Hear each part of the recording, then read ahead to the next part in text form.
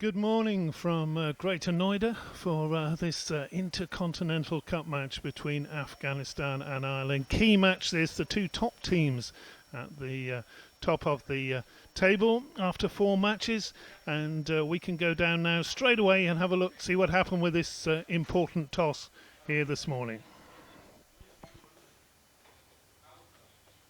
Right in the middle for the toss, I've got the two captains alongside me, Asghar Stanikzai of Afghanistan, William Porterfield of Ireland. I've got the match referee as well, the former Sri Lanka fast bowler Graham LeBroy. Graham gives the call to Asghar. Heads is the call. And it's tails. Afghanistan win the toss then. Asghar, what are you going to do? Bismillah ar-Rahman, I would like to bat first. Not too much thought gone into that, I would imagine. It's a very dry looking surface, isn't it? Yeah, the wicket is looking good for spinning. That's why when the toss left to bat first, you want to give some target because now is good for batting. And in terms of your spin attack, you've got Zahir Khan, you've got Rashid Khan, you've got Mohammed Nabi. It's a good looking spin attack, isn't it? You must be confident. Yeah, obviously both three are very good spinners. And wicket taker, especially Zahir Khan is a young guy, and before the game fought again David took a lot of wickets, and very good form, especially in Afghanistan they had took a lot of wickets. Our spin is good, and inshallah we are very confident. A must-win game for you? A must-win game for both teams, I think, because he will take 20 points in the top of the table. Thanks very much, Asghar. Congratulations on winning the toss, and good luck in the match. Thank you very much.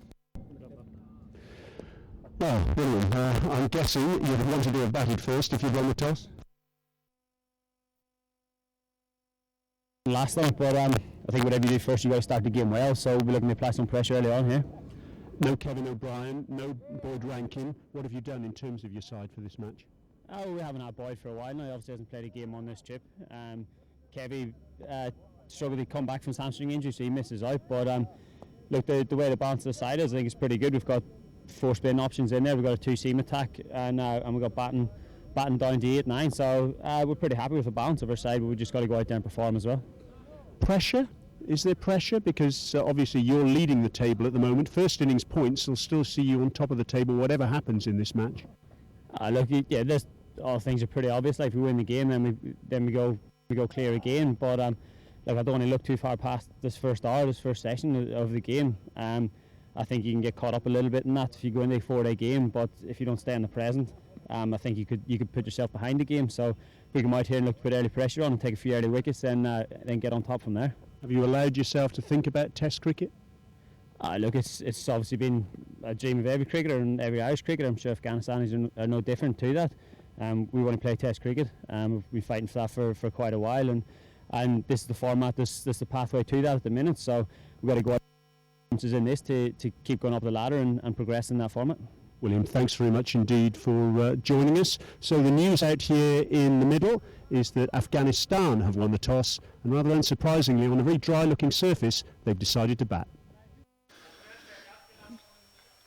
Yeah, so I don't think that decision took too long thinking about. If you look down the Afghanistan side, they're very strong in the spin department, particularly with Rashid Khan. The one surprise for Ireland perhaps is that leg spinner Jacob Mulder has been omitted from the starting lineup. They're going in very much with a strong batting side there. Gary Wilson, often a middle order player, down at number 7. Ireland, well, we'll probably talk about the points and the significance of this in the first half hour, but Ireland here need really to get at least a first innings lead, get some points and retain their lead, their 19-point lead at the top of the Intercontinental Cup table. The team's eager to get on with this match. We're really looking forward to it up here in the commentary box. I'm David Townsend. With me, Brian Murgatroyd, who you saw down there at the toss. He's dashed back up here, barely a bead of sweat on him, and a great game in prospect, Brian. Absolutely. Good morning to you, David. Good morning to all our viewers around the world, wherever you may be. And yes, this does promise to be an absolute beauty. The 2 top sides, the 2 top associate sides, and remember there's the carrot of the Test playoff for the winner in this tournament. It's going to be Tim Murtagh then, opening the bowling to Mohammed Shahzad.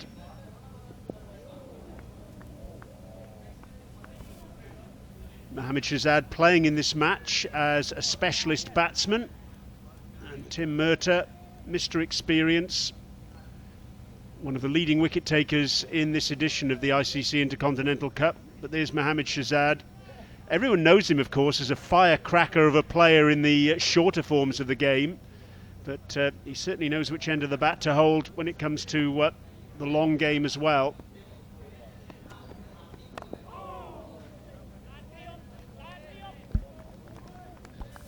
Tim Murtagh will be looking for that early breakthrough for Ireland. Very experienced man, of course, with Middlesex. Won the county championship title in England last year with Middlesex. One of the key players there. He's not quick, but he's very consistent. He'll be looking for a little bit of shape, perhaps through the air with the new ball. Well, it was slightly agricultural from Mohamed Shahzad. A lot of bottom hand, but he made good enough contact to send it back past the bowler for 4. So we're underway. Afghanistan off the mark in emphatic fashion.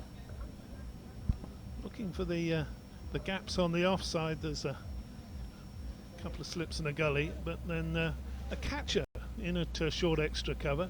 And of course, if you can beat him, there's a boundary out there through the covers, but got a thickish inside edge on that. Perhaps just a hint of movement from Murtagh. Still 4 runs though.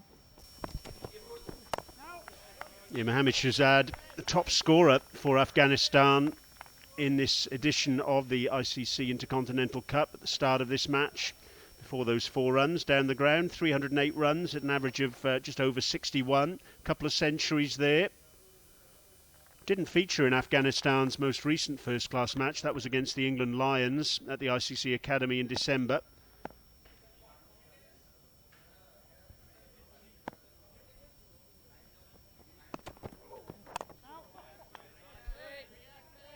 And you mentioned, David, earlier in the over that Tim Murtagh, certainly not the quickest of bowlers these days, but already I think we're seeing on this surface there's a complete lack of pace.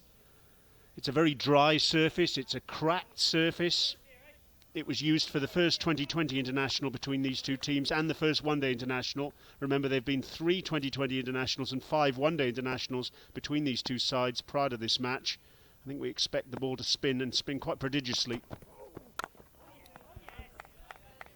You've been out there to have a look at the pitch at the toss, Brian. 4-day match, and would you be expecting it to go the distance? Certainly, it's a very good toss to win. There's no question about that. It's like a jigsaw puzzle of soil that makes up this surface, and the question is, will all those jigsaw pieces stay together or will they break up?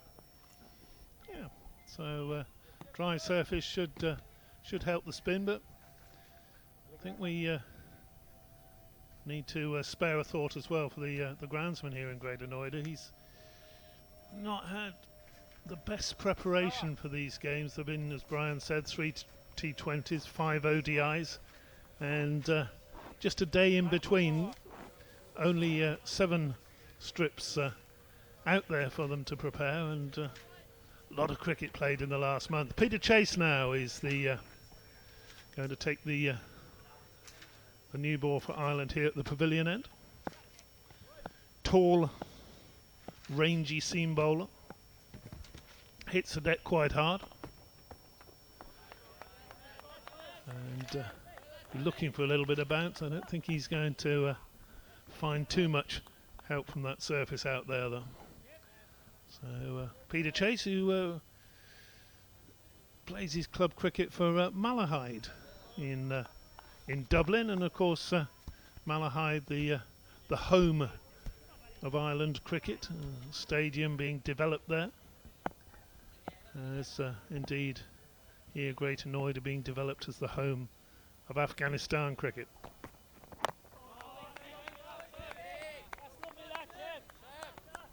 Bowling to Shabir Nouri, Mohamed Shahzad's opening partner, former Afghanistan under-19 player. Actually made his first-class debut against Ireland in the ICC Intercontinental Cup back in 2010 in Dambulla. Batted at number 3 on that occasion, made 85 in the first innings, an innings which spanned 5.5 hours, so he knows all about batting time and showing some patience.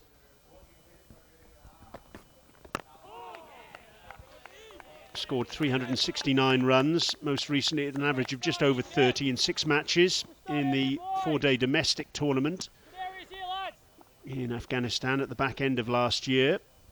That's a tournament that now, of course, has first-class status. That was awarded by the ICC in February. And the 50-over competition in Afghanistan, that's been given List A status as well. Slight change in the field now with one of the fielders from cover. I think that's George Dockrell coming over to a mid-wicket position. So there's a short mid-wicket and an orthodox mid-wicket now, which suggests that Peter Chase is just altering his line of attack. Yes, he's still got the 2 slips and a gully in, but I'm reckoning already we've seen the ball not bounce a great deal. I would think Peter Chase is just simply going to go wicket to wicket here. We've seen precious little swing as well. Just to reiterate what we saw in that first over, very little pace in this surface.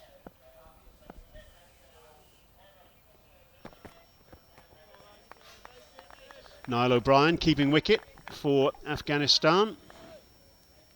A little bit of carry there, Brian. As you say, nothing. Bowlers will really have to bend their backs to get anything out of this, the quicker bowlers.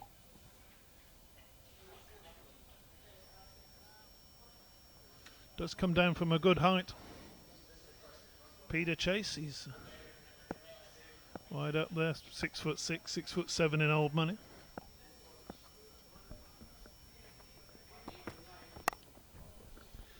Well, it was a little bit uppish through the gully. It's gone for 4.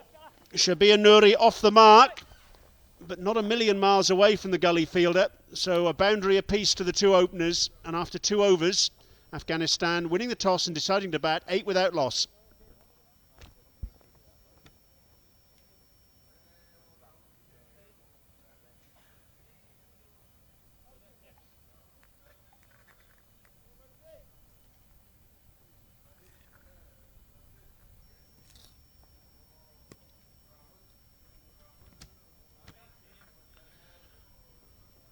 Not too much doubt, I think, here this morning that had Ireland won the toss, they would have batted as well. The pitch not expected to get better. But there is just a very small silver lining in losing that toss.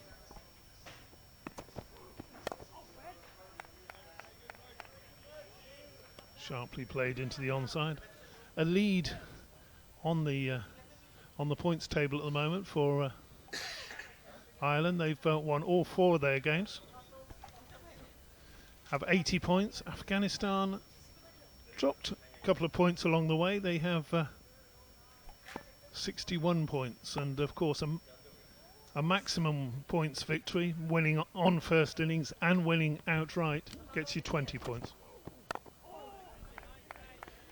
Yes, Ireland in the tournament so far, as David Townsend mentioned, a flawless effort in their 4 matches up to this point in time, beating the UAE by an innings and 26 runs in Dublin in June of 2015, then beating Namibia in Windhoek in October of that year by an innings and 107. That was the match where Ed Joyce got 205 and William Porterfield got 186. Against Papua New Guinea in Townsville in Northern Australia, they won by 145 runs in January, February of 2016. It's a lovely shot from Mohammad Shahzad. It was full in length on leg stump and he just opened his body up. It was uppish, but he found the gap beautifully between mid-wicket and mid-on. That's his second boundary, and Afghanistan dealing in boundaries at the moment. Doesn't move his feet a lot, Mohammad Shahzad, but on this occasion he just cleared his top body out of the way and clipped it away for 4. And umpire Nandan, after that shot, just going down and having a word with Mohammad Shahzad and saying, keep off the surface, because I think Shahzad might have been running down the line of the stumps. So even in the third over of the match, there's a consciousness on the part of everybody, I think, that this is a very dry surface, it's a cracked surface, and, well, to ensure that it lasts as long as possible, the umpire's doing their best to keep the players off it. Shazad's a crafty old performer, isn't he? He was not going to miss a trick like that, Brian. Yes. There's umpire Nandan.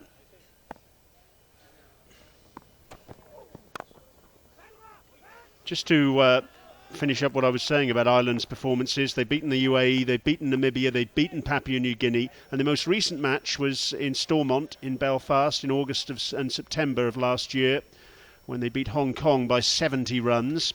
Afghanistan, by contrast, a rain-affected draw against Scotland in their opening match in June of 2015. First innings points went to Scotland there. Then they beat PNG by 201 runs in Sharjah. And their last two matches have been innings wins against Namibia and the Netherlands. Oh, and past the outside edge, Tim Murtagh. A moral victory for him, but Shazad survives. It's 12 without loss. A little bit of carry again from that final delivery. So 3 overs in, we've seen a boundary in each over. Just that one success there for Tim Murtagh beating the bat. So not dealing any singles and twos at the moment, Brian. And there's confirmation of the Afghanistan lineup for this match. Mohammad Shazad, incidentally, playing as a specialist batsman. Zazai down at number 10 in the list there. Will keep wicket in this match.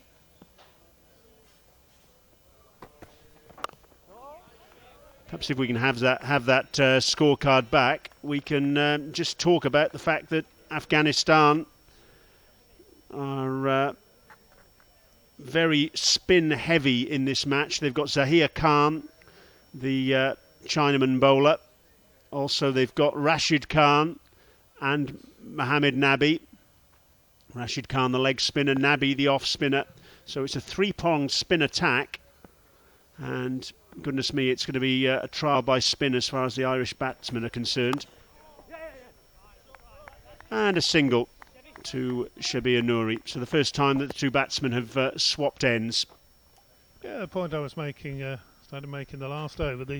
If there is a little silver lining from losing the toss, Ireland will know later today, or perhaps tomorrow, how many runs they need to get that first innings lead. Get a first innings lead, you bank your 6 points.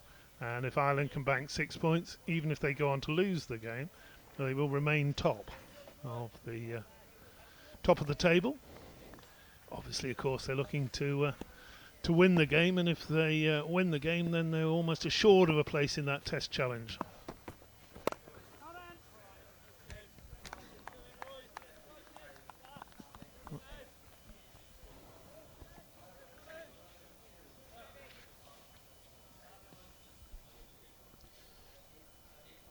Really is a big question mark on the Irish batsmen here as to whether they can cope with the left arm wrist spin of Zahir Khan, who's the joint leading wicket taker in the tournament this edition with 19 wickets, and Rashid Khan, who's made a mess of their batting throughout the course of this tour. Rashid Khan, the leg spinner, picked up 5 wickets in one of the 2020 internationals. And did his damage in the ODIs as well, 6 wickets in one of those. It's a different dynamic though, isn't it? Obviously in T20s and ODIs you have to get on. You can't just block out a maiden, you can't take your time, work the ball around. There's that pressure to score quickly.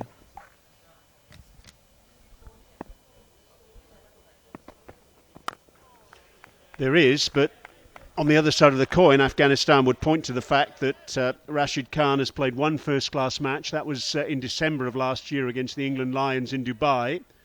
And he picked up 12 for 122. So he knows what he's doing in the longer form of the game as well. Remember, he's been drafted in the IPL. He's been drafted in the CPL, as has Mohammad Nabi. So he's very much on the crest of a wave at the moment. He's a very confident player.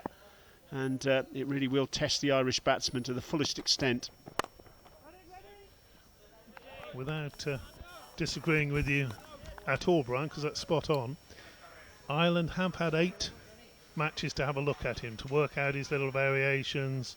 A couple of them seem to have no idea even in the 8th game, but certainly the top order batsmen will have looked at this and seen, that's what he does when he bowls the googly, that's his top spinner. They'll have got all those little variations worked out, which is not going to make it easy, but it's a little bit easier than perhaps coming into that first class game against the England Lions, where the batsmen are going out there, who's this lad? You know, they'll have watched a fair bit of him on video as well, and trying to get all those little variations in their heads. What does he do? Well, oh yes, this is going to be the googly or whatever. Still not going to be easy. It's going to be interesting to see when William Porterfield turns to spin first of all as well. He continues now with Tim Murtagh. Murtagh bowling from that far end, the tennis court's end. Interesting. They've left out the leg spinner, young Jacob Mulder. He's like many young leg spinners, but although I'll leave Rashid Khan out of that, he's bowls the wicket-taking ball, maybe followed by a half tracker or a full toss. Hasn't got the consistency, but has got the wicket-taking balls, which of course you need in the first-class game. Yes, it was interesting, wasn't it, at the toss when we spoke to William Porterfield, that he said that they've got 4 spin options, Ireland, even without Jacob Mulder. Of course, there's Paul Stirling's off spin, there's Andy McBride's off spin as well, George Dockrell's left arm spin, and the occasional leg spin of John Anderson as well. So they obviously feel confident that they can go in without Mulder. And on top of that, of course, the other thing is that the other thing that William Porterfield mentioned at the toss was that they bat pretty deep, Ireland, and that comes back to the point you were making about first innings points. There's the Ireland lineup. Yes, and as you see, Andrew McBride, who probably got the place ahead of Jacob Mulder, he is a batsman as well, although he hasn't looked great facing the variations of Rashid Khan.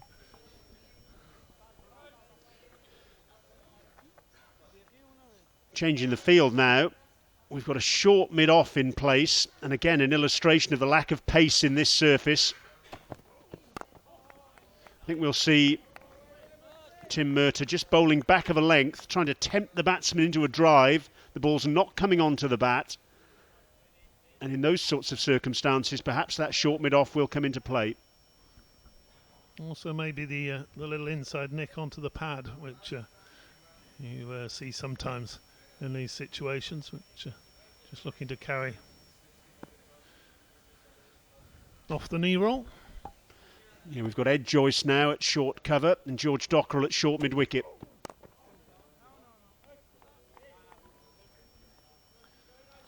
So yes, could have a little surprise for you later. We were running through the spin options for Ireland. Paul Stirling now has started bowling leg spin. And it was his leg spin that took 6 wickets in the second ODI, and which is now Ireland's best figures in an ODI. So multi-talented cricketer, Paul Stirling.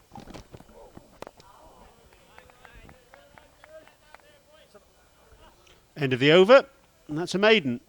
First maiden of the day from Tim Murtagh, and Afghanistan remain at 13 without loss. Here's one for you, Brian. I know you like your trivia. In that game,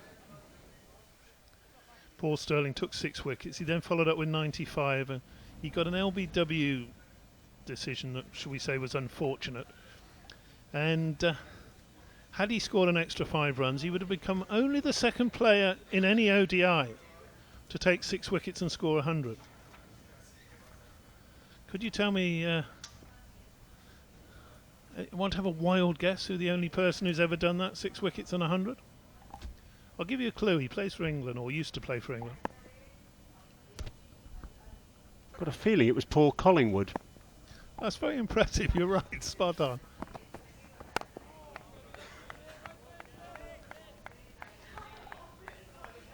Yes, that one-day international you mentioned, Afghanistan against Ireland, the second game. Afghanistan won that game by 34 runs, having totalled 338 in their 50 overs. That included 100 by captain Asghar Stanikzai. And Ireland were then really well placed, and they should have won that match. They got to 173 for one in the 27th over and then fell over in a heap. And that really has been the story of quite a few of their matches on this tour. They simply haven't been able to capitalise on some of the starts that they've had. Yeah, the top order's been in good form. Opening with Joyce and Sterling in the ODIs. William Porterfield in good nick coming in at number 3, but then they haven't really had the middle order, if you like. But Andrew Balbirnie got them home in the third ODI, and he'll be looking for runs here. Good drive. It's a lovely full face of the bat from Mohammad Shahzad. Hold the pose for the photographers. He's just dealing in boundaries, Shahzad. That's his third.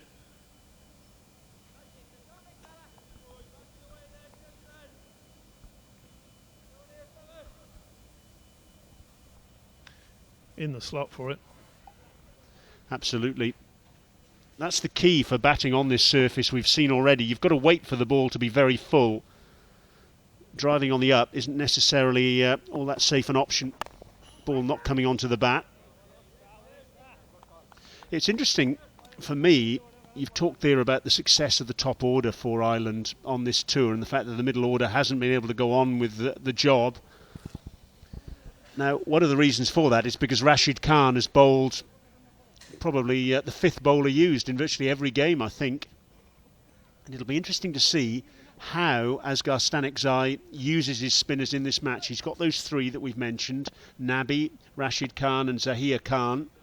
Dawlat Zadran, seam bowling option. What does he do with his spinners here? Does he open with spin? No. Unless, of course, there's just 2 or 3 overs to bat tonight. I think you always give your seam bowlers first use of the cherry. Not sure they get more than 2 or 3 overs, but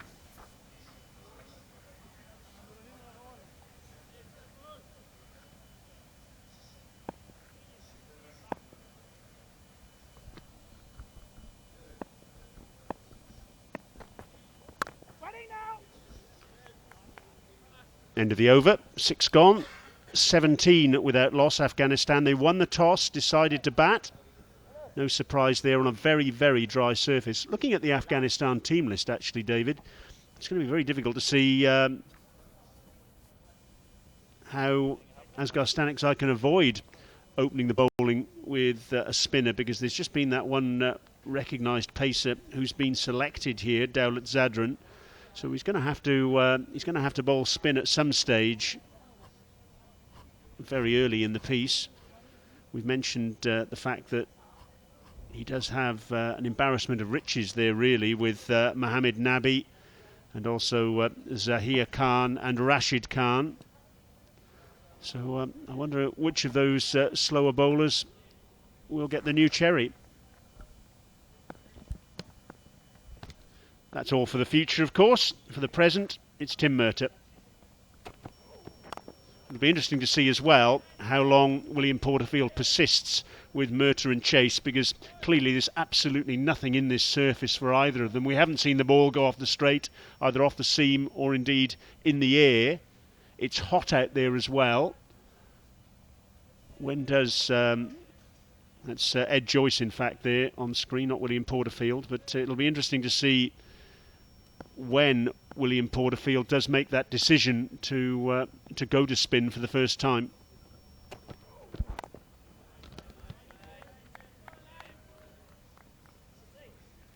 and which spinner he goes to. I would imagine it'll be George Dockrell. Left arm. probably the senior spinner. John Anderson's been doing a lot of bowling in Australia during the off-season, or Ireland off-season. Working on his googly, working on his wrong-un.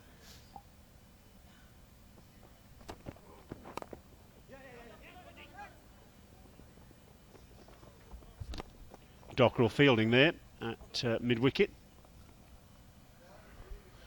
McBride, the off-spinner.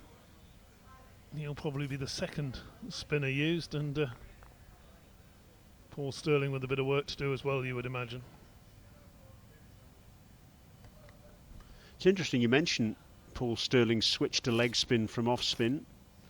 I always thought of him as a very, very presentable off spinner, but of course, given the fact that Andy McBride is playing in this side, a little bit of variation isn't necessarily the worst thing.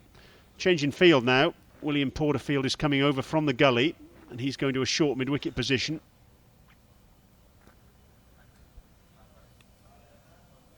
So short mid-wicket and short cover in position once again.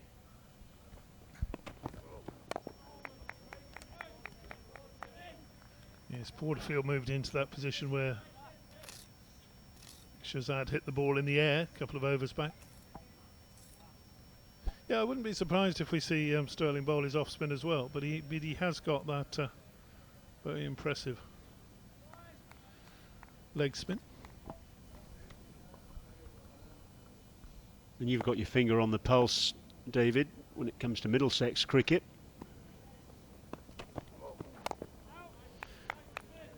Where does Paul Stirling's future lie there? Because he's struggling to make an impact, particularly in the longer form of the game there, isn't he?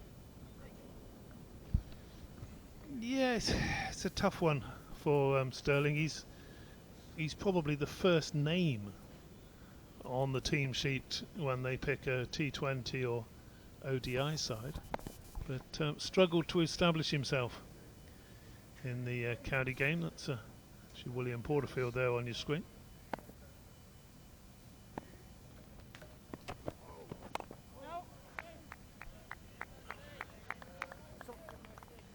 Thickish edge, backward a point, another quarter of a success there for Merton. That's about all he can count on this morning. Certainly a few things for the Ireland skipper to think about.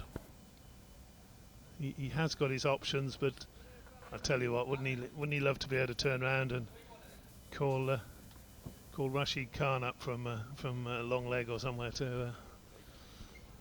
I think we'd know very much who'd be first changed for Ireland in those circumstances. Wouldn't he love to rewind the clock to about 9:30 and see if he could win the toss? Didn't have an awful lot of luck this morning in that regard. He's persisting though now with Peter Chase. Chase 3 overs so far at a cost of 9 runs.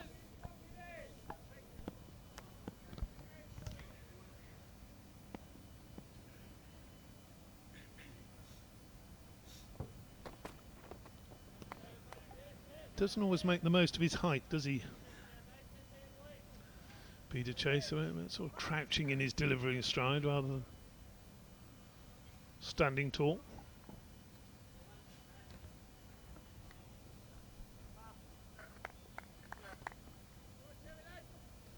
It can be a little bit deceptive, this sort of surface, though.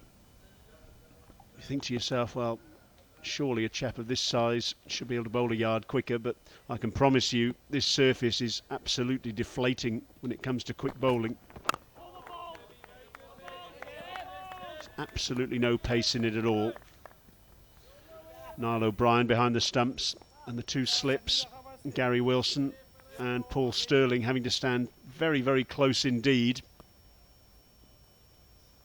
Same's true of William Porterfield in the gully.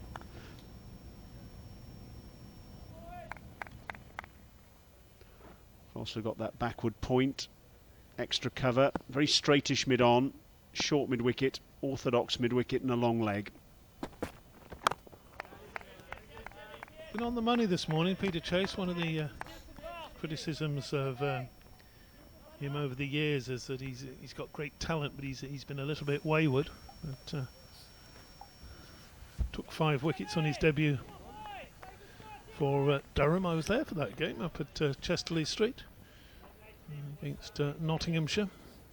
Then had a season out injured, slowly coming back.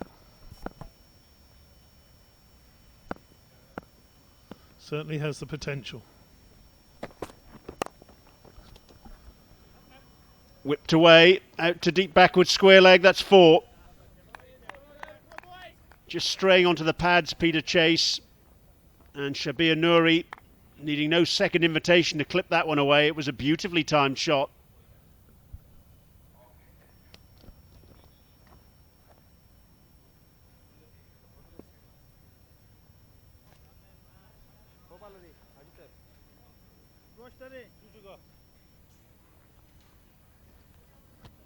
That's brought about a change in the field, with mid-wicket going back to deep mid-wicket.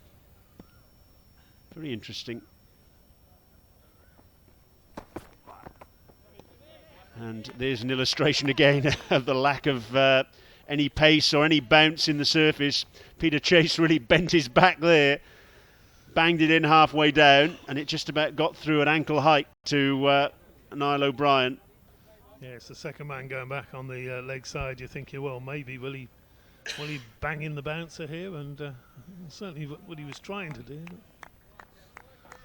The pitch just said, nah, not having that.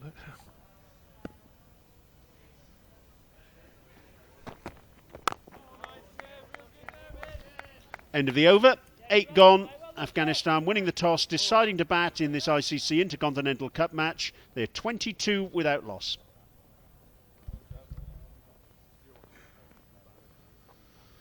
Hot day here.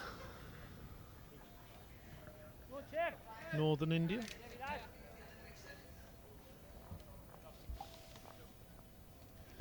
We're going to have a change in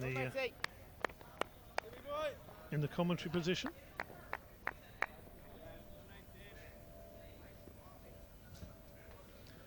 Brian Murgatroyd moving out. And it's my pleasure to introduce Anjum Chopra, former India captain, and she's greeted with a boundary from Shahzad there. It's gone for 6, it's carried the whole way. My word. Well, there you go. You sit down in your seat. First ball disappears towards the sight screen, Anjum. Morning, David. Morning to all the viewers around the world. And just continuing his good form from T20 cricket, then to the ODIs, and now to the longest format, 4-day game. Shahzad is definitely making each and every run his own. He's conquering the Ireland bowling. That was just classic Mohammad Shahzad there, just swung his hands through the ball. Back over the bowler's head. Nothing more deflating for a quick bowler than to see that happen. But I like the way he goes for the shot. He just played through the line. It was just pure timing. Of course, he's got tremendous power to make sure that the ball carries over the fence. Good thing for him is there wasn't anyone on the boundary to test him. And then comes back and plays a nice defensive looking shot. Yeah, we were making the point earlier that although he's known for being the dasher at the top of the innings for Afghanistan in T20s and ODIs, he can bat properly as well, if you like. He can bat the first class stuff.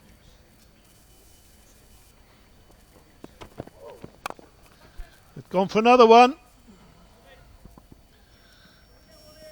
That's bounced inside the ropes this time, but same treatment, didn't quite get hold of it. More of an agricultural heave, this one, rather than just a clean strike through the line. But effective for him. I won't say that it was with a straight bat down the ground that Shahzad played the shot, but Yes, he was in complete control because he knew it had to be just clearing the bowler and staying away from the mid-off fielder. When you're an aggressive batter, you manufacture gaps of your own.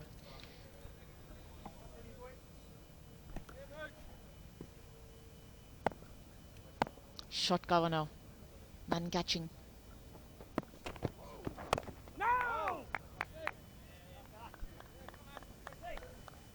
Trying to see who that is down in the distance who climbed over the fence to retrieve the ball. I think it's perhaps Andy McBride. A bit of experience of scrumping apples in the northwest of Ireland, perhaps, when he was a youngster.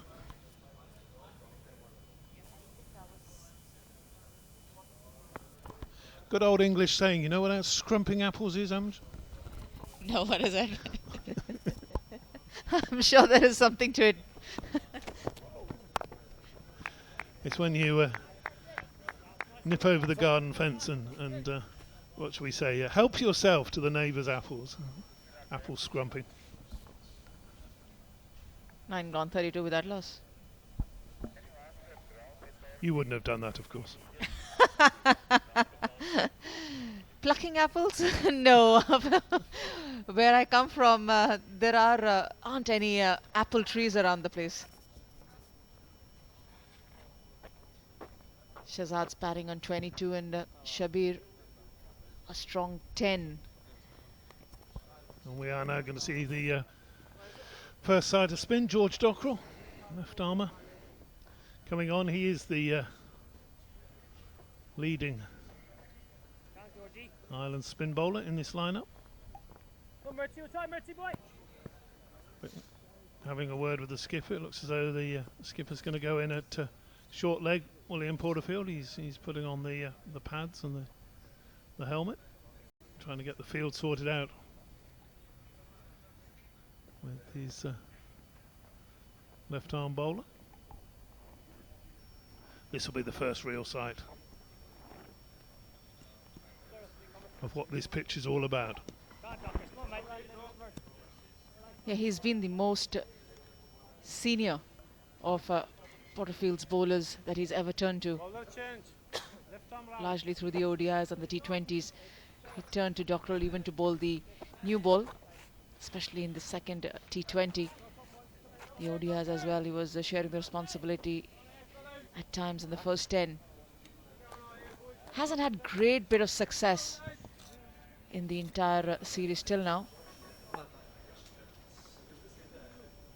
But mere fact of being a senior pro, Dockrell will have more time over here to build up, especially against these two batters who look pretty set for Afghanistan at the time.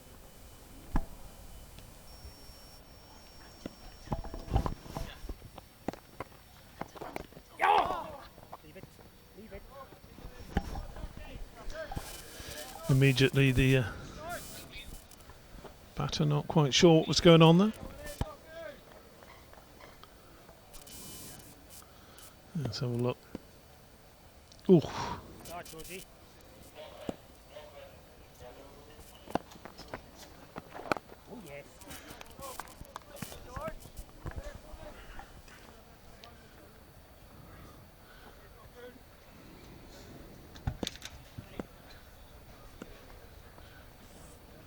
Dockrell will want to be getting these batters on the front foot.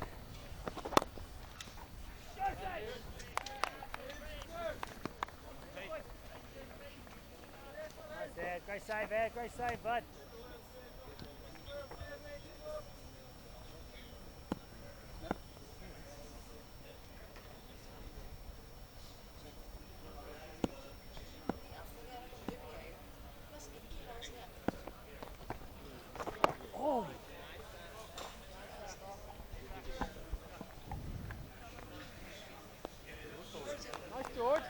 Not quite got his length right here, Dockrell.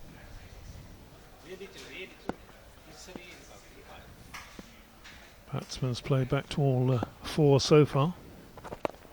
It's better. Nice stop, nice stop.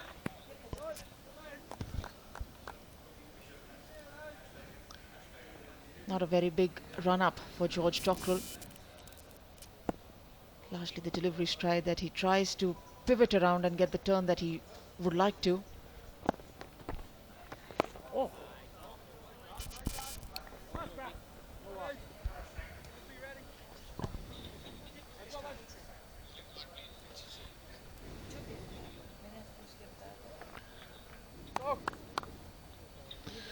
3 bowlers used so far by Ireland. Always going to start with the seam bowlers, Murtagh and Chase. And now here's the second change with Andy McBride.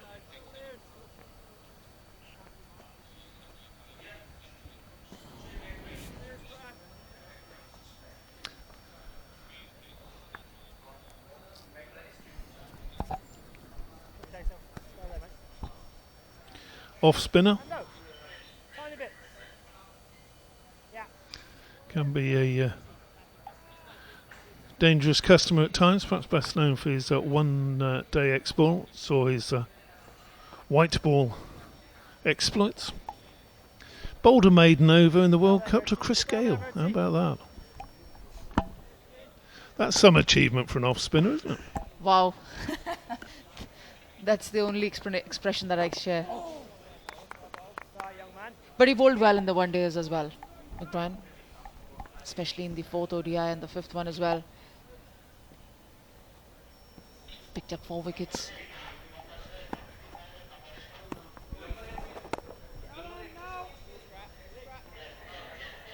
Not a big turner of the cricket ball. Likes to get the angle. Bowls away from the wickets. Gets the angle into the right-hander. Nice ski, good energy on it, ski. But I like the fact that he's gone ahead with a forward short leg. Well there, moving.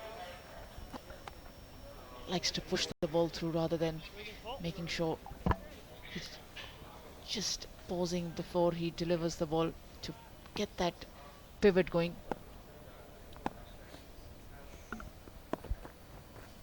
Bowling, son. He's been given a lot of protection by Porterfield. He's got a long on. He's got a deep square leg. Nearly a man on the boundary on the point region as well. Oh yes! So he's giving his off spinner enough time to settle in Pace scry, good pace scry. before he tries to get that point fielder inside, if at all needed, especially for Shahzadat.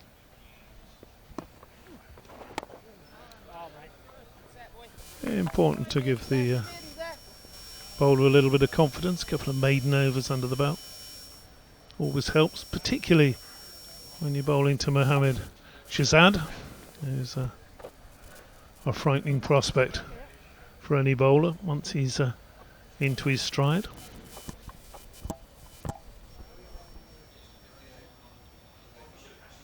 Go on, Georgie. Plenty of chatting going on out there.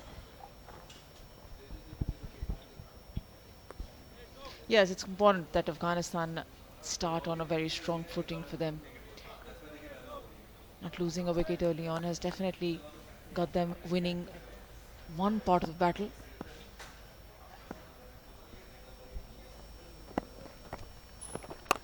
Oh dear.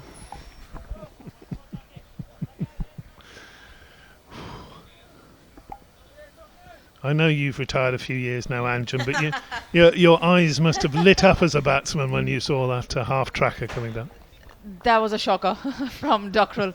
First ball into his second over. Bowls a half tracker and you can dispatch it anywhere in the ground.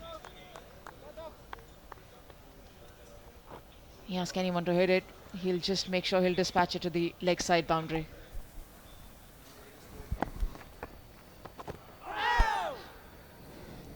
Much, much better. He's been guilty of giving a lot of loose deliveries, Dockrell. The kind of experience he has or the kind of expectation the team has from him.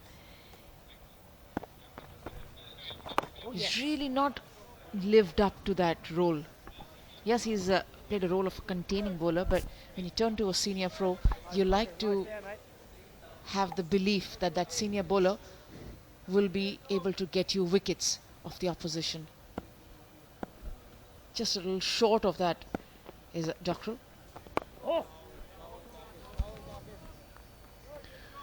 Not a great deal of spin there so far for Dockery. He's not a big spinner of the ball.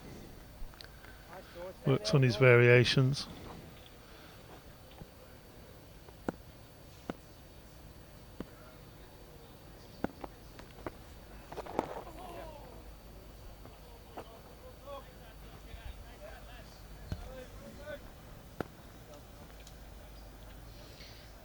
It'll be interesting to see at least 2 or 3 overs in succession coming down from the Irish bowlers, whereby they're not giving away any loose deliveries. If they can possibly get in a maiden from either ends to start off with, or maybe just give a single or two, those 3 overs at least, once that pressure is created on the Afghanistan batters, how do they react, how do they respond?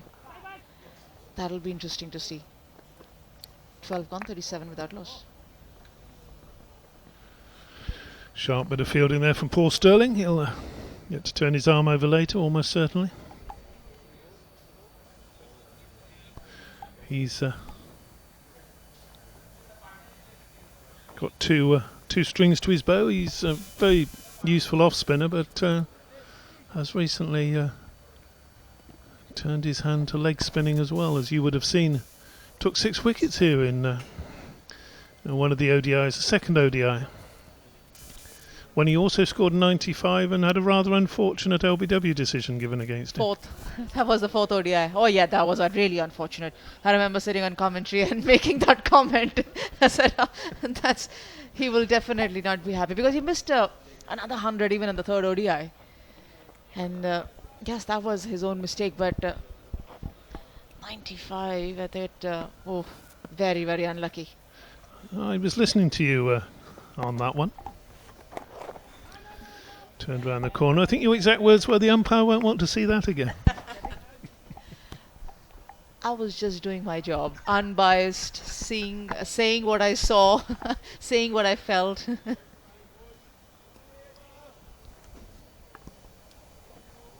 nice tips. Or 90, and you see somebody getting Moving there, guys. Good moving, a guys. decision which definitely, or at least largely, is loaded against him. Not intentionally, of course, it was a judgmental error. And when you see that happening to anyone who's getting out in the 90s after making such a brilliant effort, you ought to feel for them. To be fair, I think it would have hit a 6th stump.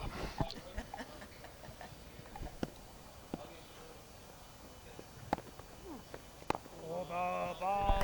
And it's a cruel world for the batters, isn't it? Because, you know, if as a bowler you get hit for 6, you can send another delivery down. A batsman, you just got to walk off, and you can mutter as much as you like, but Oh, yes. You're the only one who's saying that it's a cruel world for the batters in cricket. Everyone around the world will say it's it is a batter's game, but you do only get the one chance. I agree completely. And when a decision like that goes against you, there's no DRS, then that's cruel. It's cruel at any time, but he would have become only the 2nd player to have taken 6 wickets and scored 100 in an ODI. So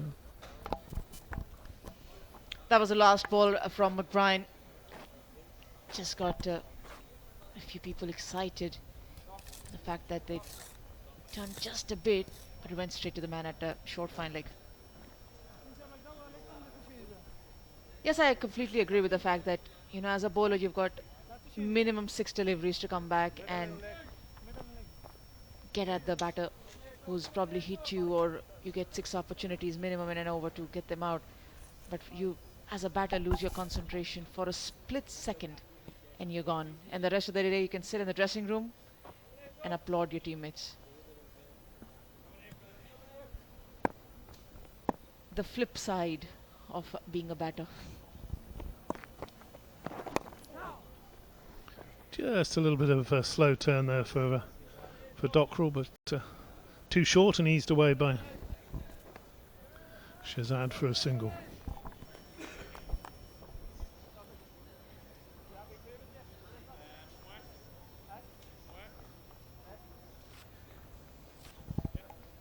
Again, a middle and leg line for Dockrell. Sally. Sally. Just straight it, buddy. Sorry, you don't need to go too much, mate. Okay. Paul Sterling going into silly point. The helmet and pads are coming on for him.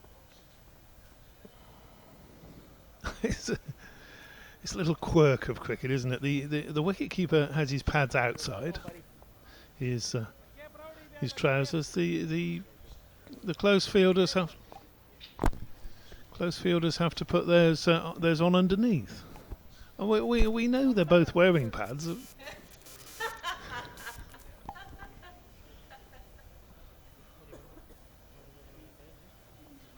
And those pads are just as big as the wicket-keeper's pads.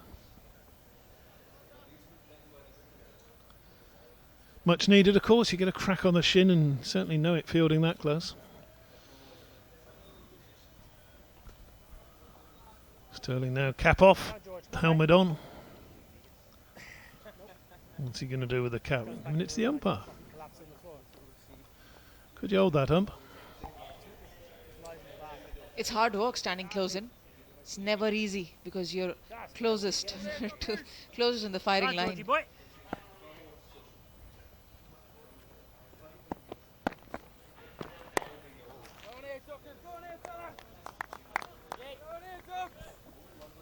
Three men catching around the bat for Dockrell. Slip, silly mid-off and a forward short leg. Needs to pitch up a bit there. Playing him far too much off the back foot at the moment.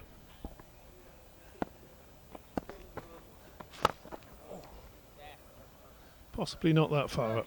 Never too early, never too early. Yeah, he'll have to get at least 5 balls or more, if possible, in that over to hit that same area that he bowled the last ball. Ah, No ball, all right, all right. Good chef, good hands, chef. Guilty of pitching the ball too short, Dockrell. And you could see Butterfield really putting his head down the moment that ball came in short. Oh! better. When you don't spin it a great deal, as Dockrell doesn't, you have to build the pressure by consistently dropping the ball on the spot. Get it, full! Ireland still looking for the breakthrough.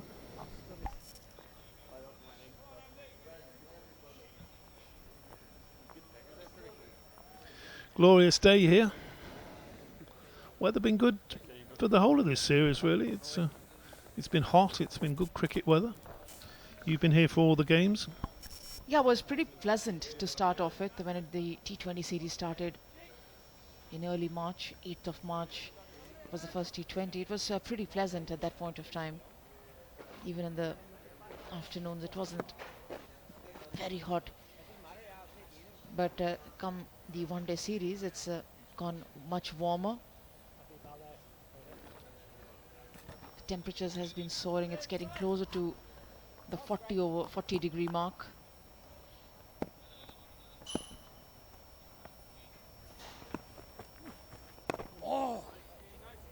Getting into the summers of the country, especially northern India.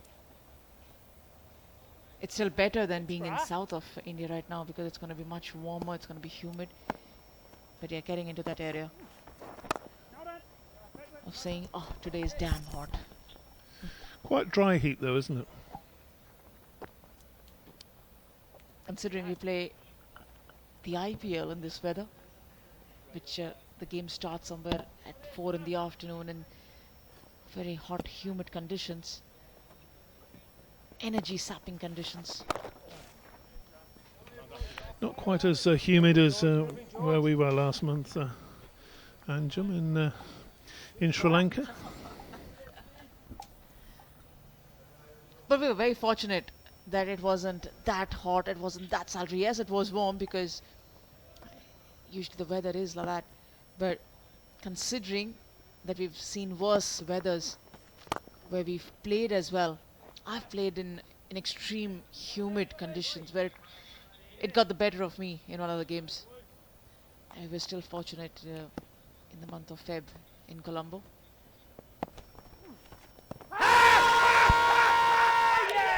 There's the first wicket. McBride has struck. Well, that's breakthrough that Ireland wanted. Shabir Nouri on his way. Push forward. Just pushed down the wrong line.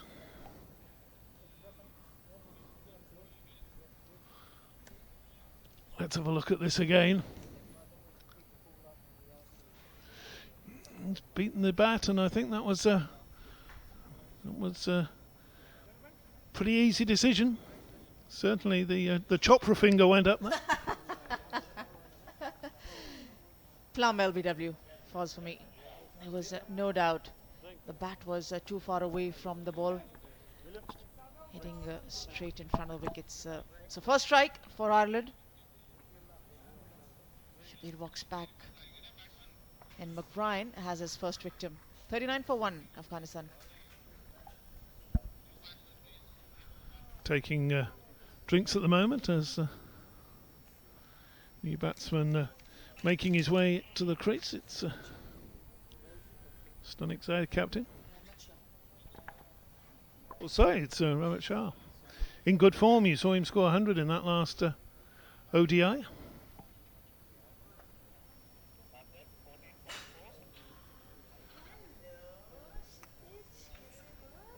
Having a little drink before he gets started. Third umpire now making his way out to the middle. Success for Ireland then eventually. There they toil away. 9 overs from the seamers without a lot of joy. Murtagh did get one past the bat. A couple of thickish edges. Got hit over his head for 6 by Shahzad. But the wicket coming finally there with Nouri just pushing down the wrong line, really, just a little bit of spin past the inside edge. Straightforward enough decision, hitting him in line, probably hitting middle and leg.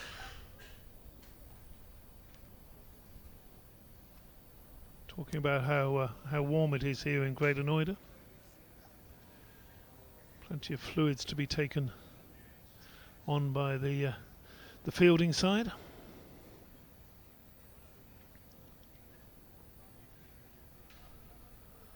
Discussing a few tactics out there, no doubt. Fast bowlers bemoaning any assistance in this pitch. Pretty much ready to go again.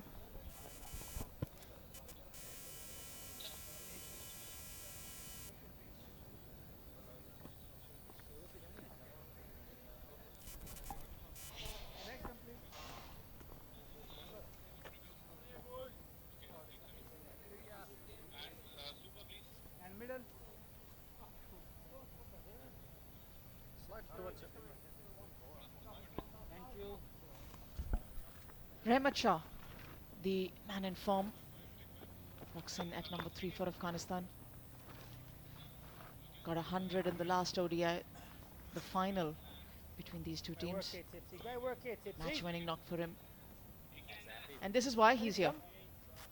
Plum in front, Andrew McBride getting his man, Shabir. No doubt for the umpire.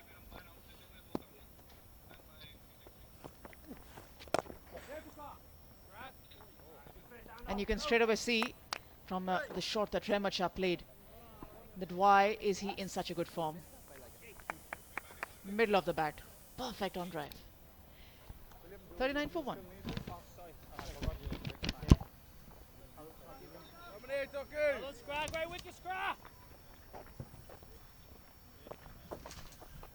Shahzad batting at 24. Shabir is the only man who's departed till now. Gone for 15. They bat deep. Asghar Stanigza, Hashmatullah Shahidi, Mohammad Nabi. Zaza is the one who's just got included in the long format of the game for Afghanistan. Shinwari misses out. Shafaq misses out. And Dockrell continues. Welcome back, Brian. Thanks, Anjum.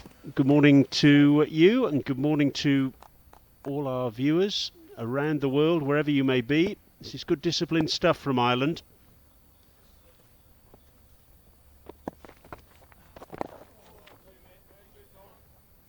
Single to Shahzad, now batting in a cap. What have you seen so far, Anjum, particularly in terms of spin? Have you seen as much spin as you expected? There is a lot of turn, I'm sure, looking at the wicket before the start of this game. There is a lot of turn which is, I presume, available. But I do feel both Dockrell and McBride haven't really utilized those conditions till now. It's early start. We have just completed an hour into the game. Still a newish hard ball. But more importantly, they've not hit good lengths. The one good length that Andrew McBride hit was spot on, where he got Shabir in his last over.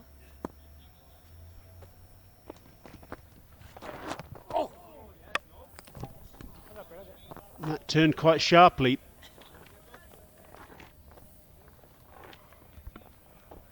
But again, the length wasn't quite right. Nice, Georgie. Good turn, Yes, George. it just gives enough time for Rahmat Shah to go back and get his body behind the ball, get his bat ahead of the leg. It's a lovely shot and well fielded at extra cover.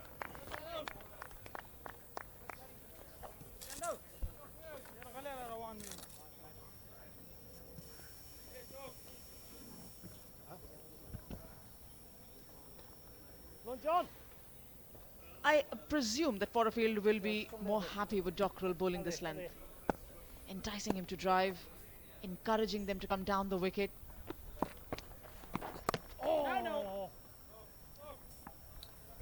Bowling a shot which gives enough time for either of the bats, whether Rahmat Shah or Shahzad, to go back and place it comfortably or stop that ball.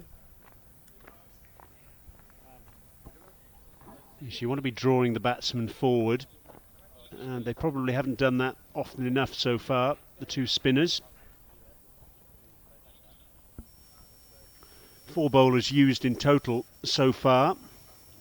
Tim Murtagh and Peter Chase, seam up, opening up, and then George Dockrell and Andy McBride with the spin.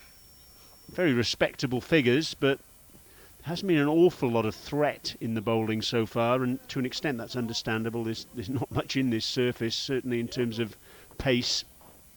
William Porterfield trying to just innovate a little bit out on the ground as well. We've got a slip and a short leg for Andy McBride bowling from the tennis court's end, but also we've got a short straight mid-on.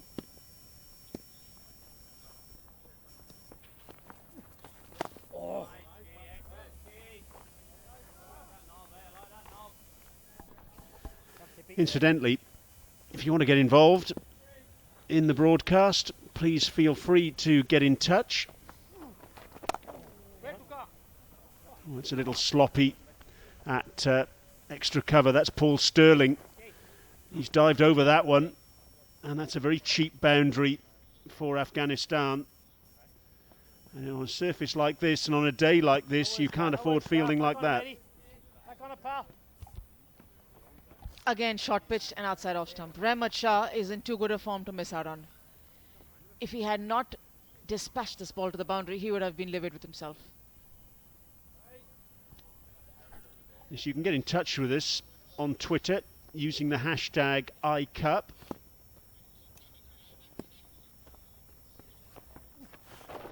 Oh, yeah. So give us your views on what you're seeing so far. Have you got any comments? Great to hear from you. Give us a shout and we'll give you a shout. Hashtag ICUP. Just remember, an absolutely crucial encounter. Ireland top the ICUP table. Afghanistan a second. They need a victory, and they need a victory with full points to Afghanistan to go ahead of the standings. And that's significant because whoever tops the standings has the opportunity to go forward for a playoff against the bottom-ranked Test team. The carrot of Test cricket at the end of it. That's all to come, though. For the time being, Afghanistan winning the toss and deciding to bat 45 for 1.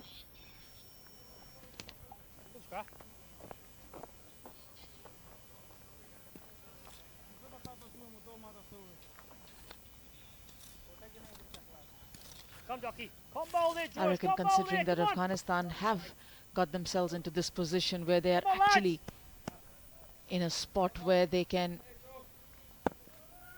get ahead of Ireland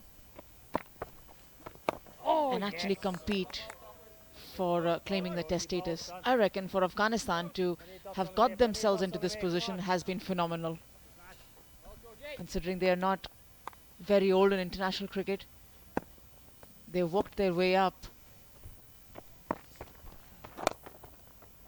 Remember, they already are there in the World T20s, the ICC tournament, so they have done pretty well at the international level.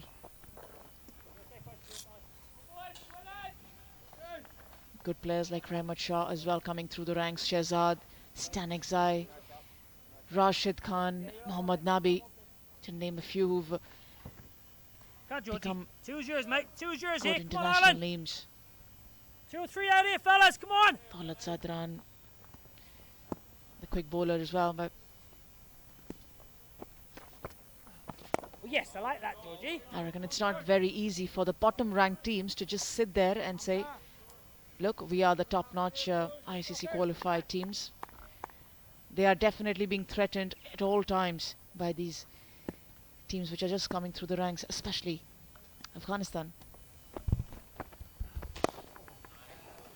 You know, Anjum, I still have a chuckle to myself when I think about how they started on this particular journey to get to the point they're at now. May 2008, they were playing in the ICC World Cricket League Division 5 against the likes of the Bahamas, Botswana, Germany, Japan, Jersey, Mozambique, Nepal, Norway, Singapore, the USA, Vanuatu, and now look, they're on the cusp of Test cricket. It's quite incredible, and quite a few of these players have actually made that whole journey, Asghar Stanexai being one of them, Mohammad Nabi another, Nur Ali Zadran, who's 12th man today. Players who go all the way back to that the start of that journey in Jersey. Quite incredible. 46 for 1.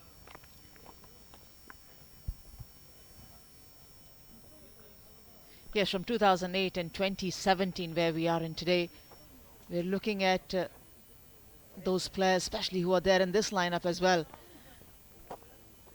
Stanexai, Nabi, Rashid Khan, Shehzad. And that's why I say, in less than a decade, if you've got your country's team into a position where you're competing with the top-ranked teams who've been playing the sport for much ahead of time that you started, I think it's commendable.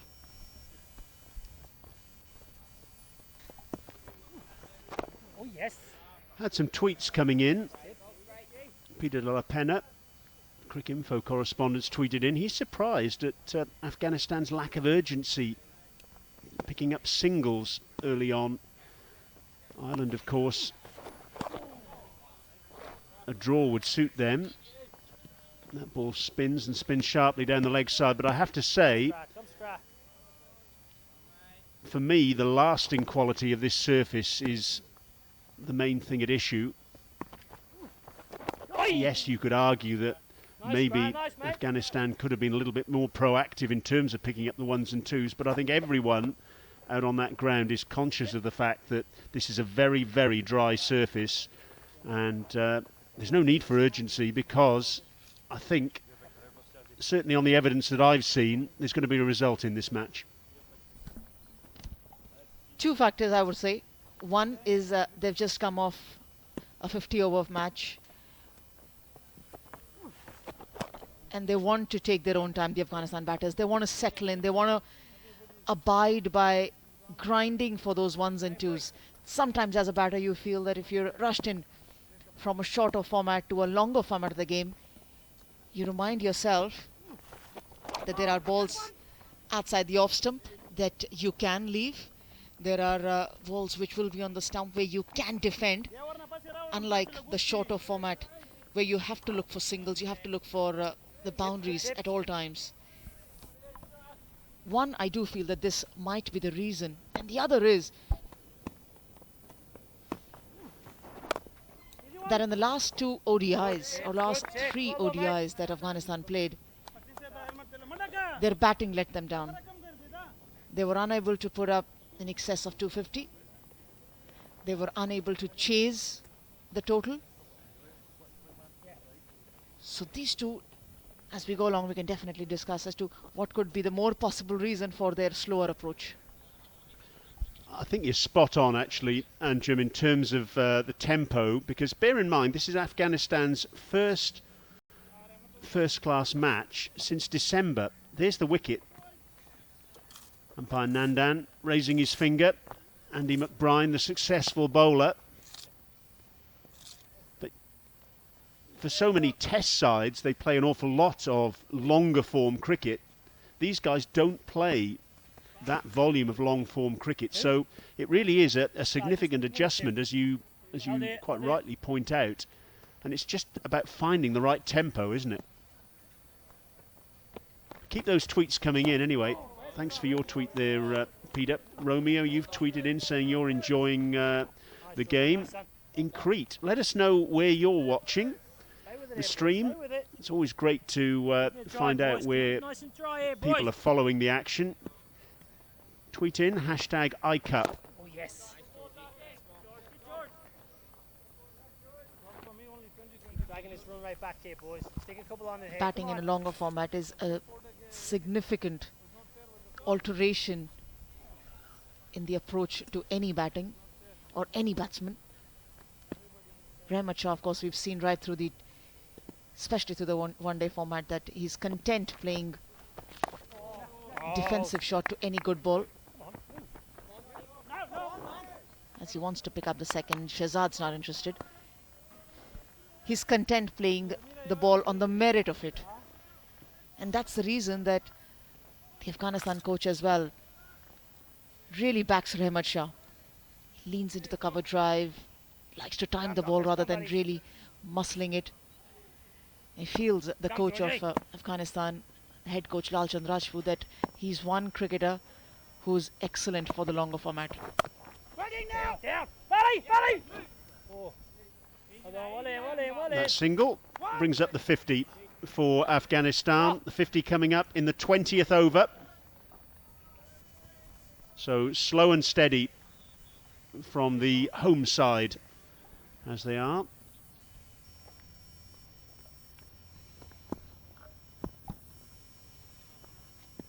And I like the tentative approach of Shahzad.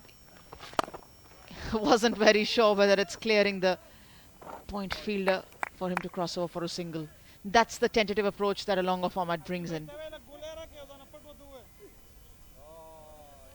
He was right on the money right through the T20s. Struggled a bit in the one-dayest, in the latter half of the series.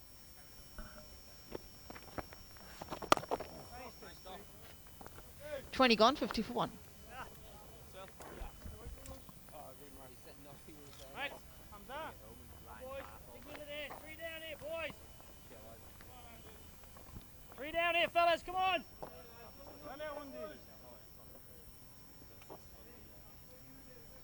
Four bowlers used so far. At the toss, William Porterfield referred to the fact that he had 4 spin options. We've seen 2 of them so far, George Dockrell and Andy McBride. We've also got the leg spin of John Anderson and the leg spin and off spin of Paul Stirling. We haven't seen either of those 2 as yet. McBride, the successful bowler thus far, chatting with Porterfield, just discussing possibilities, options. Remember, Ireland in this match without Kevin O'Brien, missing with a hamstring injury that he picked up during the one-day international series. There's no Boyd Rankin, of course, he's been absent for the whole tour. Slip and a forward short leg in position.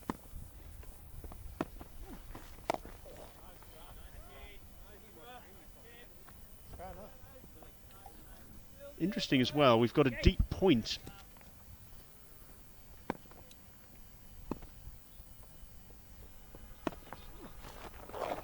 And that's a bad ball. And it's just paddled away for 4. Well, I was going to suggest the deep point is there really as cover for the bad ball, but there was no cover for that half tracker, which was dispatched very effectively by Shahzad. Just helped it on its way. It was always going down leg side. I think he's just conscious of the fact that he bowls, if the ball is bowled outside the off stump, he will be cut through the cover region. Just being more aware of that fact, he's pushing the ball on the middle and leg area has been McBride. This time it goes to the short fine leg region. Well, I mentioned Kevin O'Brien a little earlier in the over. He's just tweeted in. Lovely to hear from you, Kev. Oh, yes. He says the boys are doing a good job here. Afghanistan's batters, he said, always want to hit boundaries. They don't like scoring just singles. So there's an explanation for that deep point on the boundary. Oh, was there a little bit of bat in that, maybe? Wasn't a million miles away from short leg. Porterfield diving to his left.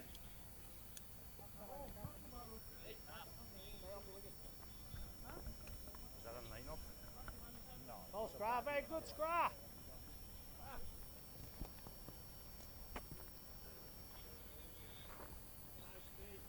Yeah, I think there might have been a bit of bat in that. Difficult to tell from that angle.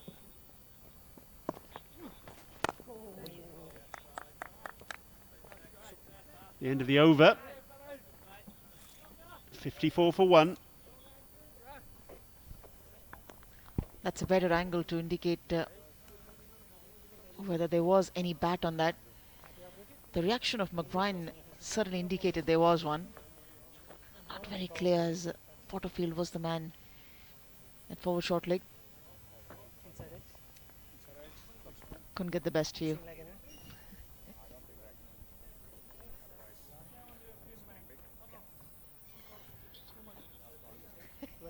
Walid's just tweeted in. He's watching the stream from Toronto in Canada, he says. Way past my bedtime. Thanks for joining us, Walid. Getting all sorts of tweets from all over the world.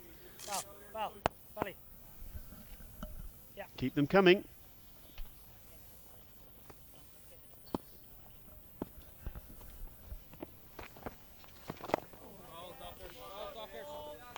You know, the fact that Kevin O'Brien has missed out in today's game due to injury, I'm sure, is also a big Nice, Doc. Stay there, mate. Stay patient, minus Georgie. in the Irish Come on, lineup. boys. And I say the minus is because A, that he's definitely very experienced, and more than that, the skill levels. Oh, yes. Can't forget the 4 wickets that he got in the 4th ODI, match-winning knock, leveled the series against Afghanistan just last week. George. Stay patient, Georgie. Pulled up again the hamstring, because of which he had missed the 2nd ODI as well. second and third to be precise. But yeah, his absence is definitely going to be missed. Short ball from Dockrell, cut away. Big chase for the captain, he's done well there. Keeping the batsman down to 3. Chase, fellas, we'll chase, come on. Backed up by Andrew Balbirnie.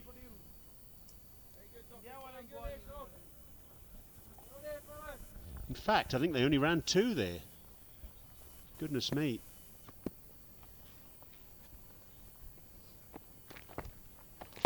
Just had another tweet in from Kevin O'Brien, actually. He says, keep the runs down, keep the runs dry, and it'll result in pressure and a silly shot. That's obviously the Irish plan at the moment. And you mentioned, Anjum, how Ireland are missing him. Well, of course, he's the 5th highest scorer for Ireland in the history of this tournament, behind Andy White, William Porterfield, Niall O'Brien, his brother, and Andre Botha. And he's also the 5th leading wicket taker for Ireland as well. As Dockrell finishes another over, so it's a huge hole in their lineup. 56 for 1. There you go, exactly what I said, that you don't want to leave your match winners out of an important competition. And Kevin O'Brien's absence has definitely been that void. Yes, you can't force somebody not getting injured. You can't do much if somebody actually gets to miss out. Created chances from Ireland already. This was the chance that Andrew McBride created in his previous over.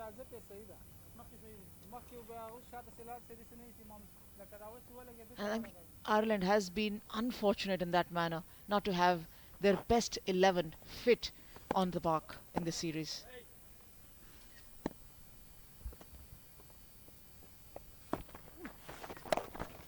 Short, pulled away. It's a bad ball from McBride. He dragged one down in the last over, which was paddled for 4 by Shazad. This was pummeled for 4. Again guilty of bowling a short pitch delivery.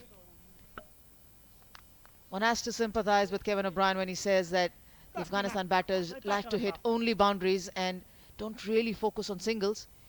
But to be fair to Afghanistan, if you get rank bad balls, you need to treat them well. Good reply from Andrew McBride, a quicker one.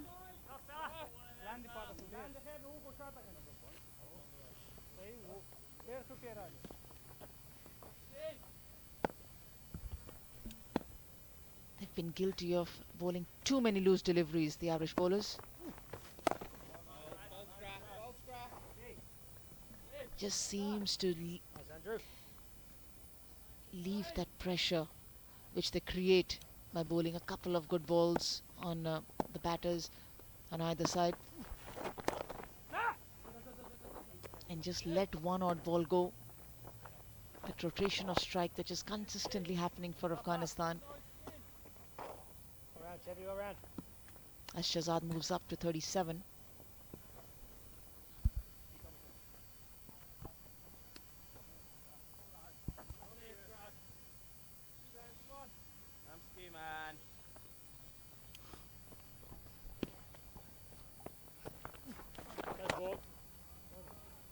Oh. Ramat Shah not ready. I think he's got something in his eye. So he pulled away. And umpire Nandan happy to go for dead ball.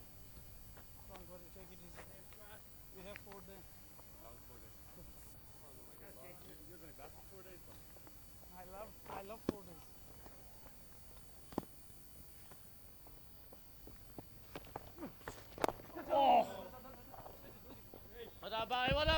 Slightly uppish, but was good enough to get into the gap for another couple of runs for Ramat Shah.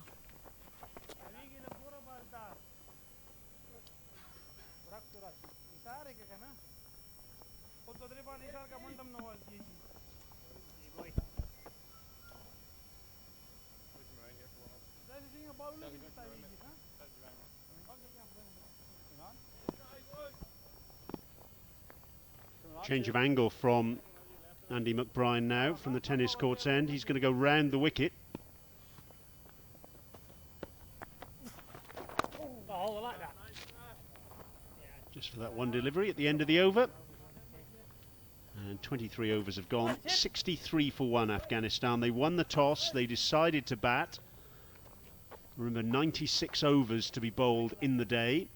Nice angle there for 1 and 2. And there's a familiar face on the Afghanistan balcony as far as Ireland cricket fans are concerned.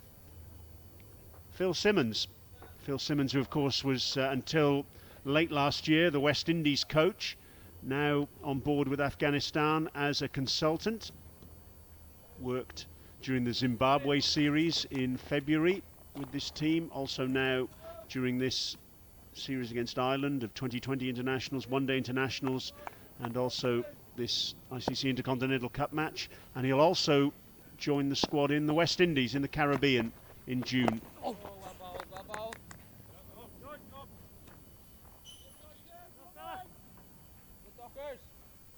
It's an interesting one, isn't it, Anjem, given that Phil Simmons was for many years Ireland coach. I wonder how the Irish feel about him being on the other side of the fence now. He's just changed colours. He's donning the red and blue instead of the green. That's a pretty good leave in the end, that one. Skidded through, did turn, didn't pitch a million miles away from off stump. Well, there wasn't much foot movement. He just moved his front leg onto the back, Shahzad. Oh, that's bad ball. That's again a loosener from Dockrell. Batted down to the fine leg region for another boundary for Shahzad. They just can't build any pressure at the moment, the two spinners, can they, Anjem? There just seems to be a release ball every over or so that allows the batsman just to tick the board over, or indeed take advantage of a full toss like that and find the boundary. It's a case of join the dots as far as Ireland are concerned, and they just can't do that at the moment, these two spinners. And again, it's a full toss. It's paddled very fine indeed by Shahzad. Successive boundaries for him. You'd say there was an element of risk in the shot. Not playing with the full face, but he knew what he was doing.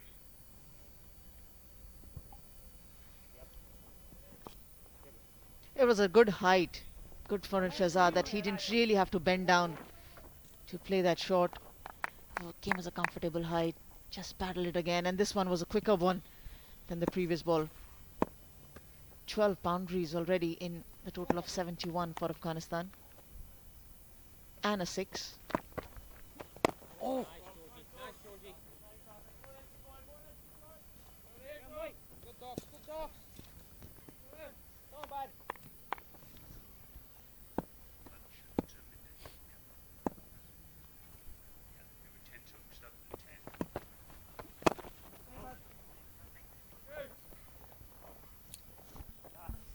24 gone, 71 for 1. Thanks very much for all your tweets coming in from all over the world. Charlie's tweeted in from Devonport in Tasmania. Aidan's watching from Melbourne, Australia. Farouz is watching from Scotland. Terrific to hear from you. Keep those tweets coming in. Hashtag iCup.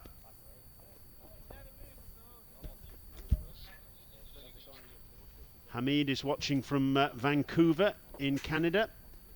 Kudrat has woken up in a cloudy Cambridgeshire in England.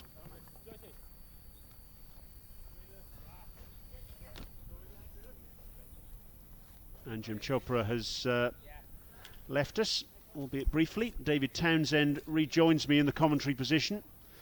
And at the moment, David, you'd have to say it's advantage Afghanistan. Ireland just can't create any pressure, can they, at the moment?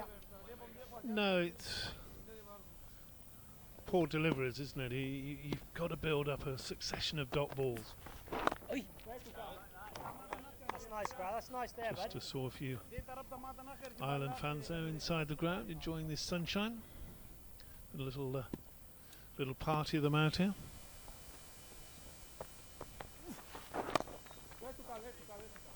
Good moving. Former team manager There, Scrap. Roy Torrens, Big Roy, well-known figure in Irish cricket. Former president Robin Walsh as well. Oh yes, oh yes. Caught up with both of them last night.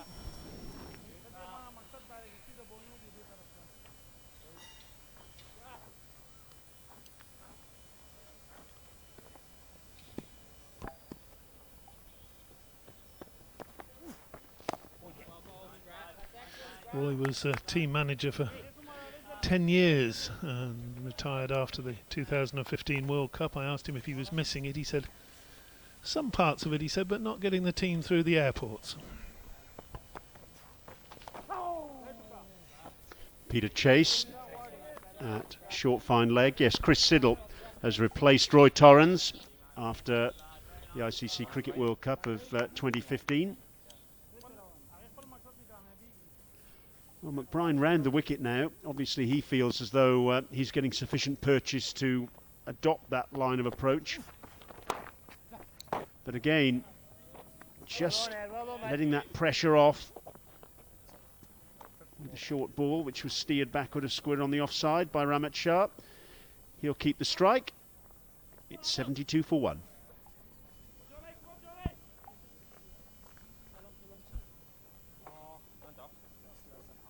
Always good to see travelling fans, of course, and nice to get a bit of sunshine this time of the year. Just that one. Bowling change here. John Anderson coming into the attack. Seen as a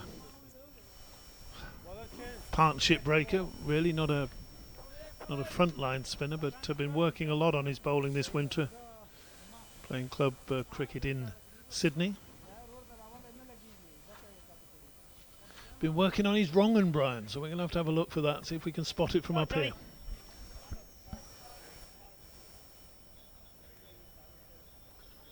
One of the 4 spin options that William Porterfield spoke about at the toss, along with Andy McBride, George Dockrell and of course Paul Stirling.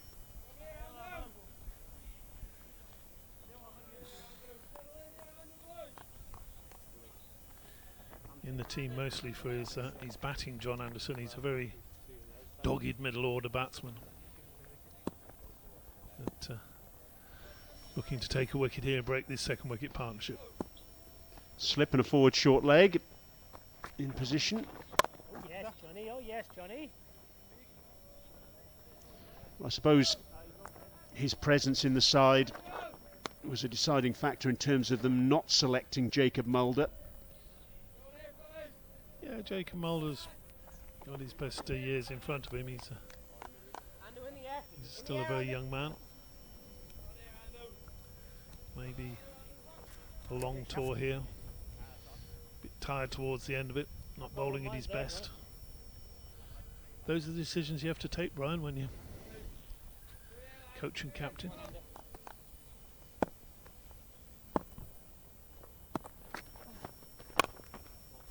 Well, that was friendly. And Shahzad smashing it down towards long on. It's gone all the way for 6. It hit the boundary hatching on the full. Well, you called it, David. A loose ball from Anderson. And there's 50 for Shahzad. 50 from just 68 balls, bringing up the half century in the grand manner.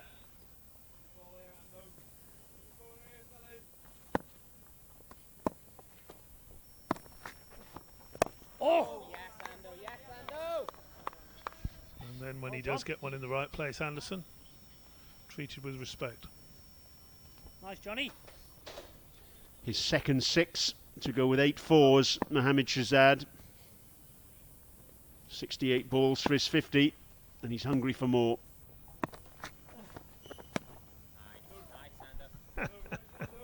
He was a bit late on that one, but he'd obviously let it go.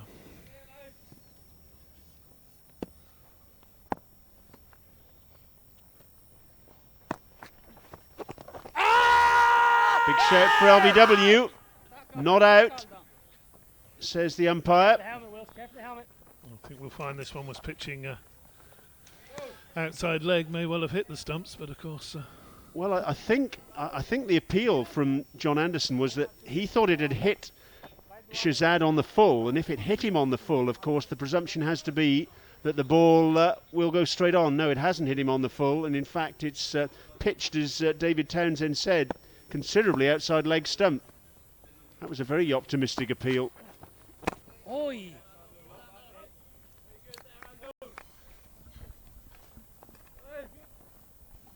End of an interesting over from Anderson. As you can see, he's prone to the long hop, maybe the full toss, but when he gets it right, more spin there, I think, than we've seen so far this morning from Dockrell and McBrien. McBrien getting the 1 wicket, just beating the inside edge. Fairly straightforward LBW decision. The umpire at this near end, umpire Ahmed Pakteen from Afghanistan. We mentioned umpire Nandan already, umpire CK Nandan at the tennis court's end, the other official out in the middle, and the match referee for this encounter, the former Sri Lanka fast bowler Graham Labroy.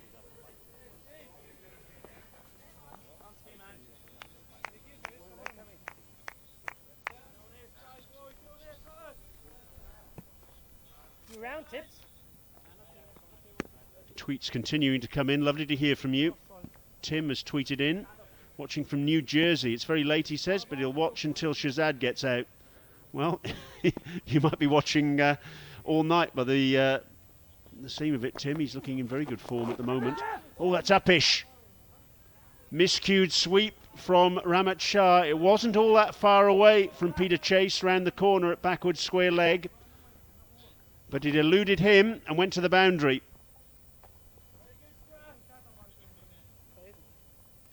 Little top edge. And it was just to the left of Peter Chase. Frustration for McBrien and a boundary for Afghanistan.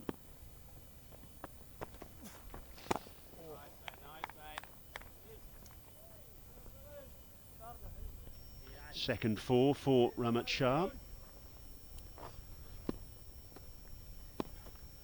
13 4s and 2 6s so far this morning.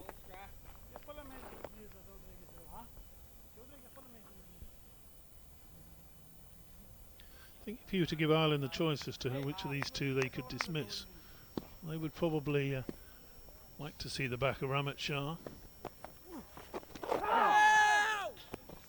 That's pitched outside leg stump. It's running down to the boundary and it's gone for 4. Was there any bat involved? No, there wasn't. Umpire Nandan just leg to indicate 4-leg byes.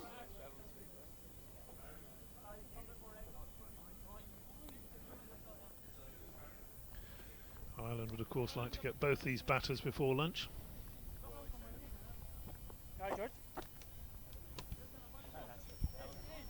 Certainly Afghanistan's morning, the way things stand at the moment. Come tipsy, come tipsy. Those 4 runs bringing up the half-century partnership.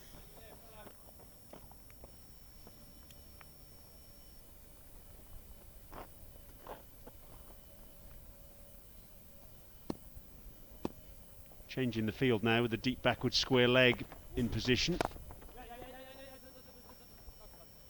Mid on, that's Anderson, is deep enough to allow the single.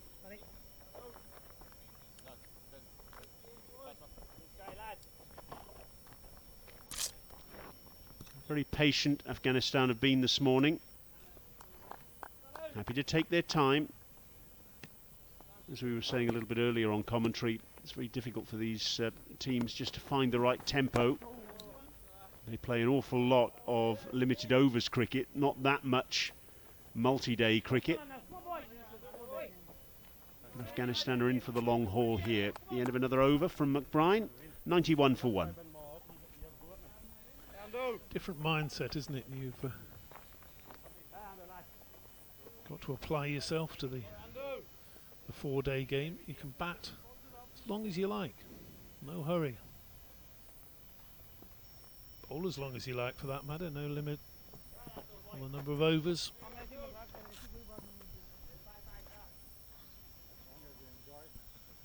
Afghanistan will certainly be looking to bat a long time. Now if they can get 350, 400 on the board, then it's going to be very, very difficult for Ireland. Anderson with his second over. Well done, boys. Think well about a done, single, well but done. in the end chases in quickly enough from deepish mid-off to Hey, prevent Foxy, it. Sterlo.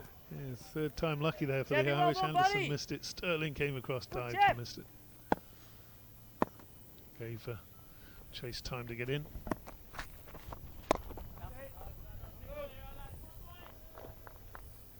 Come on, boys. Bang, bang here for lunch here. Bang, bang for lunch, boys.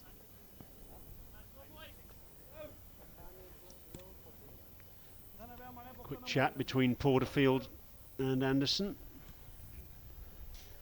And Porterfield now indicating to Chase just to warm up. Quick burst from him before lunch. Sharp spin there from Anderson.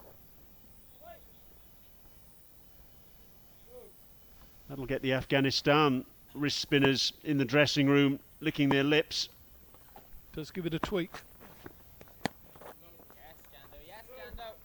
Haven't seen the googly yet, Brian. He's been working on his googly. Well, he's certainly setting Mohammad Shahzad up in that regard. He's given him a couple of enormous leg breaks. Surely the googly now. No, another leg break.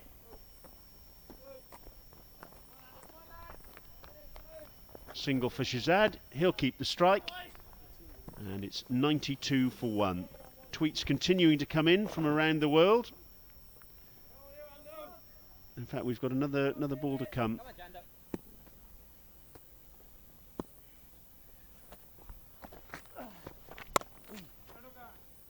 That is the end of the over. Mohibullah has tweeted in from Japan. While it is watching in Belgium. Goodness me, we've got people viewing this live stream from literally all over the world. It's great to have your company and great that you're enjoying the coverage. You can keep in touch with us, give us your thoughts.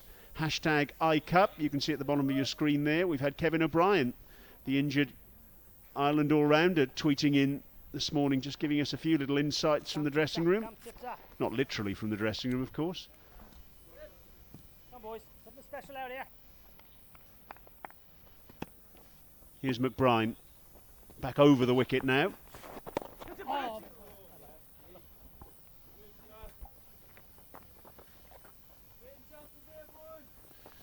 Big loss for Ireland.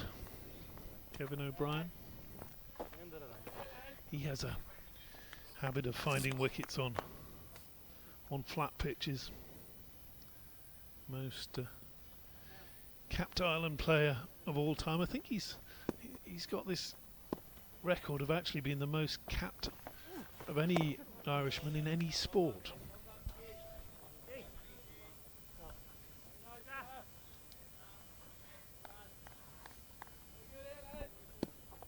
Shahzad working the ball off his hip. That would have been a reflex catch, nothing more from William Porterfield.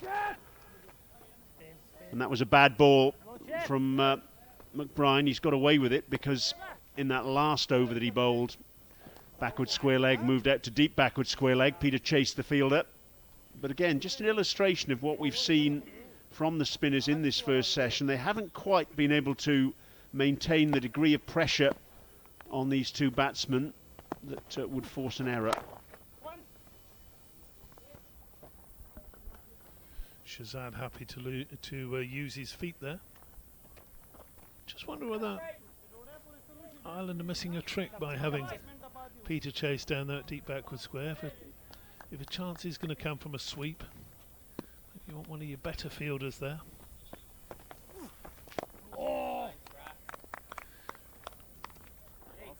Chase, good pair of hands, but making the ground to a catch, maybe tumbling, diving. Big fella's not necessarily the best man for that.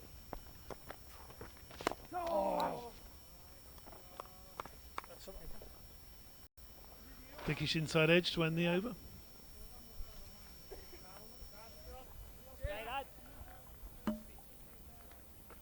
So David, it's about 15 minutes to go before lunch now. You would certainly say that Afghanistan are going to be the happier of the two teams at this stage. Very much so. A reminder of our Twitter hashtag #iCup. Give us your thoughts on the action that you're seeing. Let us know where you're watching. And join the conversation. Go on, Jando.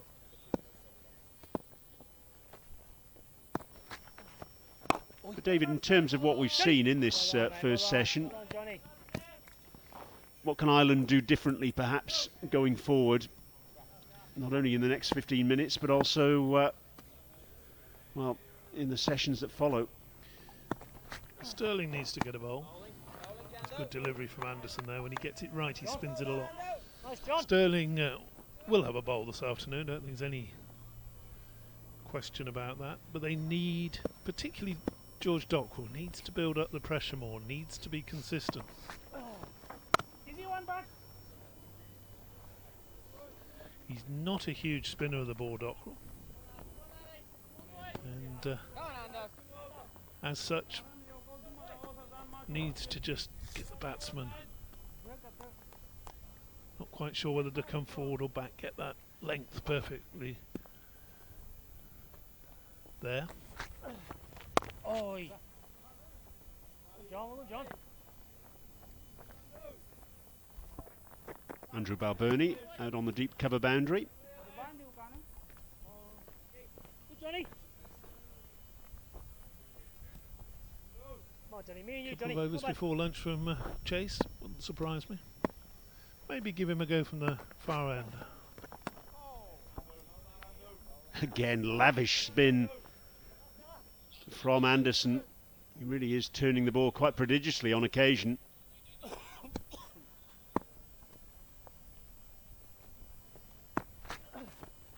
Oh!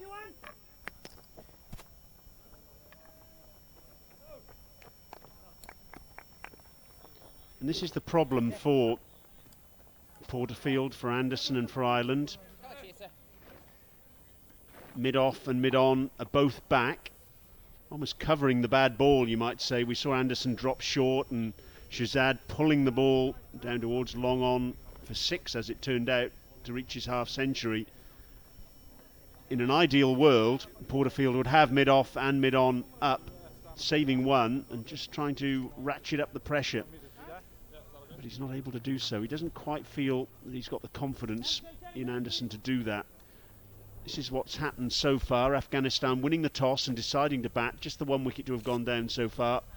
Andy McBride turning the ball past the inside edge of Shabir Nouri's bat and winning an LBW decision. That was at the back end of the first hour of action when the score was 39. Since then, it's been pretty comfortable progress from Mohammad Shahzad and Ramat Shah. And the change in bowling that David Townsend was advocating is now taking place. Andy McBride is off, and Peter Chase, a change of ends for him. He started off from the pavilion end, he's now operating from the tennis courts end. 4 overs for 13 first up. And the breeze is blowing from mid-wicket towards cover, what little breeze there is, so that would help any movement away from the right-hander for Chase. Let's see what he's got from that far end. Just a slip and a gully in position now. Just about 11 minutes to go before the lunch break.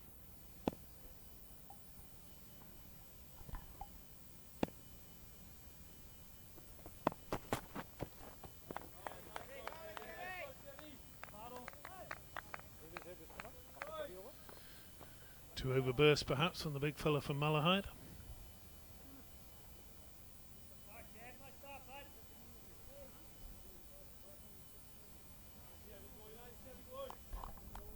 Such a dry surface out there, you do wonder whether there's going to be any possibility of some reverse swing. Very abrasive surface. It'll rough up the ball, I'm sure.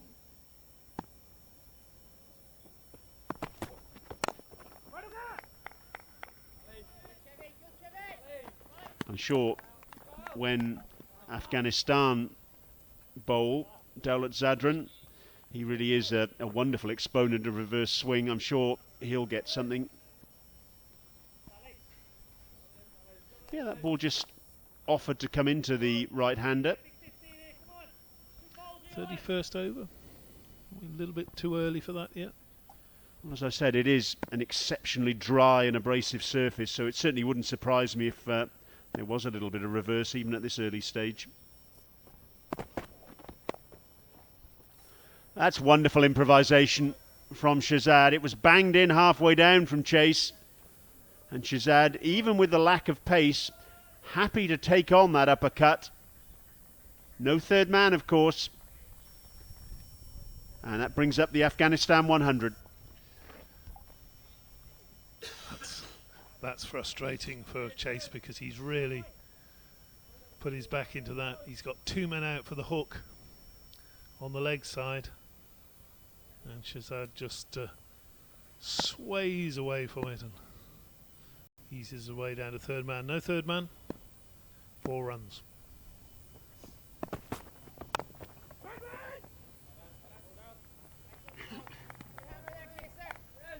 Tweets continuing to come in, and thanks for them. Ahmed's watching in Kandahar.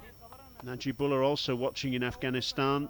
Mohammed Khalid Jamal watching in Germany. Nakib watching in the USA. Samiullah watching in California. Lovely to hear from you all.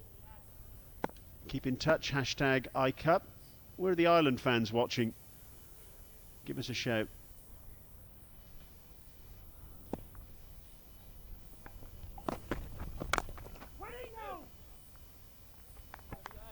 I think when you and I were doing a commentary a few years back, we actually made a list, didn't we, of all the different countries where either the Afghan or the Nepalese fans were watching. We got up to about 26 different countries by the end of play. It really is marvellous and a little bit humbling as well to know that so many people are watching in so many different parts of the world.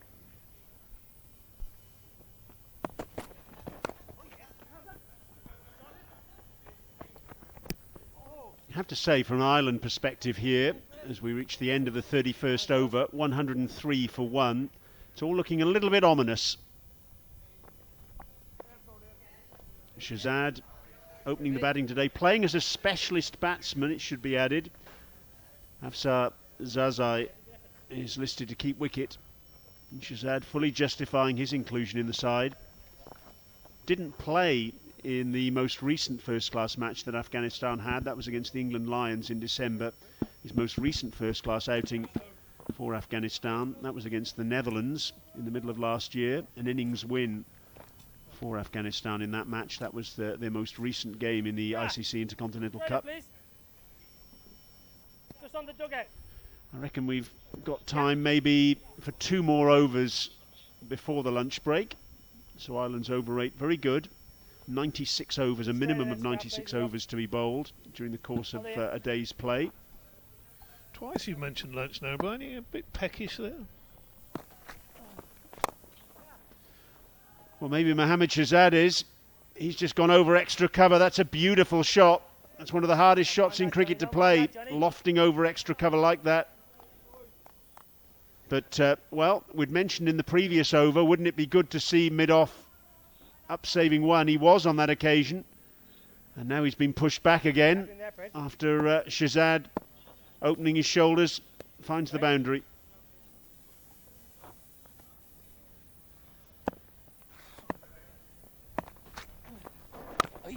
And there's the problem for William Porterfield with the leg spinner in a nutshell, David. Yes, cracking follow-up. That's the big blower over extra cover.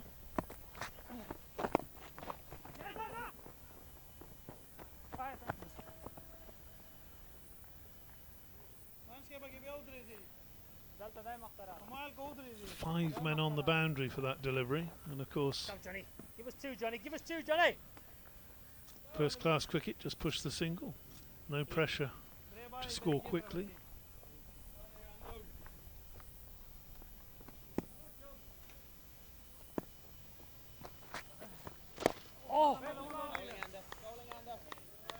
not seen this googly yet.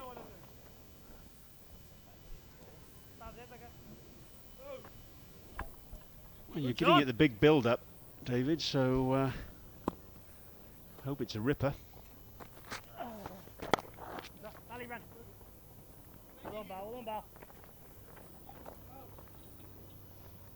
Andrew Balbirnie out at deep cover. Of course, Andrew Balbirnie potentially is a fifth spin option. Certainly when he came into the game as under 19, captain the Ireland under 19s, he was a useful off spinner. He concentrates almost entirely on his batting these days. I wouldn't be surprised to see him turn his arm over this afternoon if this second wicket partnership continues. Oh. Don't think there was a little feather on that. It wasn't gloved cleanly by Niall O'Brien. The end of the over. And I reckon we'll probably have one more over now before lunch. 109 for 1 Afghanistan after they won the toss and decided to bat. Niall O'Brien, though, he was sort of, as I think he's as foxed as Shazad. That ball's turned a yard. A metre perhaps even. O'Brien, Niall O'Brien, one of a couple of players in this lineup who won't be playing county cricket this summer. He was released by Leicestershire at the back end of last year. Andrew Balbirnie, of course, he was released by Middlesex. But it's great to see Balbirnie back on the cricket field, actually, because he had a very nasty hip injury which ruled him out basically for 12 months. Back now, scored a few runs in the ODI series. Yes, Niall O'Brien and Ed Joyce are both going to be playing domestic first-class cricket. Hasn't that got a nice ring to it, David, with the Irish game now having first-class status? Yeah, Ed is still going to play some games, according to Sussex. He hasn't entirely severed his ties there. Niall O'Brien has, and O'Brien is going up to play for the Warriors in the Northwest, so looking to strengthen that side up there. There are three domestic sides, or have been three domestic sides. And the possibility of a fourth. The possibility of a fourth. The problem has been so far, it's not a problem, but Leinster Lightning have dominated the first years of the they play a T20, a 50 over tournament, and the 3-day first class, which produced some good cricket last year. First season or two, again, not used to playing it. The games were often over in 2 days. It's become a good competition now. But then the other advantage, of course, of now the interprovincials having first-class status, and Shazad picks up another couple out towards deep cover, is that it presents the opportunity for players from overseas to come and think, okay, I'm going to play first-class cricket. So the overseas carrot is a lot more viable, really, and that in turn can strengthen the overall competition. Yeah, you're talking Ireland qualified overseas players with parents and whatever, looking not just to come into the and looking to play for the Ireland team, but also playing some first-class cricket. Bending his back, Peter Chase there, not getting a lot for it, but certainly putting the effort in. And saw a couple of years ago Nick Larkin, he's now making a lot of runs for New South Wales. He had a little go at trying to establish himself, but didn't quite make it. He's now sort of turning his eyes to the Australian team. Very good batsman, heavy scorer.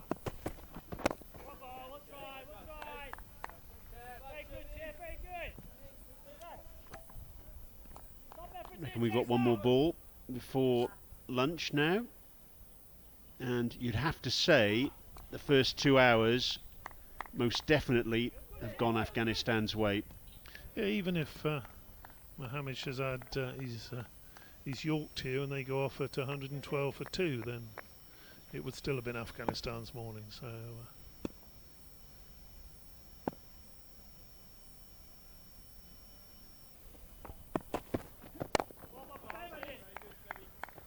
That is lunch. Lunchtime.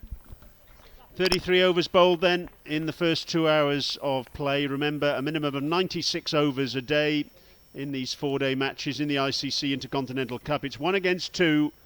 Ireland topping the table. Afghanistan second. They're the ones who are in desperate need of a victory, and they've started off in very fine fashion indeed. Winning the toss and deciding to bat. No surprise there on a very dry, cracked surface. And Mohammad Shahzad playing in this match as a specialist batsman and producing a special performance so far. The man on the right there, strolling off with a half-century to his name and power to add. Just the 1 wicket to have gone down then in the first 2 hours. That was Shabir Nouri. LBW to the off-spin of Andy McBride, pushing forward, beaten on the inside edge. That was with the score at 39, just at the edge of the first hour. Here is the 1 wicket to have... Well, Ireland opening up with the seamers, as we said constantly. He can be the man to break this partnership. So, lunch for everybody, and we'll be back in about 35 minutes with the second session of day 1 of this ICC Intercontinental Cup match between Afghanistan and Ireland.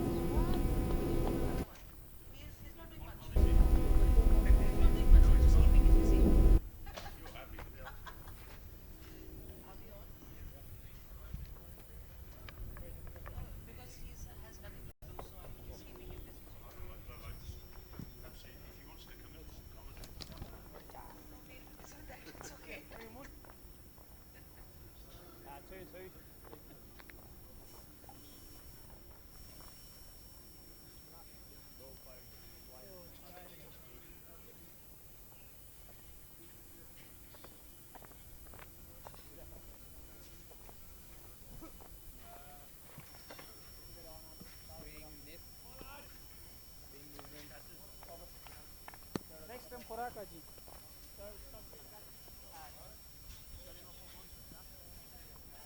Middle Morocco. Thank you.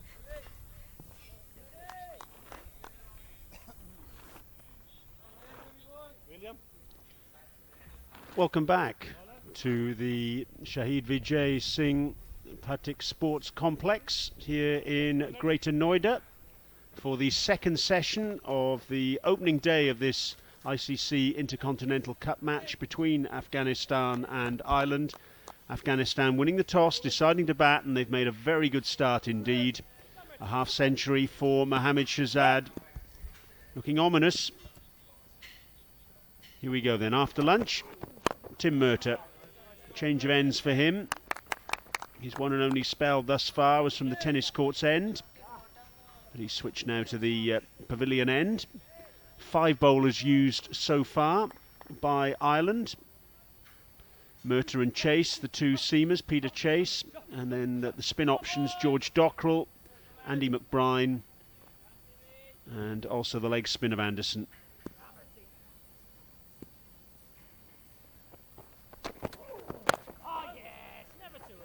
Anjum Chopra alongside me, and Anjum, good afternoon to you. And I'm just wondering how Ireland can change the script here, because at the moment Afghanistan are going along quite serenely, really, aren't they? Good afternoon, Brian. Yes, I think Ireland would have had that bit of extra time in the dressing room. When I say extra, is because 40 minutes, a lunch break. They would have just reassessed where they've been bowling, how they have been bowling.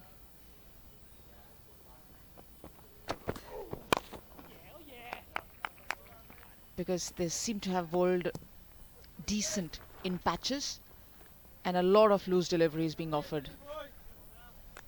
Shahzad batting on 69 and Rahmat Shah not out on 21.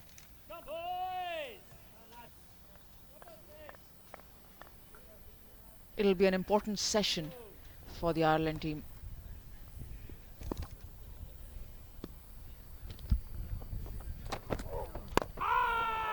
I know we've got viewers joining us all over the world at all times.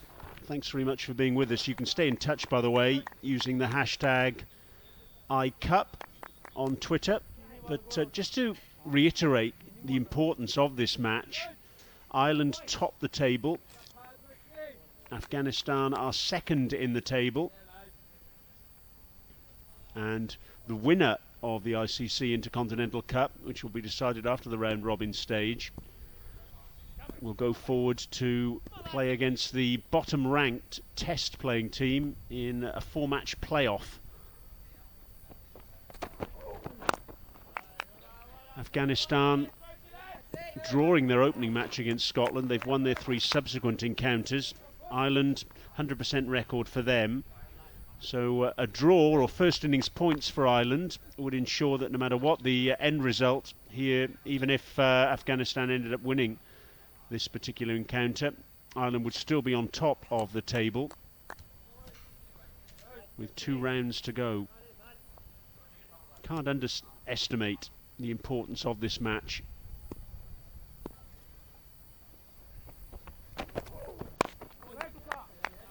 Opening over after lunch then from Tim Murtagh is a maiden. Afghanistan remain at 112 for 1.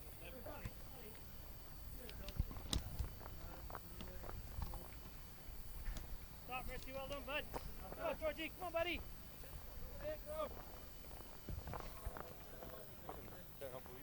A good start from Afghanistan ensured that the first wicket fell after, or just before the drinks break, after the first hour of play. Shabir was the man who departed for 15 LBW to McBride. Shahzad and Rahmat Shah have ensured no more hiccups happened on the way.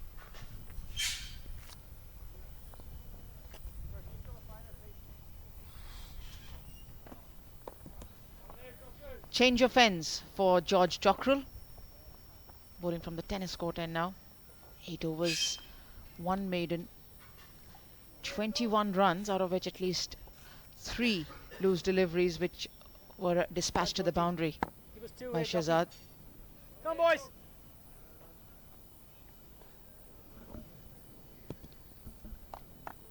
Will start off with a slip and forward short leg.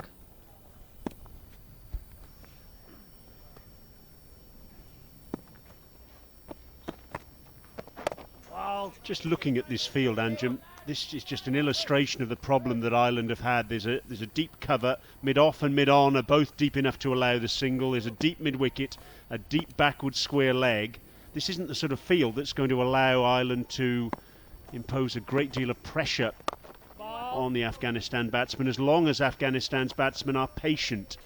I know we had some tweets in during the first session from Kevin O'Brien saying, well, Afghanistan like to hit boundaries, they want to try and prevent them doing that and force them to play a silly shot, make them lose their cool, but they haven't shown any signs of doing that as yet. Interestingly though, a change in the field now with Rahmat Shah on strike. Deep cover does come up, and mid-off and mid-on have come up.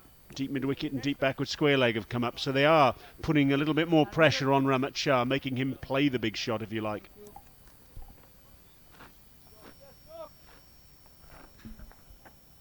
They fancy Rahmat Shah as the more orthodox amongst the two batters. Oh, balls.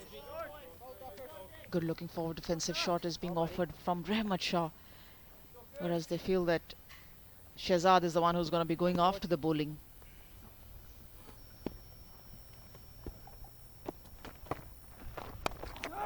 Oh, it's an outside edge. It's gone to the boundary for 4. It's a false shot though. A little bit of extra bounce from Dockrell. The top edge taken, and it flew into the gap between backward point and the solitary slip.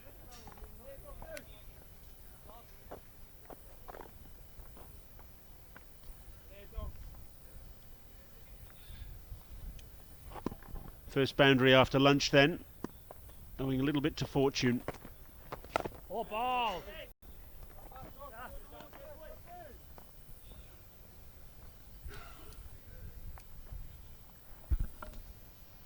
It was more of a slash from Rahmat Shah.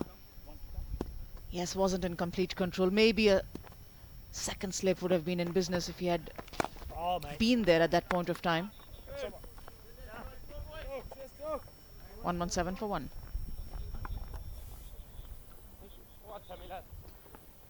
Anjum Chopra alongside me. Anjum, I'm just wondering, further to what we were talking about in that last over, would you like to see Ireland just challenge Mohammad Shahzad's ego a little bit more and bring the field up and say, okay, if you want a boundary, play some big shots?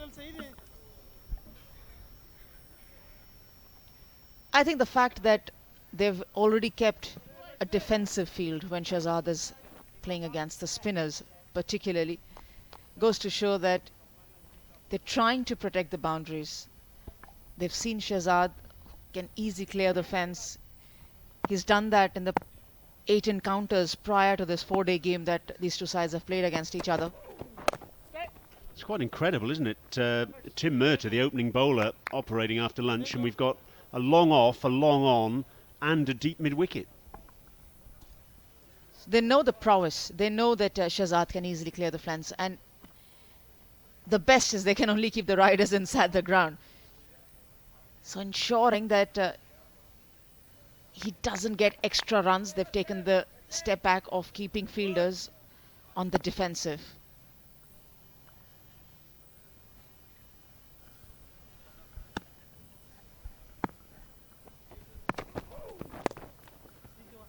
Whipped away this time, will get a single.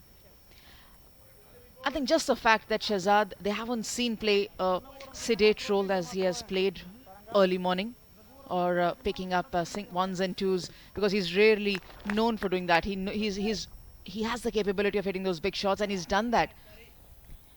He scores at a pretty brisk pace. just the fact that they're aware of his credentials, they've just taken a step precautionary, because he's well set, he's batting on 71, don't want to give extra runs that Ireland will have to come out and chase.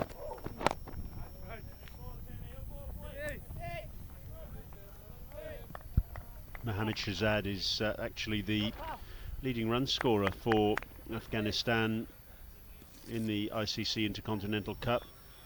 Before this innings began, he'd got 1,372 runs at an average of almost 53, with 400s and 650s, and one of those hundreds was actually a double, 214 not out against Canada in a massive run chase in Sharjah a few years ago.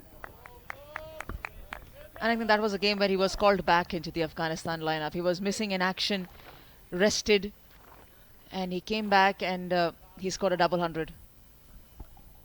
Well, I was chatting with him before the toss today, and I have to say, he's a chunky figure, that's the best way to describe him, but I have to say he looked in really good shape when I was chatting with him out in the middle today. And he's in pretty good shape at the moment as well, isn't he? 71 not out. But fitness has been an issue with him in the past. We saw for the 2015 ICC Cricket World Cup that Afsar Zazai was actually preferred in the squad to him, and he didn't actually go to Australia and New Zealand a couple of years ago. But he's fought his way back into the side, and even though, as I mentioned earlier, he's got a reputation as a real firecracker of a player in the shorter forms of the game, in the longer form of the game, multi-day cricket, he's equally hungry for runs. Outside edge from Ramat Shah, and that'll race away for 4. No third man in position. Ball running all the way along the ground. Frustration for Tim Murtagh, and the end of the over. Second boundary after lunch for Ramat Shah, and a second one off the edge. He's on to 29. It's 122 for 1. That's the problem. Boundaries coming very easy for Afghanistan, and any sort of pressure or any sort of momentum that they would like to break from the Afghanistan batters is just not helping that. Just to continue on Shahzad, I think the idea of his appearance being more on the lesser fit side, comparing it to those players who are leaner and appearance-wise look very fit, I think that's the factor that goes much against him, and rightly so. He's been arrested from the Afghanistan team in the prior games as well. But just the fact that he came back and scored a double hundred, he knows he's not the leanest of bodies around international cricket, but he tries to make it up with his power hitting and his scoring.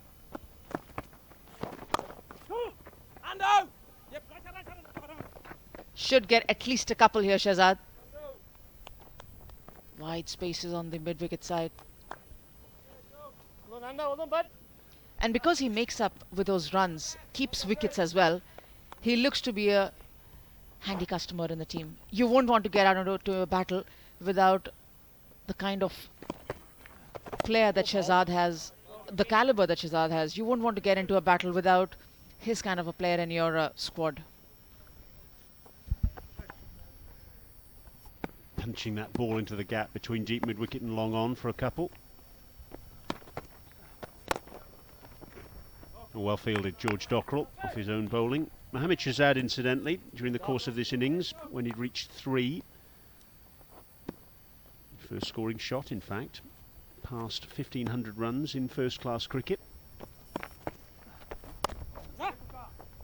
Nicely done and well fielded at backward point. I think that's Andy McBride there, diving away to his left. Just a couple for Shahzad.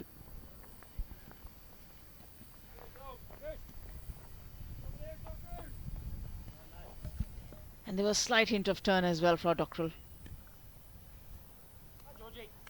Ensured that he played it as late as possible. Of course, the bottom hand really coming into play there for Shahzad.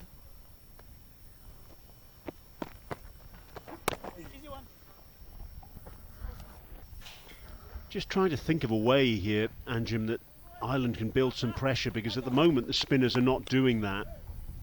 Do they even, I don't know, go to a situation where they have the seamers operating and just in effect hide the ball, just bowl on one side of the wicket to a 7-2 or even an 8-1 field and say, okay, come and get it? Because at the moment they're just not able to impose any pressure on these two batsmen, who are happy to go on their sweet merry way.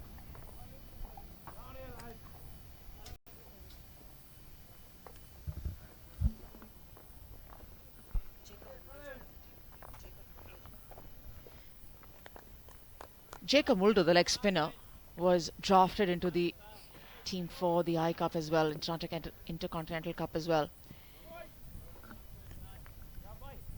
And one thought that the youngster might be having a go at the Afghanistan team in the longer format. His absence, being a genuine leg spinner, just getting a feel that at least what we've seen just till now, being lesser penetrative, Jacob Mulder would have enjoyed bowling on this track, the dry surface that we've got today.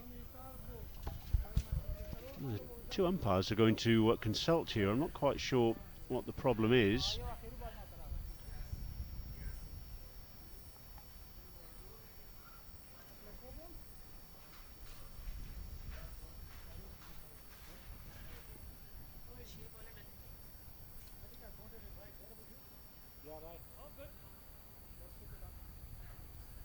Well, whatever the problem was, it seems to have been resolved.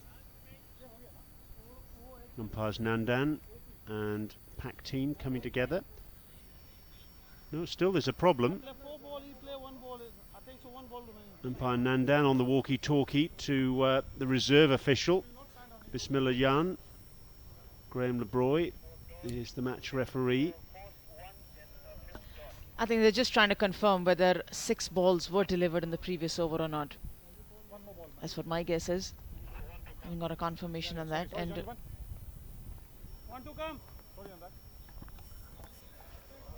spot on, Anjum. Yep, we're going to have that previous over completed.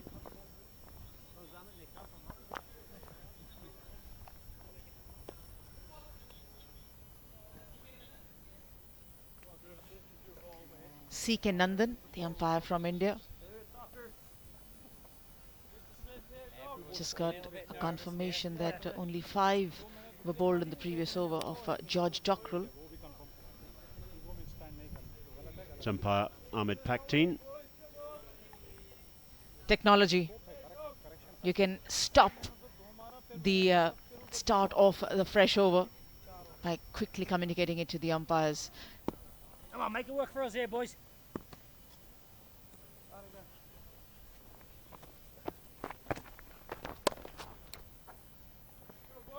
Officially, it's 37 gone, 127 for 1.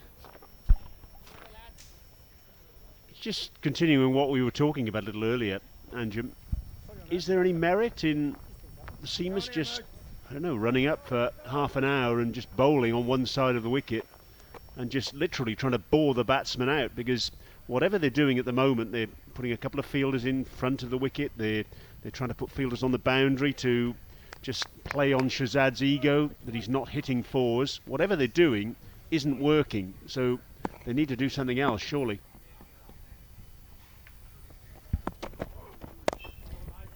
The very fact that Tim Murtagh has been brought back is only to ensure that there are some overs from the quick bowler. They know both Dockrell and McGrath. McGrath has at least got a wicket, but they both know that the spinners haven't been that very effective. He knows a lot about playing different sessions. Phil Simmons, the batting consultant for Afghanistan. Oh, that's edged. Should be at least a couple.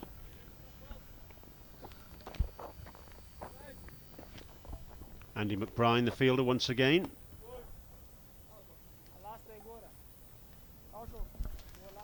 And because the spinners haven't been that very effective, they cannot overbowl them. they will require those bowlers to be available, fresh for the other later part of the day. Remember, it's going to be warmer now than what it was in the morning, and it's going to get tiring for the bowlers after having those long spells. Rotation of bowlers as well is important. So that's probably one of the reasons why Tim Murtagh has been brought back. And also, although he's not got success, but he's been one of those bowlers who look to at least bowl in front of the stumps, make the batsman play it every time.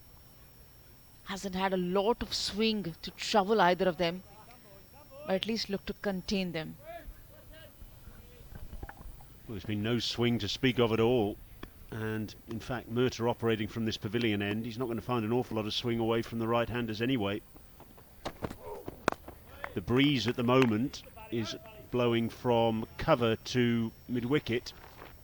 So Murtagh was operating from the far end, the tennis courts end this morning, which would have helped any outswing that he was able to generate. Not that he was able to generate any, I have to say, but he certainly won't be getting any outswing from this end, you wouldn't have thought, with the breeze blowing as it is. And he's rolling his fingers over the ball as well. So he's not going to generate that kind of carry as well.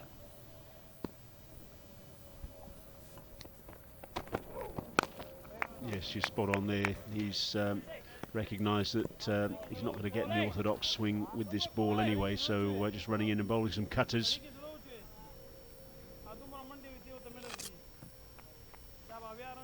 A little bit of a chat at short mid-wicket. Ed Joyce and William Porterfield just discussing the lie of the land.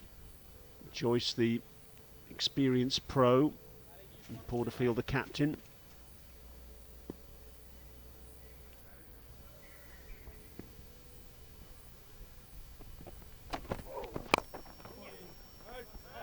And there is Porterfield diving to his right. And that's short mid-on. The end of the over, steady over from Tim Murtagh, and at the end of it, Afghanistan 130 for 1.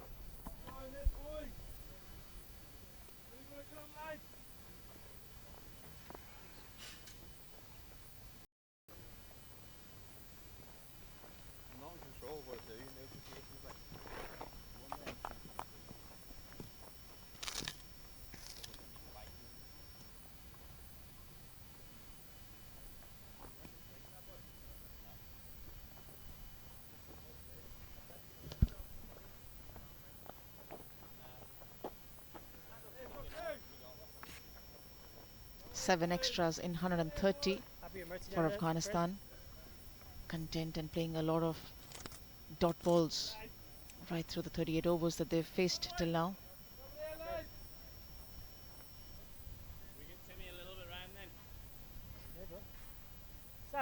You can connect with us at ICC and the Twitter handle using the hashtag ICUP.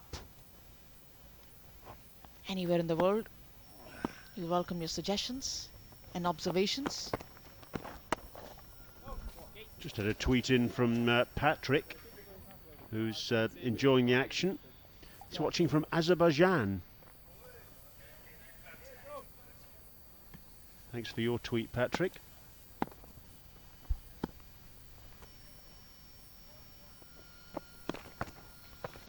Get it!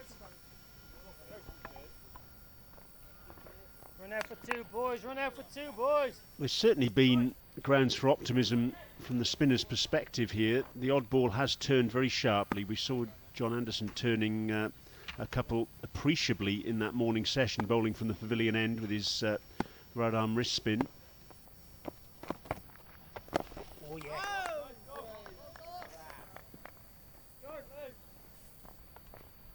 Dockrell also bowled from this pavilion end before lunch. Change of ends for him now.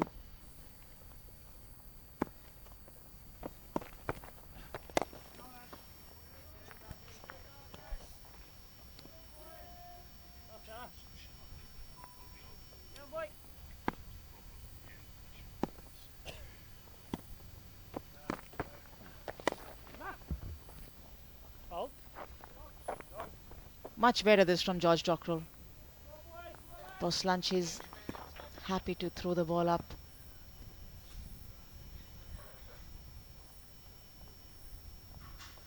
do feel that he has a forward shot leg for Rahmat Shah and for Shehzad. Maybe he'll be better off keeping a silly mid-off. Oh, that's cracked away. Punched away off the back foot. Rahmat Shah is too good and too much in form to miss out on such loose deliveries. Another boundary comes begging for Ireland. 135 for 1 now. Well, the look on George Dockrell's face after that delivery told the story. It was a poor ball, a short ball, inviting gap between cover and backward point. And that was the previous delivery.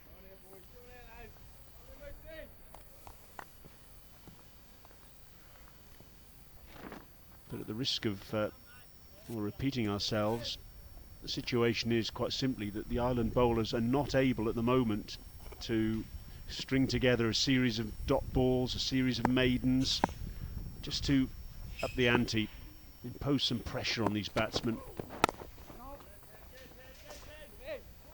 It's all a little bit too straightforward for the Afghanistan batsmen.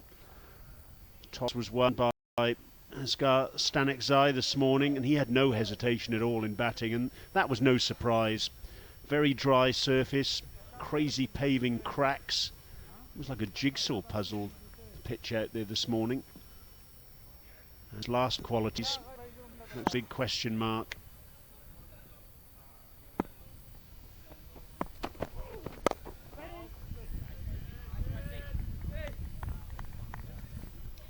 I'm impressed with Shehzad. He's ready to abide by the time. He's ready to get into the grind. On another given day, he would have maybe flicked this in the air and got a boundary. He's happy to time it and spend as long a number of hours as possible in the centre. Your paddy, Murty, your paddy, pal. Wicketkeeper comes up.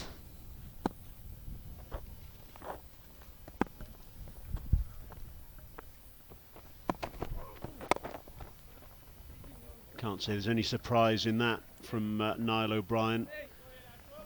No carry at all in this surface. But it also gives the batsman something to think about as well. Stay for both, Murty, for a few. Just makes him be aware that the keeper's on duty up at the stumps, and if he drags his back foot, then he's in danger. Niall O'Brien as well, of course, never short of a word or two up at the stumps.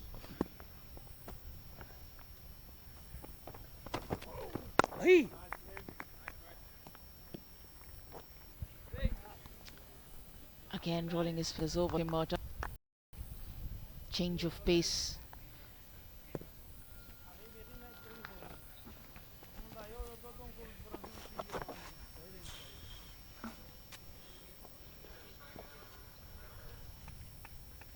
Just at a very last moment.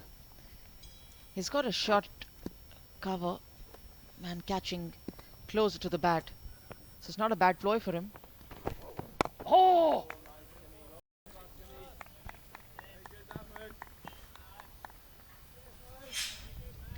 Your pad there, Murty. Your pad for an LB, Murty.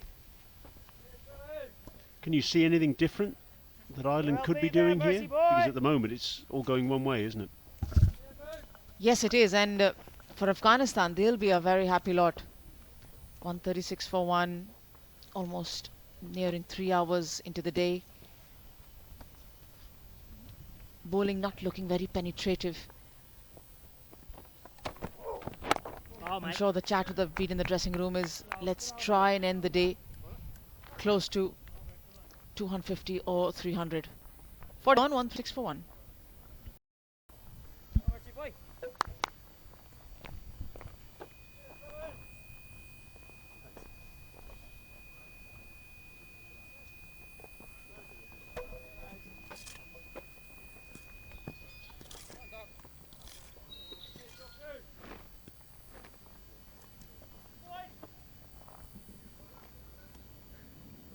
These two sides have met 3 times in this tournament previously. Afghanistan won the first of their meetings in January 2010. That was in Dambulla in Sri Lanka. Ireland making 405, Afghanistan replying with 474, and then bowling Ireland out a second time for 202 before they knocked those runs off for the loss of 3 wickets. The second meeting between these two sides was in Dublin in July of 2012, and that was a drawn match, very badly rain affected. Afghanistan got out of jail there really, because they were bowled out for 84 in just 29 overs and 1 ball in the first innings of that match. But that encounter severely curtailed by the weather. And then the other time these sides met in the ICC Intercontinental Cup was in the final, when there was a final to this tournament. There isn't this time. Final taking place in December 2013 at the ICC Academy. It's a nice late cut from Shahzad. McBride the fielder, they'll come back for 2. That final of the tournament in December 2013 was won by Ireland by 122 runs. That was Trent Johnston's swan song. And it was a match in which John Mooney, the former Ireland all-rounder, got 10 wickets. Outstanding seam bowling from him.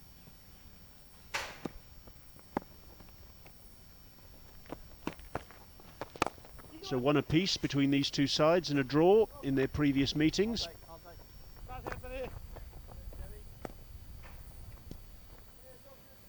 Shahzad, another single for him. He seems to be moving remorselessly towards 100, what would be his 3rd 100 in this edition of the ICC Intercontinental Cup.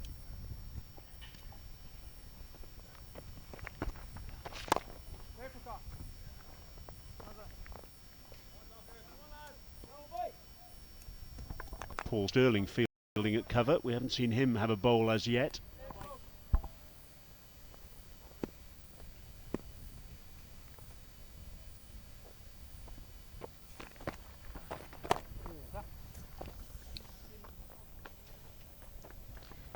Single to end the over. 41 gone, 140 for 1.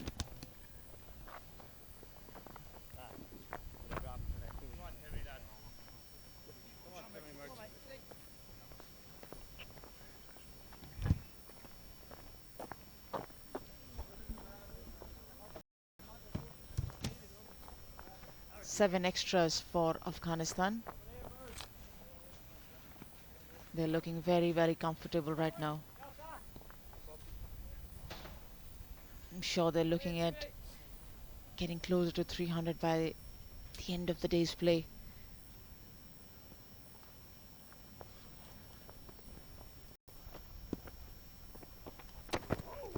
Ball.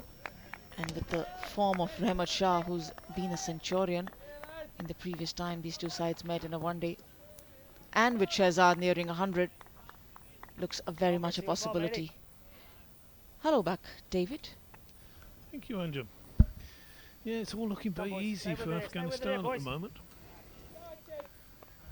Tim Murtagh just concentrating on this tactic you see some days from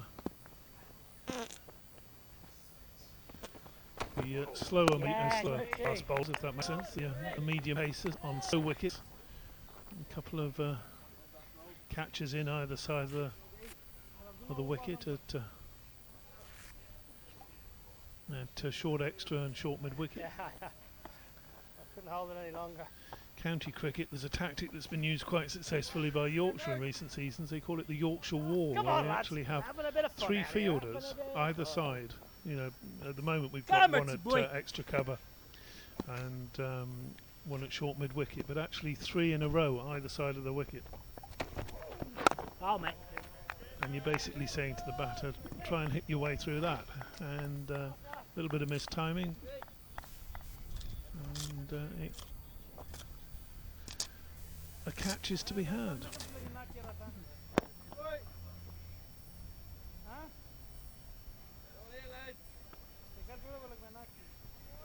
Ireland's bowling resources are not as strong as they were a few years ago. Brian Murgatroyd talking about that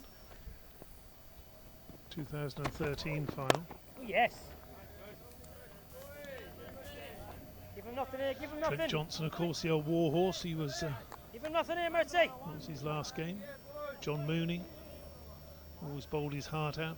Playing across the wrong one here, boys. Come Of on, course, help Ireland me are here, missing boys. Boyd Rankin here. Boyd came over to India at the start of the tour, but lower back strain, and not sure even he would have been able to do a lot here on this pitch. Oh, yes.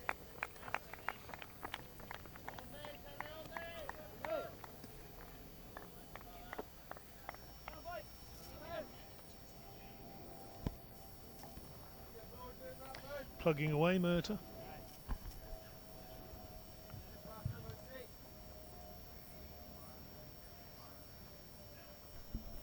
Murtagh has been able to keep things quiet, at least from one end. He's grown in confidence right through the series. Beautifully punched through the gap on the offside. Excellent timing. Rahmat Shah, he's very much pleasing to the eye every time he plays the ball in front of the wicket. Beautiful boundary. Murtagh annoyed with himself there, taking his cap and just sort of so he got that last delivery just perhaps Come on, George. Come on, mate. half a metre short of where he wanted to bowl it.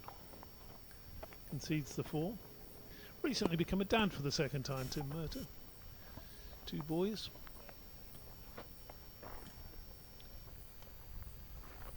Ireland stopped off in the UAE on the way over here, and Murtagh wasn't with them, or came and then went home for the birth of his second lad. Wife Corrine may well be following the feed. Hope everything's all right at home with the boys. He'll be back with you shortly.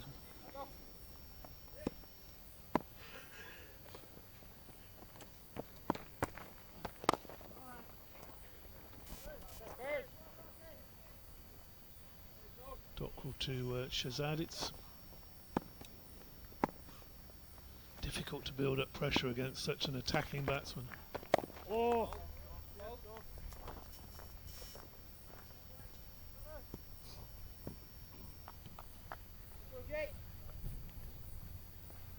Stand up.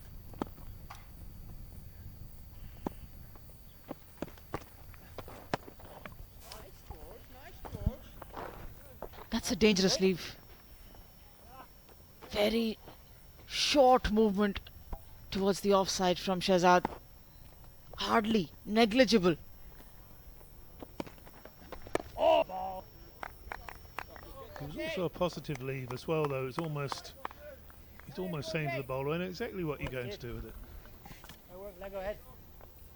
There are sometimes the batsman just leaves the ball, and he just left them. I don't think he really judged it, how far it was away from the off stump. Oh, yes. As long as it was away, it was good enough.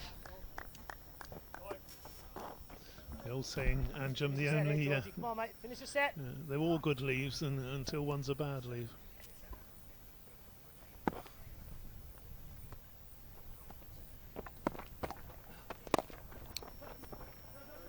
Get effort, Purdy.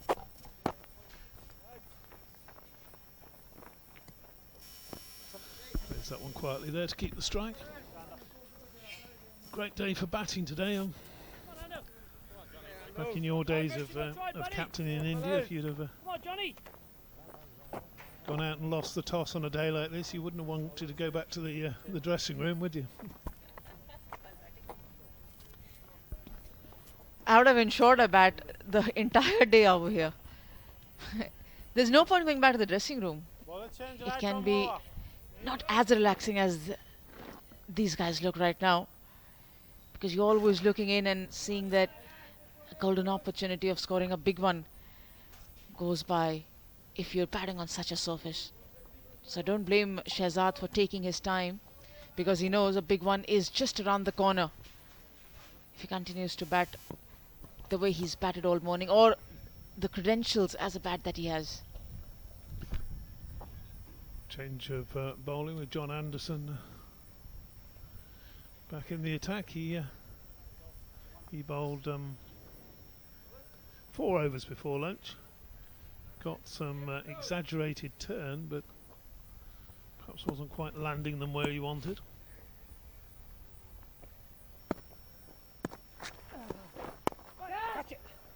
Yeah! And takes a wicket first ball, and Shahzad has gone. Well, would you believe it?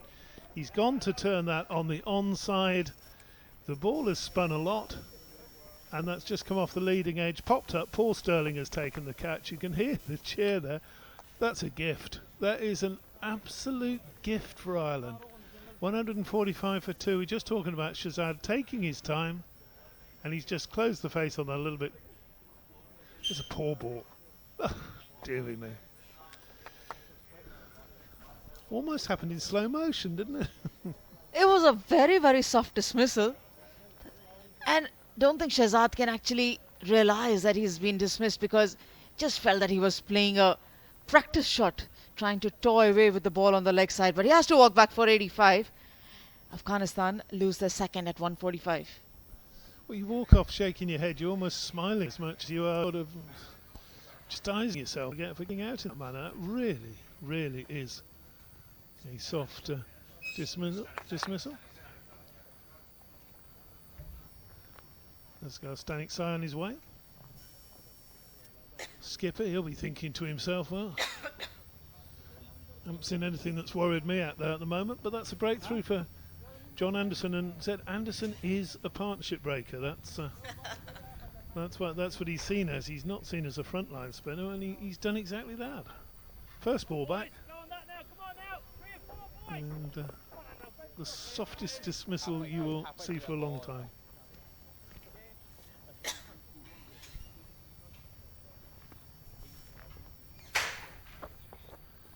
Afghan skipper practicing a couple of shots. Lovely snaffle, young man. Oh, certainly playing a few aggressive practice shots there. Get the shoulders moving. I'm gonna back it up, boys. Come on. Next one. Go on. And what a loose delivery it was from Anderson. And furthermore, to add to it, what a loose shot from Mohammad Shahzad. He's batting at 85 and have a lapse in concentration. Straight away off the mark for Asghar Stanikzai. Down the leg side, picks up another single for Afghanistan.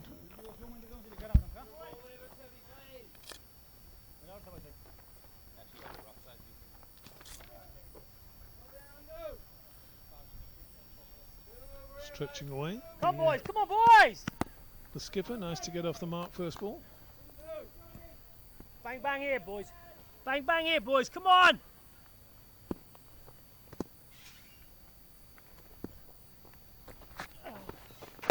Yeah, Paul. Help him out. Yeah, well done. Move in, move in. Tried that lethal long hop again. Not successful this time. I think Shahzad will be disappointed that he was actually trying to play it through the onside. If he'd have just followed with the spin and tapped it. Oh, another shocking delivery there. And again, just the one run. Very ordinary bowling this. Picking up a wicket on the first ball. And the other 4 deliveries that he's bowled have been on either side of the wicket. That is the shot I think that Shahzad will think he should have played when he just tried to turn it against the spin into the onside. No worries, Ando, no worries, The catching practice for Paul Sterling at extra cover.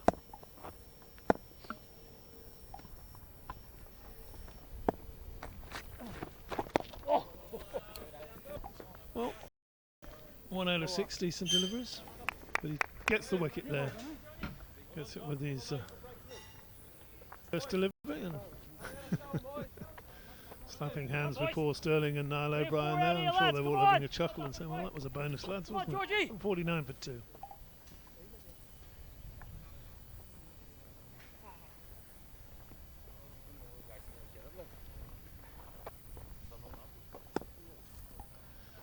Batting still to come, of course.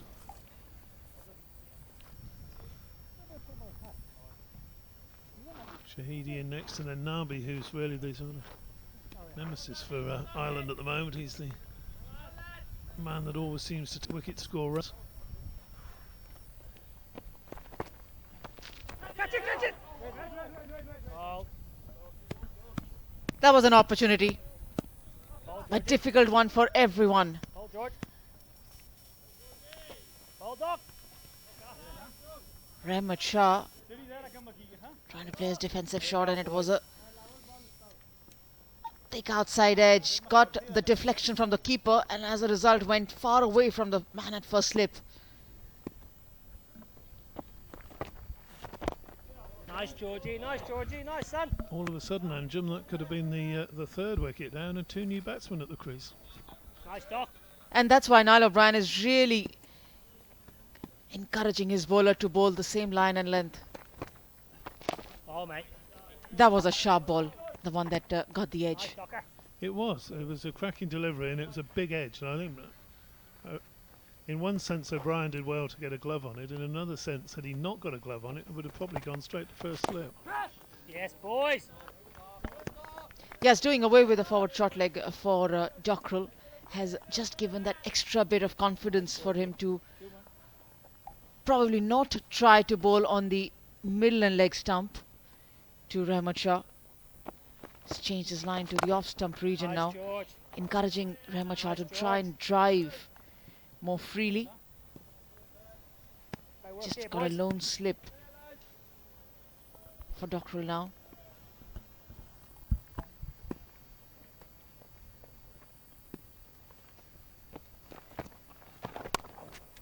Bowling. Well done, boys. Well done, Georgie. Dropped short there. Could have had a wicket in that over. George Dockrell. Certainly a far better over in terms of tying down the batsman.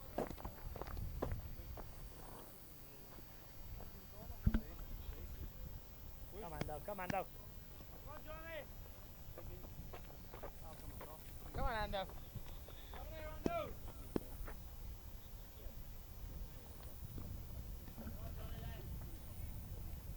Anderson to continue.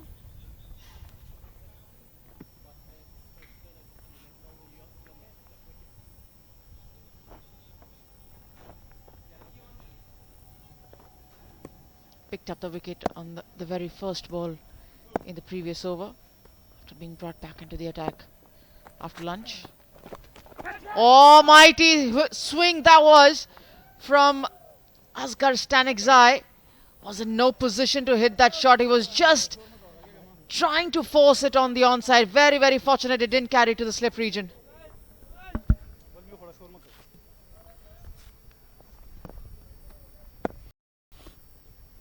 That's bounced as well.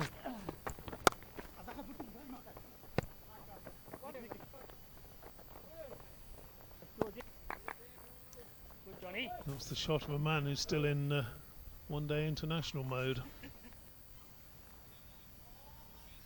Not of a number 4 batsman in a key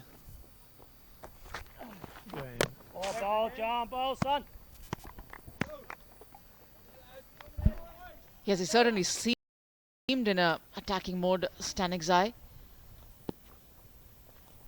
Remember, he's been Nice, Ando. wearing the leg guards since a long while, almost 2 hours now. He must have waited for his turn. Plenty of time. Yeah, for sure. He would have had a heart in his mouth once he missed that shot. I just feel even if he had connected it, it might have just taken the top edge. Lovely stuff here, Ando. Lovely And for it stuff to here, boys. change over, a shift in the mindset.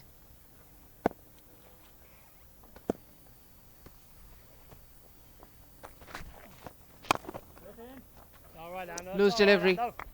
Was very loose, should have been put away for a boundary from Stanikzai. Bottom hand coming into play, not timing it, straight to mid-on.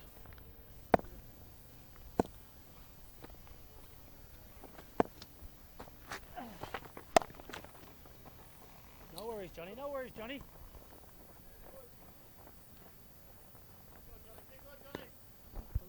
152 for 2. Better over that one from Anderson in terms of where he was landing the ball, landing 3 or 4 of them roughly where he wanted to, but hasn't quite got the line right. Spinning the ball. Stay with it, boys.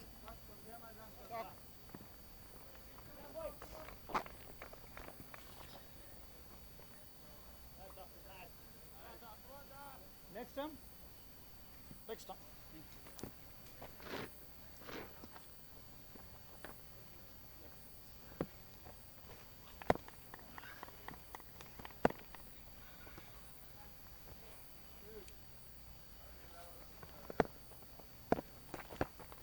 Oh, mate. Nice, Georgie. Nice, George. Oh, yeah, doctors. Oh, doc.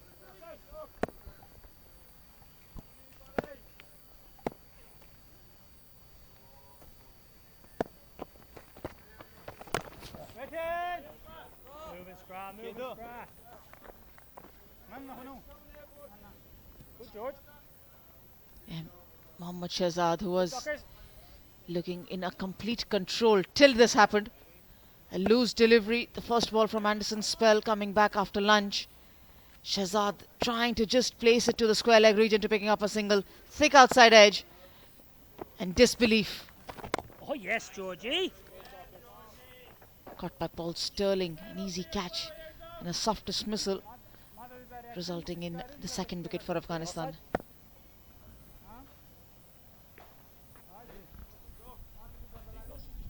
Change in the field now. Porterfield coming in closer to Stanexai.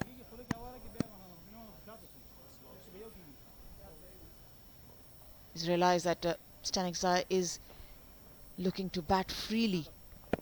Just trying to put a little bit of caution in his mind. Try to defend at something, and rightly so, bringing himself closer to the bat.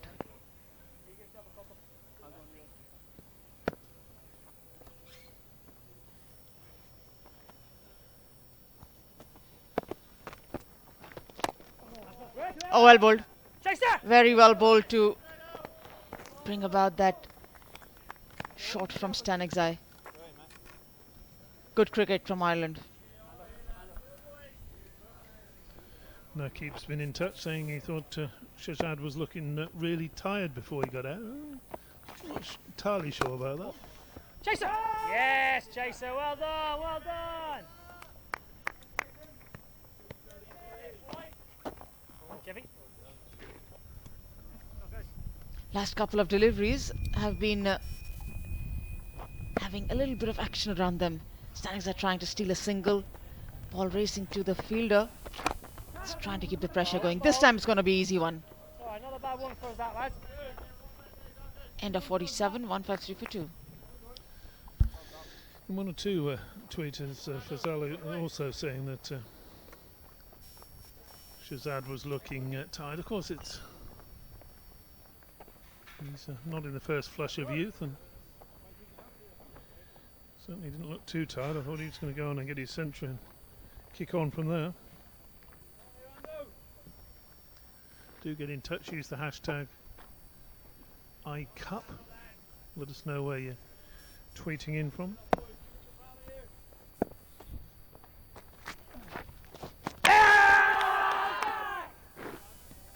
Shout for a stumping there, and again another expansive shot. Not entirely sure. I suppose not Brilliant, Johnny. what the skipper's trying to do here. He's the skipper. I suppose you can't really go down and tell him off, can you? Again coming down the ground, his intention. Fortunately for him, this back leg was grounded. Oh, this will take him over the fence. Anderson. Again a loose delivery, and Stanexai, the kind of form that he's looking, will not leave anything which is offered as a freebie to him. 6 runs. Got hold of that one, completely missed the previous one. Ireland are looking for something in between. Oh.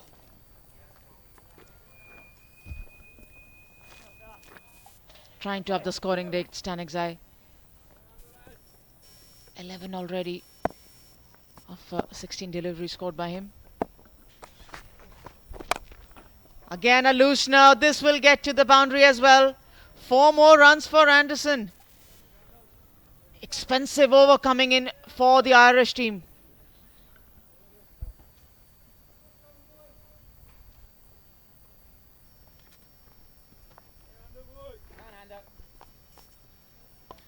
On the Twitter, a balanced view from Raz, who says Shazad could well have gone on and got a double century if he was looking in that good a form.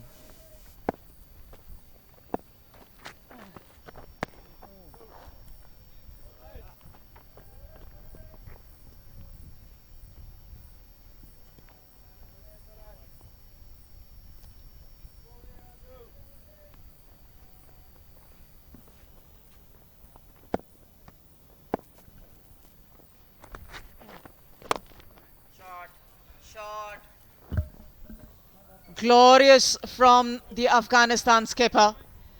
Beautiful cricketing shot.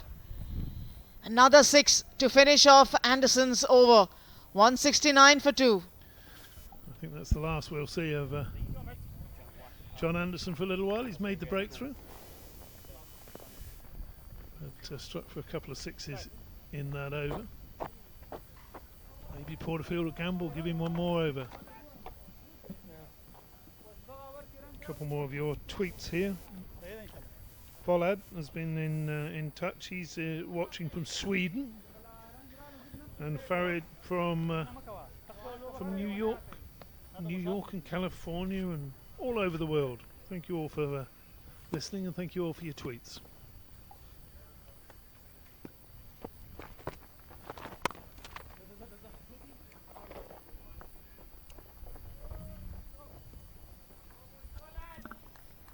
This is definitely going to be helping Afghanistan up the ante. Next one, please. Next one. Next one. So, Thank you, sir.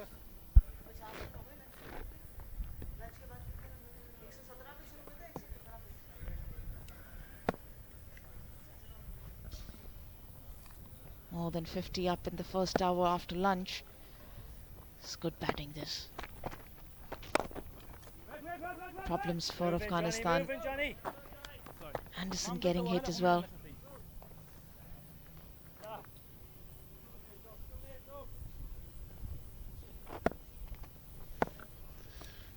One for you in a minute, Anjum, here on the Twitter. Ismail's been in touch. He said, is there any way Afghanistan can top the table, Anjum? No, I'll help you out with that one, because at the moment... Yes, Ismail, they can if they win this game outright. Well done. At the moment, there were 19 points between Ireland, top spot with 80, and Afghanistan, second with 61. An outright victory here. Victory on first innings as well as outright win. Would give Afghanistan 20 points, no points for Ireland, and therefore they would be 1 point ahead come Friday evening. Thanks for that, Ismail.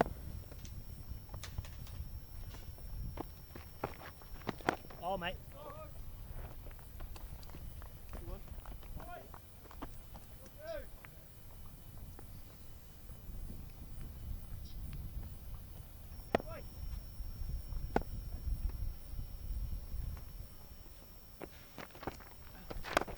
Again. 49 gone, 170 for 2.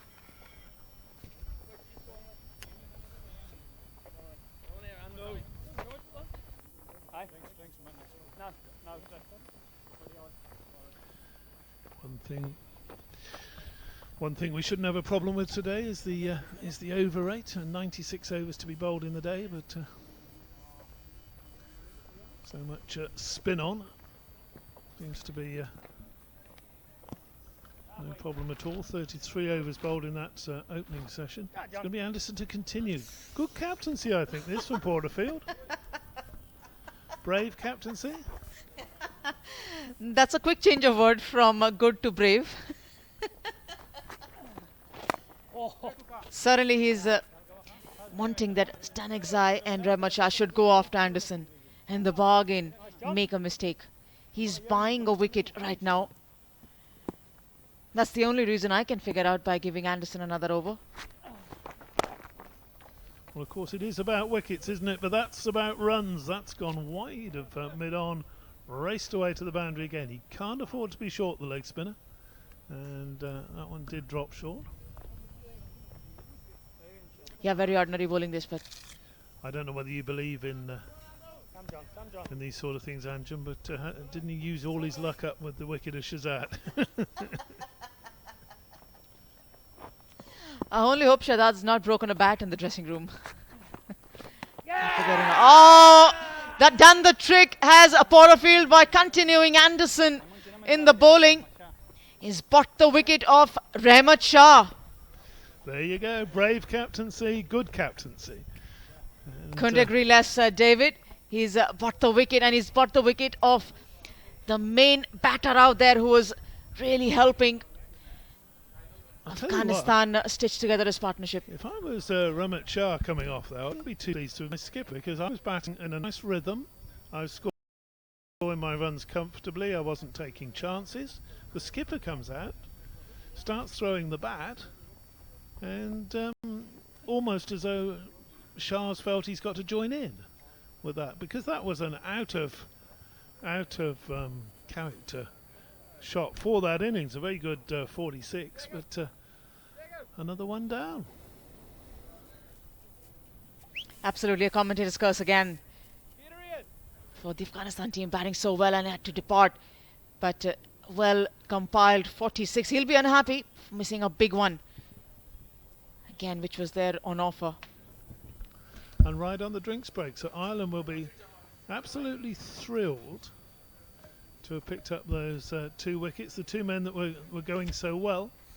Shahzad really, oh dear, well, he'll have nightmares about that, the little leading edge towards Paul Sterling. But then a good catch by Niall O'Brien, making up for one that maybe he'll feel that he missed off Dockrell. It was a thick edge on that occasion from Rahmat Shah just after Shahzad got out, but there he's taken much cleaner take there from O'Brien, and a second wicket for Anderson, who's certainly buying his wickets, but he's got 2 and he's done the job perfectly. As Brian Murgatroyd moves back into the commentary seat. Anjum's walked off tutting and shaking her head after that dismissal. She didn't think Anderson should have been given another over. Buying wicket, she said, but there you go. He's bought one. That's why William Porterfield gets paid the big bucks. Makes a decision like that. And it's interesting, the point that you were both making actually before I came on, that the tempo of the innings had certainly changed considerably with the arrival of Stanexai. He was trying to inject some urgency. Here's that 3rd wicket to have gone down. Rahmat Shah looking for the big hit through the offside, just losing his shape completely. And that really is a very good catch by Niall O'Brien. I thought he was unlucky with the one previously, the thick edge from Shah off Dockrell that he got a glove to, that had he not got his gloves across so quickly would have probably just gone straight to Gary Wilson at slip. Another shocking delivery from Anderson, played out at the square of the wicket. No, I was with Porterfield on that. Anderson spinning the ball a long way. And, well, will Stanexai continue? Come boys, 4 or 5 out here, boys! Yeah, hats off to Niall O'Brien for that catch. Ball spinning sharply and taking the outside edge too. Oh yes, Johnny! Giving his Yes, gloves a little Johnny. bit of a ride there to the right. Go on, Patrick Bateman! Top piece of keeping. Made it look very, very easy, but I can assure you it was anything but. Stanexai then on strike. A little bit of bat, a little bit of pad in there. It's the end of the over and a successful over for Anderson. He's been expensive, but he's also been successful on 2 occasions now. 2 for 45 for Anderson, and Afghanistan 175 for 3.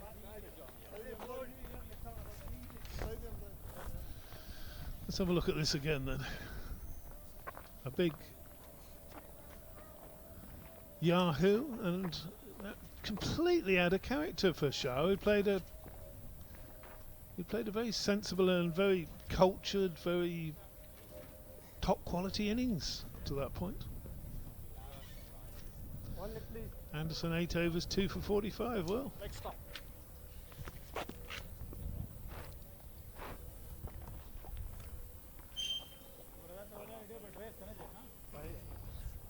need to be careful here, Afghanistan.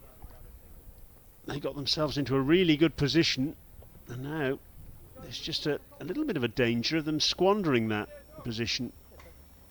175 for 3. It's not danger as yet, but these 2 batsmen just need to consolidate now. 4's yours, Georgie. 4's yours here. Come on, lads.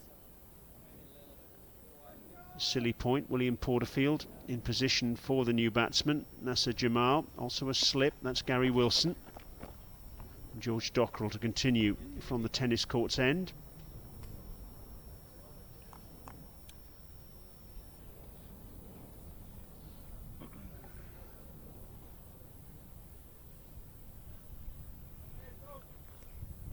Porterfield just struggling to adjust his helmet here.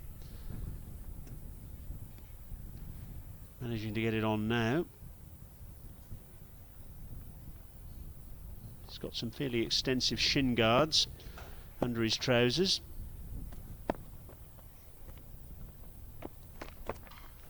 Oh, yes. Nasser Jamal, the new batsman, the leading run scorer in the 4-day tournament that took place in Afghanistan at the back end of last year. 1,184 runs in 9 matches at an average of a shade under 85. The ball not turning, looking to work it on the onside. Would have comfortably missed leg stump, struck on the pads. 500s for Nasser Jamal in the domestic 4-day tournament at the back end of last year. One of only 2 players to top 1,000 runs. Shahidullah the other. Nasser Jamal playing his domestic cricket for the Boost region. Former Afghanistan under-19 cricketer. Oh. And the younger brother actually of Rees Ahmedzai, who played 5 one-day internationals and 8 2020 internationals for Afghanistan in 2009 and 2010.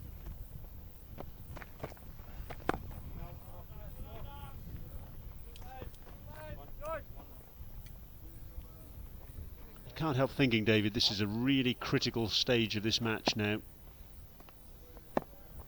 another wicket here. And then you're into the, well, Mohammed Nabi, of course, always performs against Ireland, so they would have to remove him. But 2 new batsmen at the crease. Making the point just before you came on air, Ramat Shah, do you think he was thrown a bit by the tactics of the skipper when he came out and started giving it the long handle? He seemed to completely change the pace of his innings, didn't he? Yes, it was interesting. As you say, Stanikzai has injected a fair degree of urgency into proceedings out there, scoring almost a runner ball, scoring the lion's share of that 3rd wicket partnership of 29. He's on strike again now to Anderson.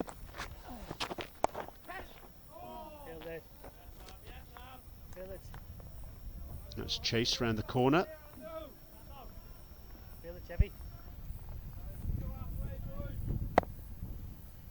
Nice, John. Well, there's a long off, a long on, and a deep mid-wicket, as well as a deep cover in position. Oh. He's not going to die wondering. He's Asghar Stanikzai, that's absolutely clear. Windy here.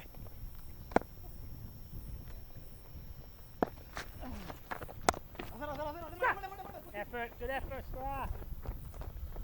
That's a more sensible shot, isn't it, with the ball spinning away, rather than trying to 5 out here, lads. yahoo it across the line. 5 out here, lads. Just go and ride with the spin on top of it. 4 5 here with Single Johnny, every lads. ball to be had out to the sweeper on the cover boundary. Oh yes, John. Seen this googly yet, Brian? Well, you've given it the big build-up, David, in all fairness. But yes, I haven't seen any sign of it as yet. If he has bowled it, I haven't picked it.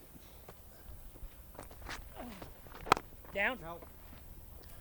Perhaps it's a mystery ball in the sense that the batsman has just waited so Right long up for here, it. boys. Right up here.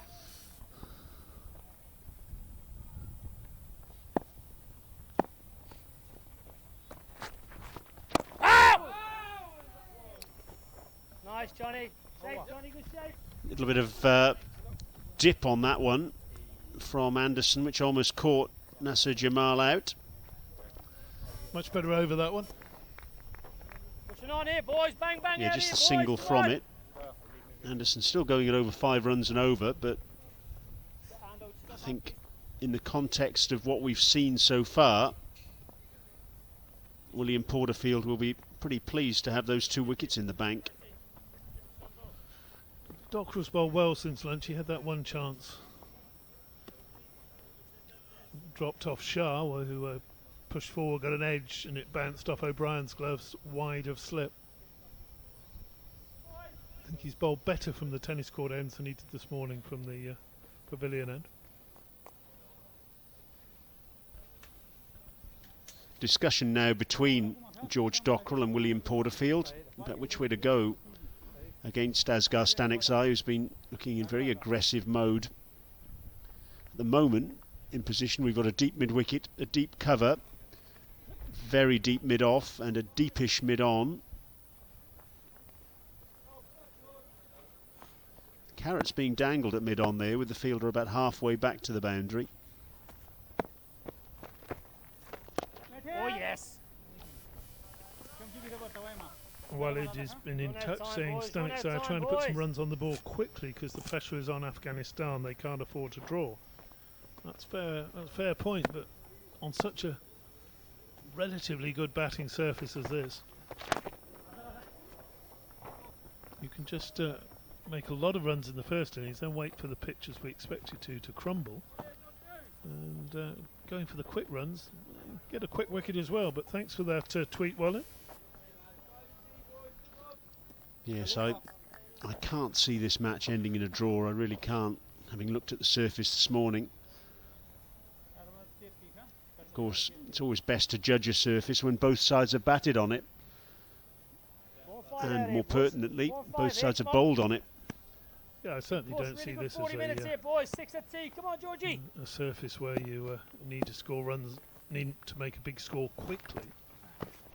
No. Ah, yes, Georgie. Yes, Georgie. And the other issue with this surface is we've seen already a complete lack of pace in the surface, so it can be difficult at times to actually force the pace with the bat, the ball not coming onto the bat to any great degree. You can see there that shot giving you a pretty good illustration of almost crazy paving like cracks all over the surface. No. It's almost like a jigsaw puzzle out there. That's how I described it in the first session today. And the main question is, are those pieces of soil going to hold together, or will the cracks open up and the whole surface become very, very crumbly indeed?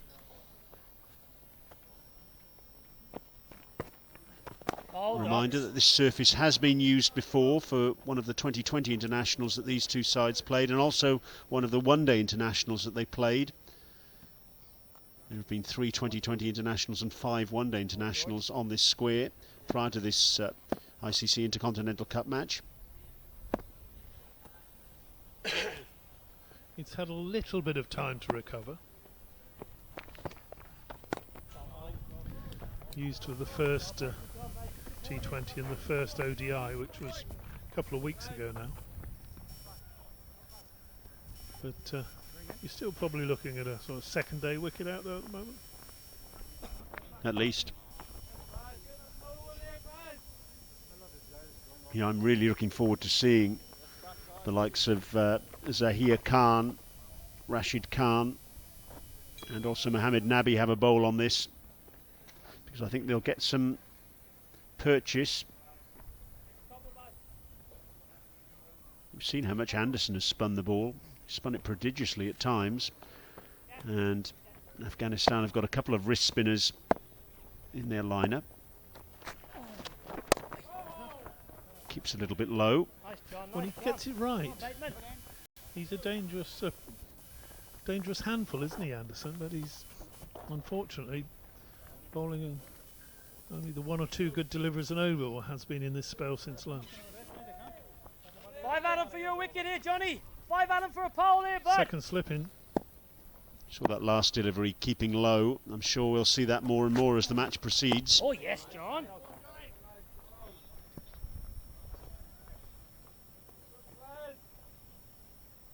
Nice, John.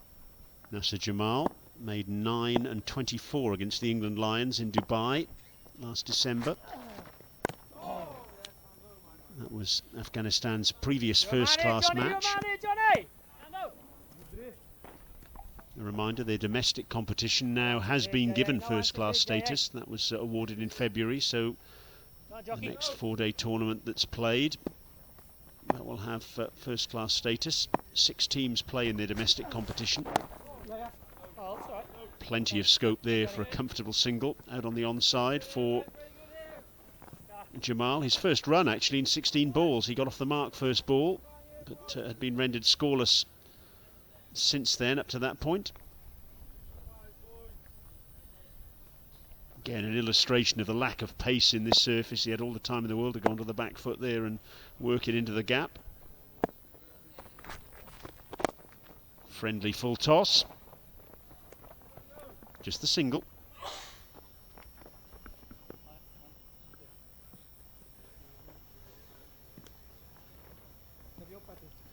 Second slip coming in now for Jamal, who I suppose we could say he's the new batsman. They're both relatively new at the crease.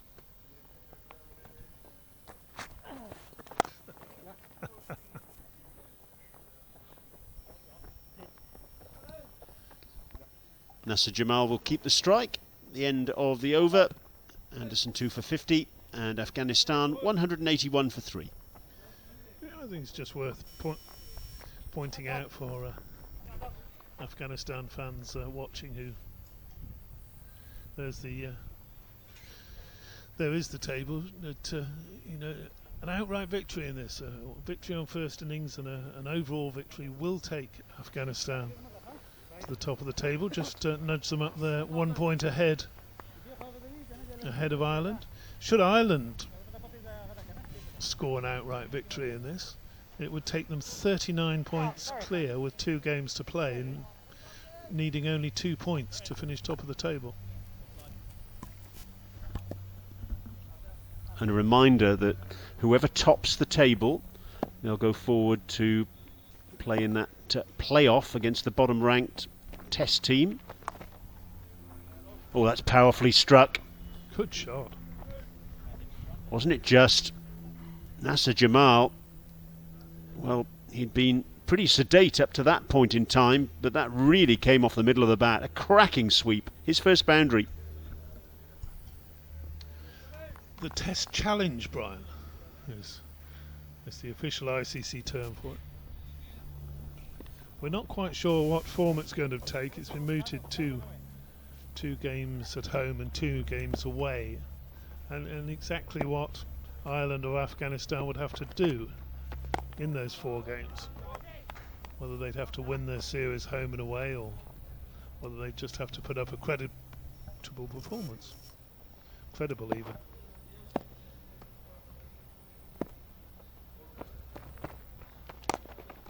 Of course, all that could be rendered superfluous if Brilliant, bud. the ICC make a decision next month to award Test status to both these teams, as has been mooted, but that's nothing more than speculation at this stage. At the moment, where we are is that it is just the winner of this tournament, first class competition for the associates and affiliates, that will go forward to that playoff.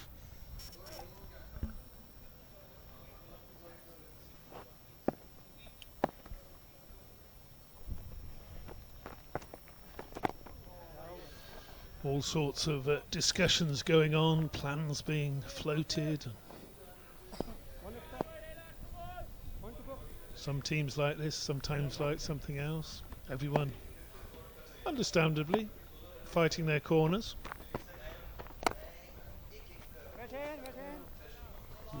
Misfield from Sterling, and he's holding his hand. He's not happy there. He's caught one on his left hand. Well, let's hope there's no damage done. He's in a little bit of pain there, a little bit of discomfort. But he's not one who normally makes a fuss of things, Paul Sterling. Just bounced up awkwardly, didn't it, as he was going down.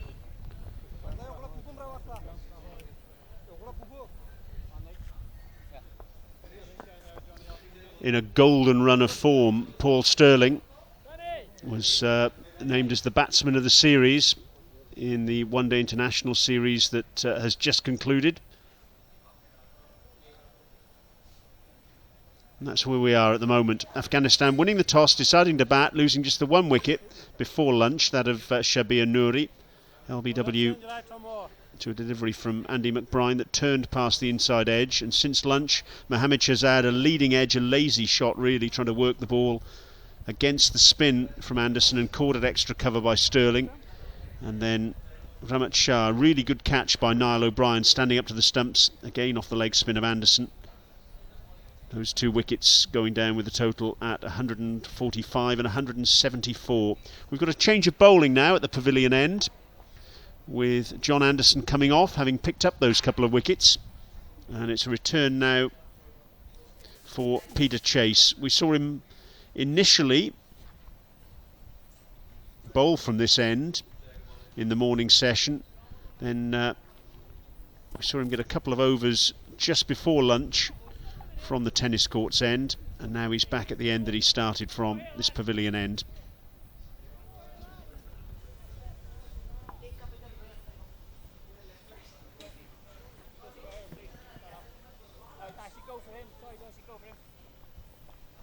William Porterfield waving his arms around like a traffic policeman. What's he going to settle on here, I wonder? We've got a solitary slip. That's Gary Wilson. Porterfield himself is going into the gully. Paul Sterling, still wringing his left hand, is at short mid-wicket. They're the attacking fielders.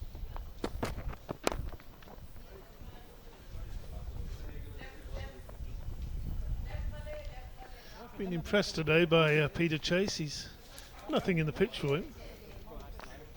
Oh, this is the moment we always look forward to, Brian. The tea's arrived. You still get a good cup of chai in that part of the world. I do like my spicy tea. A few cloves and some sugar and some... Well, Paul Sterling is going off in some discomfort with that left hand. He stayed out there for a few deliveries, but he's in pain and he's making his way back to the dressing room. That is a bad sign as far as Ireland are concerned.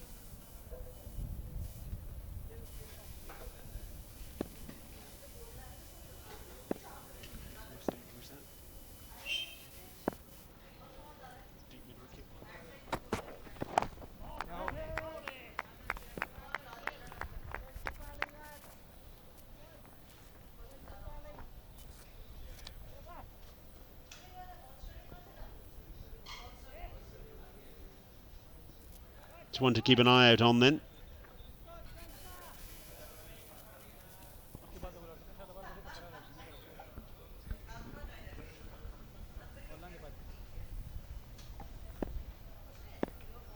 Reserve fielder in place.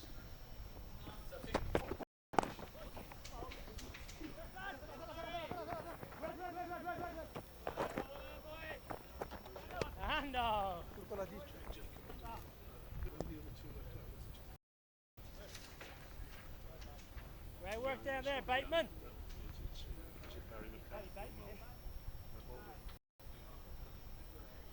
Jacob Mulder is the man on as substitute out at deep mid-wicket. He's just being moved a bit wider now. Here he is.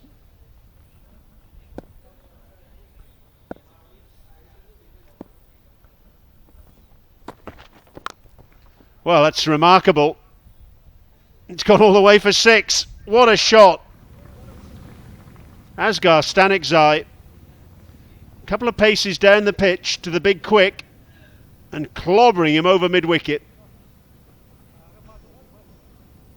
He's actually hit it out of the ground. Where did that one come from?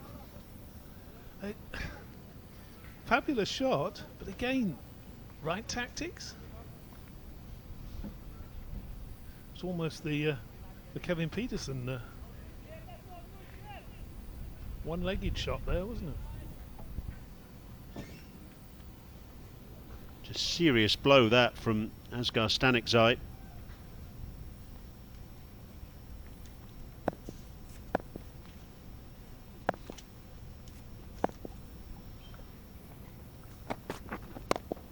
Stanikzai 100 in this edition of the ICC Intercontinental Cup. That was against Papua New Guinea, 127. He's got starts, in fact, in all his innings. His other innings, 26 against Scotland, 26 in the first innings against PNG, 37 against Namibia, and 24 against the Netherlands. So he's in again now. Can he make it count? Well, possibly not if he continues chancing his arm like that, but maybe yes. Short and pulled away. Just a single.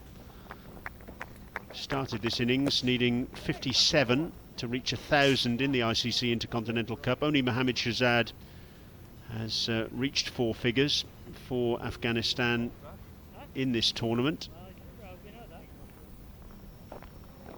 56 overs gone then. Afghanistan 194 for 3. If I was the Ireland skipper, I certainly wouldn't mind my opposite number playing the shots that he has played. 1-4, 3 6s to date. And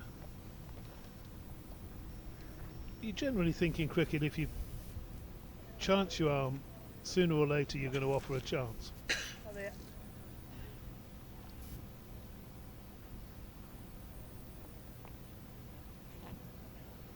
Dockwell to continue.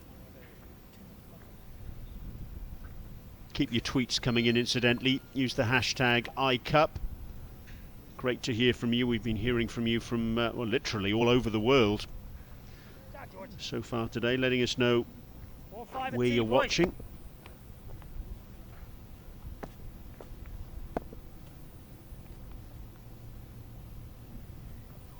Laura's tweeted in. An Ireland supporter. Good to hear from you, Laura. Thank you very much for your message.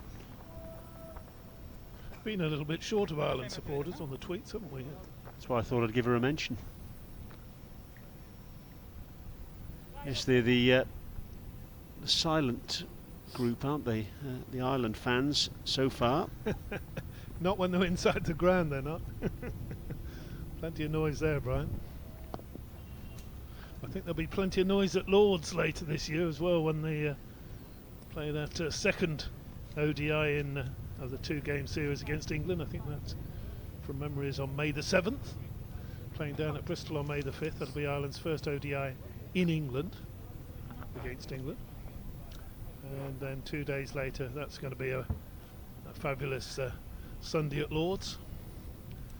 Lord's will be turned green. Apparently, the ticket sales are going extraordinarily well for that. Yes, it's an exciting fixture list for Ireland at this stage, the 2017 summer. A couple of one-day internationals against England, as you say, at Bristol and Lords on the 5th and 7th of May. Then they've got a tri-series involving Bangladesh and New Zealand in Malahide and Clontarf. 2 one-day internationals against each of those 4 members, and then at the back end of the summer, a one-day international against the West Indies as well in Stormont.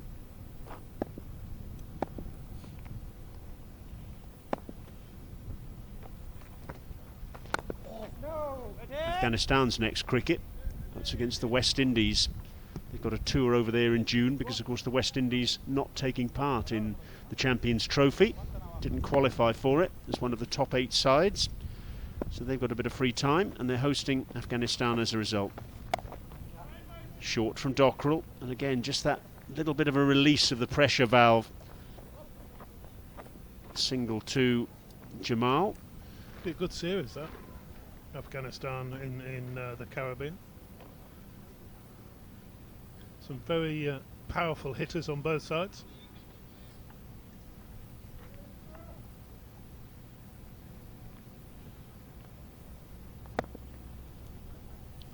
Extraordinary. I think you were talking with Anjum earlier that it's less than 10 years since Afghanistan were playing in Division 5 of the World Cricket League and very nearly losing the final to Jersey. They won that final by 1 wicket. Yes, it is a remarkable journey that Afghanistan have gone on since that 2008 tournament in Jersey. A tournament that included the likes of Japan and Norway. And in fact, they only qualified for the semi-finals of that tournament in a group that included Jersey, Singapore, Botswana, Japan and the Bahamas, ahead of Singapore on net run rate. They were behind Jersey, and then they beat Jersey, as David Townsend said, in the final. There's the bowlers that have been used so far. George Dockrell, the most used. 2 wickets for John Anderson, his leg spin. And the other wicket going to the off spin of Andy McBride. Peter Chase then, to continue from the pavilion end. Bowling to Nasser Jamal.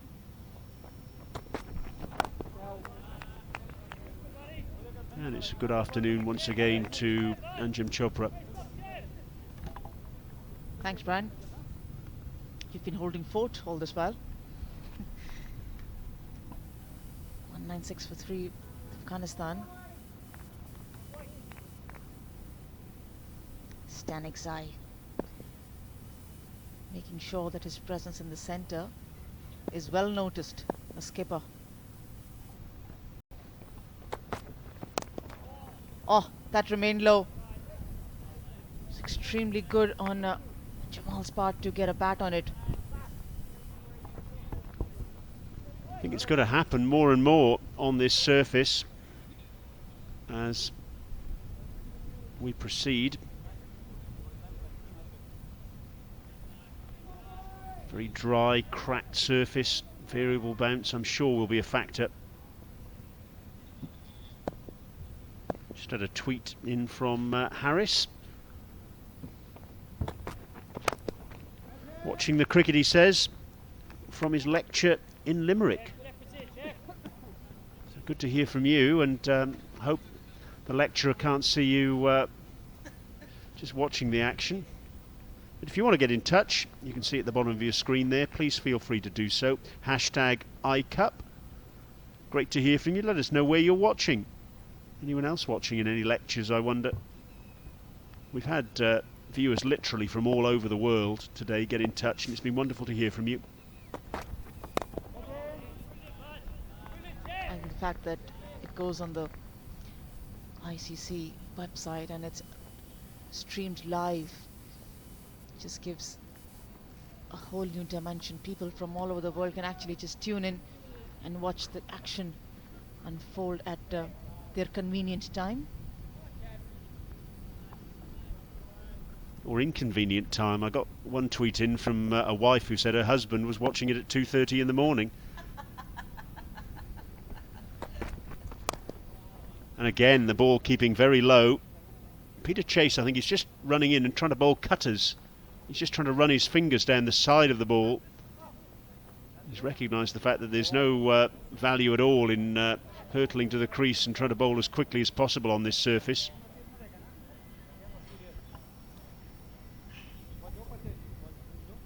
It's something he's learned bowling as much as he has in the past 6 or 7 games that he's played for Ireland over the past one-day series and T20 series that has unfolded. And of course from Tim Murtagh as well, who's successfully done it, rolling his fingers very much to stem the flow of runs for Afghanistan. 58 gone, 198 for 3. Yeah, that tweet I was talking about came in from a lady called Telwasa, who said her husband was watching in Toronto, in Canada. She called her husband crazy. Now, I'm sure she probably has a few other expressions that she uses for him when she's trying to get to sleep and he's watching the cricket at that sort of time of the morning, but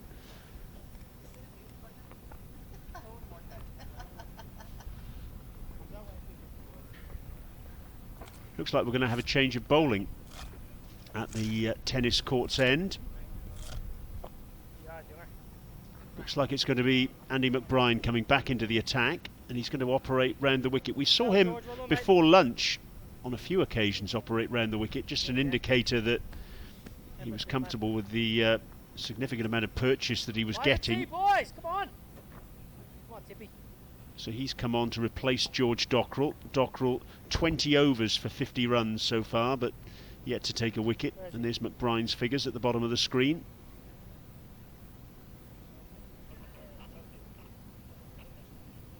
Barry, bit straighter, please.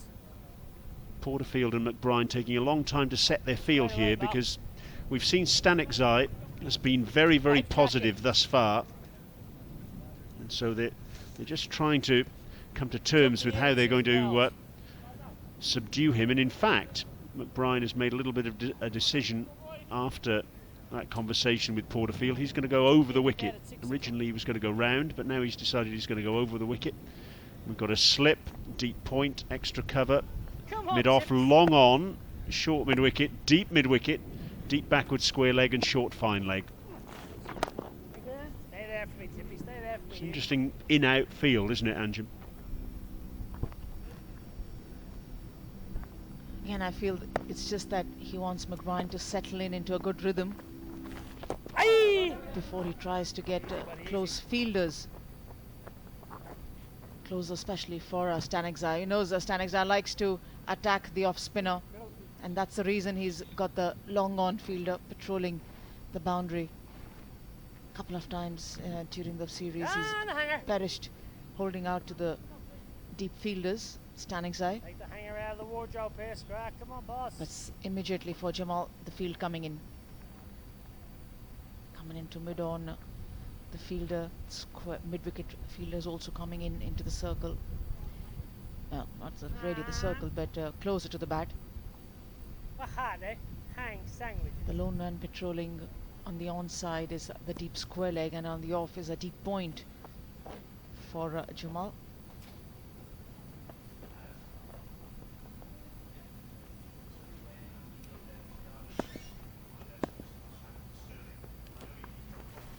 Oh!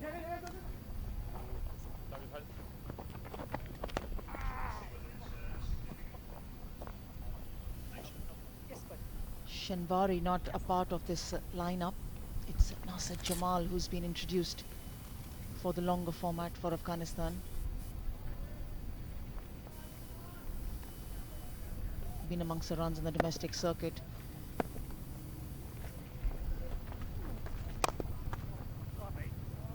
That's just about as friendly as it gets. Nice loopy full toss outside off stump. And Stanekzai said, thank you very much indeed. Clobbers it through extra cover. 4 more for him. And Afghanistan going along nicely now. 200 up with power to add. They've been guilty of bowling such loose deliveries, the Irish bowlers. Done this all through the day. Haven't been able to consistently create any sort of pressure. And now Afghanistan has gotten much more confident in picking up those 1s and 2s along with the boundaries. 206 now.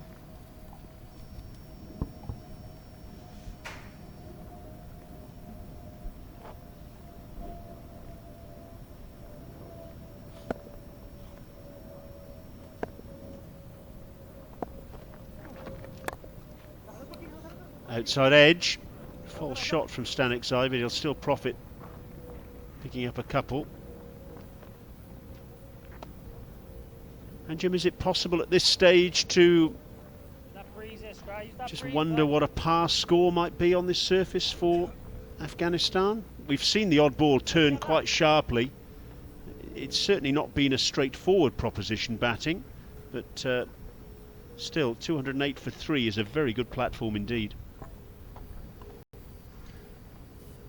I would feel the way the Afghanistan has approached this batting, especially after lunch, and looking at Stanikzai's approach as he's batting out there at 44 presently, I feel they'll be looking at something closer to 400. Maybe at least tomorrow around lunch. If nothing else, they would like to declare, considering it's all going the way it is right now. Of course, so we're not putting in the exceptions of the case that can come around.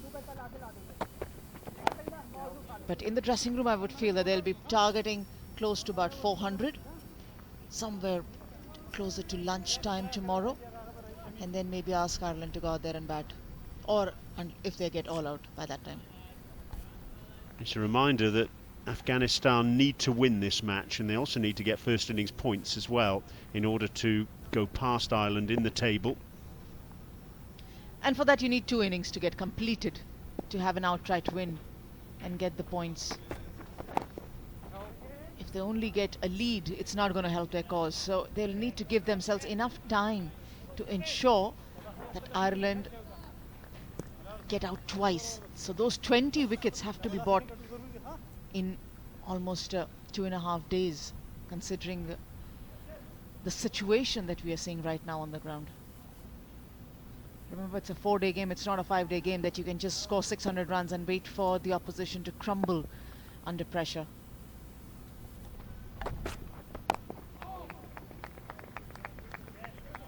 Tweets coming in from all over the world once more. Asip has tweeted in from Kandahar, watching in Afghanistan. Maktoum tweeting in from Dubai, lovely to hear from you. Farouk from Pavia in Italy. Thanks for your tweet, Carl. Come on, you boys in green. You say, Carl, you're watching in Cairns in Australia. Anup, you're watching too.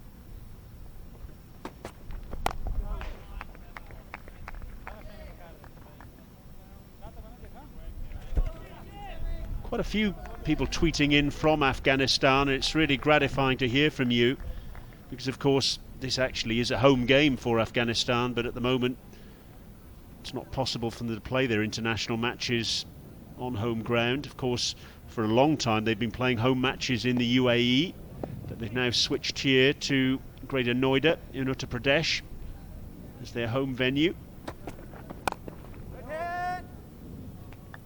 Does that make sense to you, Anjum? I suppose.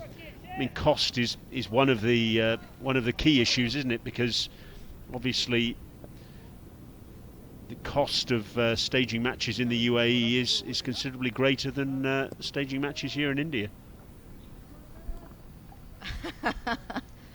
That was you asking the question, Brian. Well, I wouldn't be aware about the costs in the Middle East. I'm sure you can throw better light on it, but I'm sure hosting an international team or trying to have a base outside of your own home nation is not going to be an inexpensive cause. 60 gone, 209 for 3. The moment you decide to have all your players travel, have boarding and lodging in one of the destinations, which is much different from what you're used to or you're aware about, I think it does add a value to it. But on the other side of it is, if Afghanistan can actually create a base in Noida, Greater Noida, and have this home base at their disposal right through the year, I think they've done really well, because it's about playing as much of cricket as possible and preparing to compete with the higher ranked teams. And also a bigger advantage is getting acclimatized and getting very much aware about different conditions which you've created as your own. Absolutely, that's a key. Bottom of the screen there, you can see that's head-to-head in the ICC Intercontinental Cup. The third game was a draw, a rain-affected draw. So this is match number 4 in the history of this competition that these two sides are taking part in. Yeah, Afghanistan, mentioned this is their home venue at the moment for international matches. Their 4-day domestic competition that they played at the back end of last year, that saw 4 venues host matches. There was the Kabul International Cricket Ground, the Amanullah Khan International Cricket Stadium in Amanullah, also the Spengar Cricket Ground in Amanullah hosted games as well, plus the Coast Cricket Stadium. So there's no shortage of venues in Afghanistan. It's a pretty big country, if truth be told. Not all that easy at times to travel round it, of course. 6 domestic teams took part in that 4-day tournament at the back end of last year, and now it's got first-class status. So certainly things are on the up and up as far as Afghanistan cricket is concerned. There's no question about that.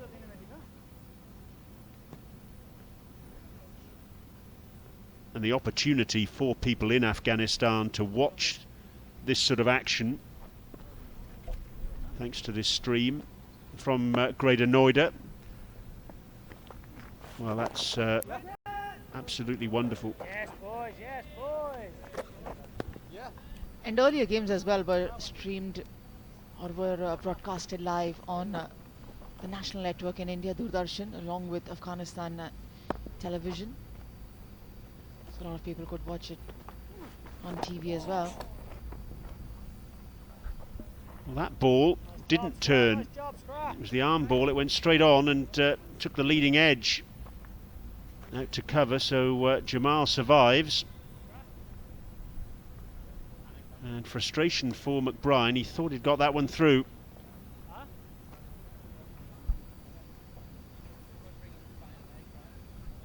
Just under 15 minutes to go before the tea break.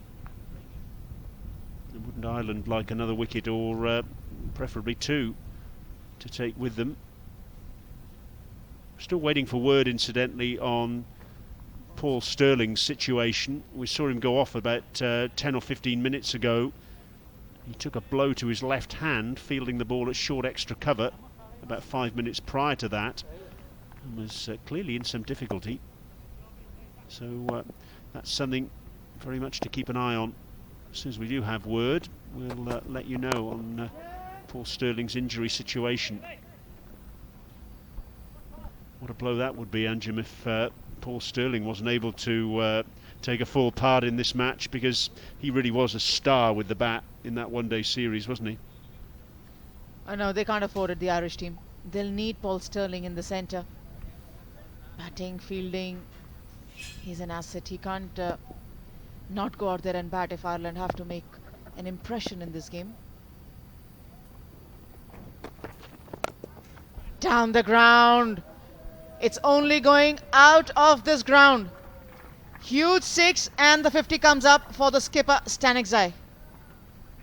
What a wonderful innings, and what a wonderful way to bring up that 50. It's the second time he's done that to Peter Chase. The big quick charging in from the pavilion end, and Asghar Stanexai hoisting him onto the grass bank away at deep mid-wicket. That's brutal. I like the way he charged down the wicket too, Peter Chase.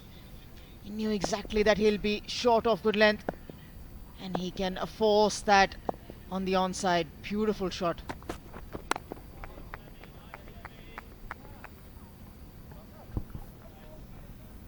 Terrific stuff from Stanexai. So that's 4 6s he's hit now, and 2 4s in his half century. There's confirmation of the fact. Really aggressive stuff. He's just changed the whole tempo, the whole complexion of this match since he's come in. It was all quite pedestrian when he walked to the crease, when Mohamed Shahzad was dismissed. It's been anything but that since he's arrived.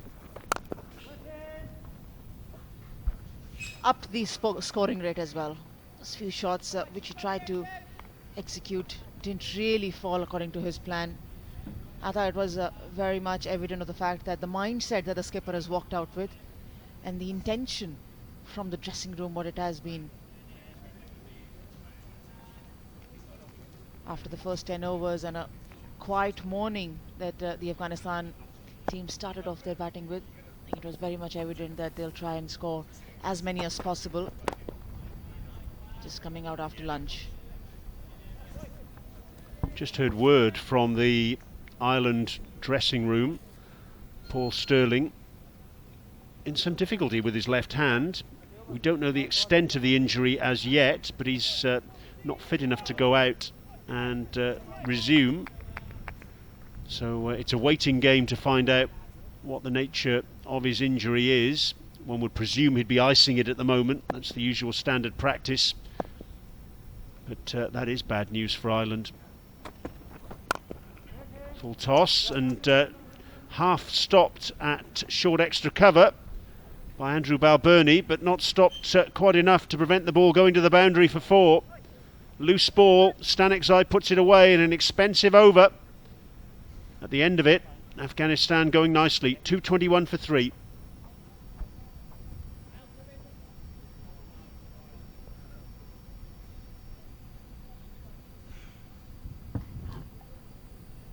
Trying to roll his fingers over was Peter Chase. Just a full on length ball.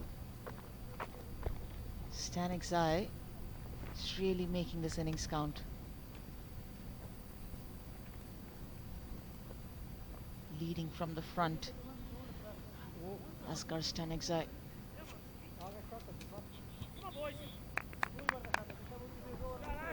10 runs off that over. The partnership now worth 47, of which Nasser Jamal has got just 13. He's been very much a silent partner in this stand.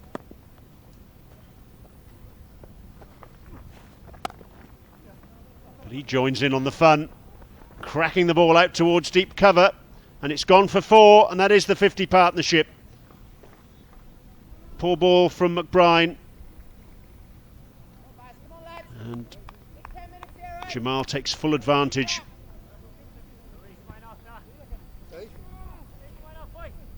Again a loose delivery coming in. Andrew McBride, short outside the off stump. No protection in that area of the ground. There's a deep point. Can't protect that, and trying to amend that, bowls another one down the leg side. A false shot there from Nasser Jamal. Wasn't a million miles away from George Dockrell at mid-on. Rehearses the shot. Looks to go a little bit straighter. The bottom hand took over. And very nearly, I think adrenaline get the better of him there. He'd hit the boundary and looked for another one. So 112 runs were scored in the first session today. Already we've had 114 in this second session. This is the 30th over of session number 2.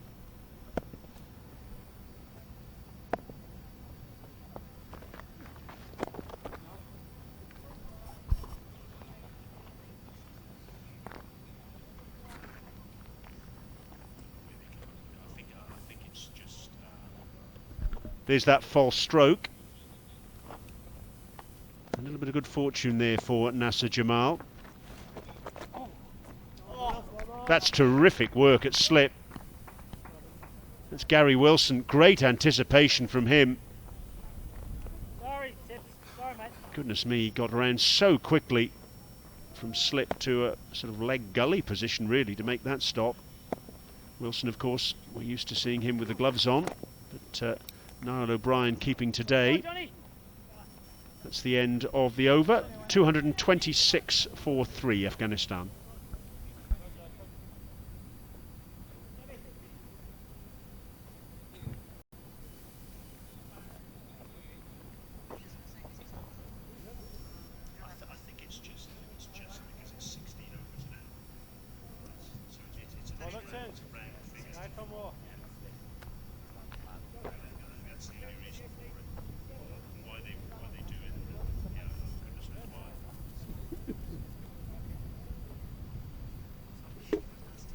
on, Johnny. I wasn't crying, I was. 52 of partnership in 81 deliveries for Afghanistan. Jamal 18 and Stanexai really leading the way. 55, not out. Peter Chase, well, he's been hit out of the attack. That last over costing 10, a 6 and a 4, and he's been replaced by John Anderson. Anderson expensive so far, but he has got those 2 wickets in the column. Absolutely priceless as far as Ireland are concerned. Certainly a bag of liquor all sorts from him though. Starts off with a short one, which is eased out to deep cover for a single. And he's got 2 men catching at a stationary position on the offside. Point just on a cover region and a straightish extra cover catching. Catch it! The call was catch it. It went just one bounce down to Ed Joyce, long on. Wasn't a particularly pretty delivery, it was a half tracker.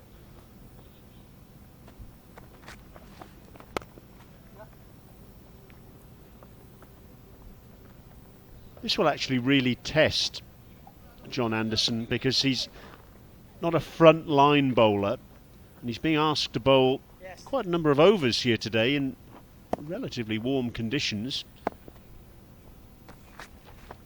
Obviously William Porterfield has got a great deal of trust in him. He's been preferred as a leg spinning option in the side to Jacob Mulder. Yes, that surprises me.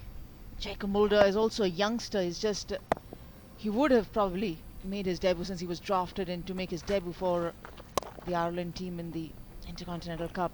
So one figured or probably thought that Jacob Mulder will be playing ahead of Anderson, considering if Anderson's selection is only based on bowling credentials.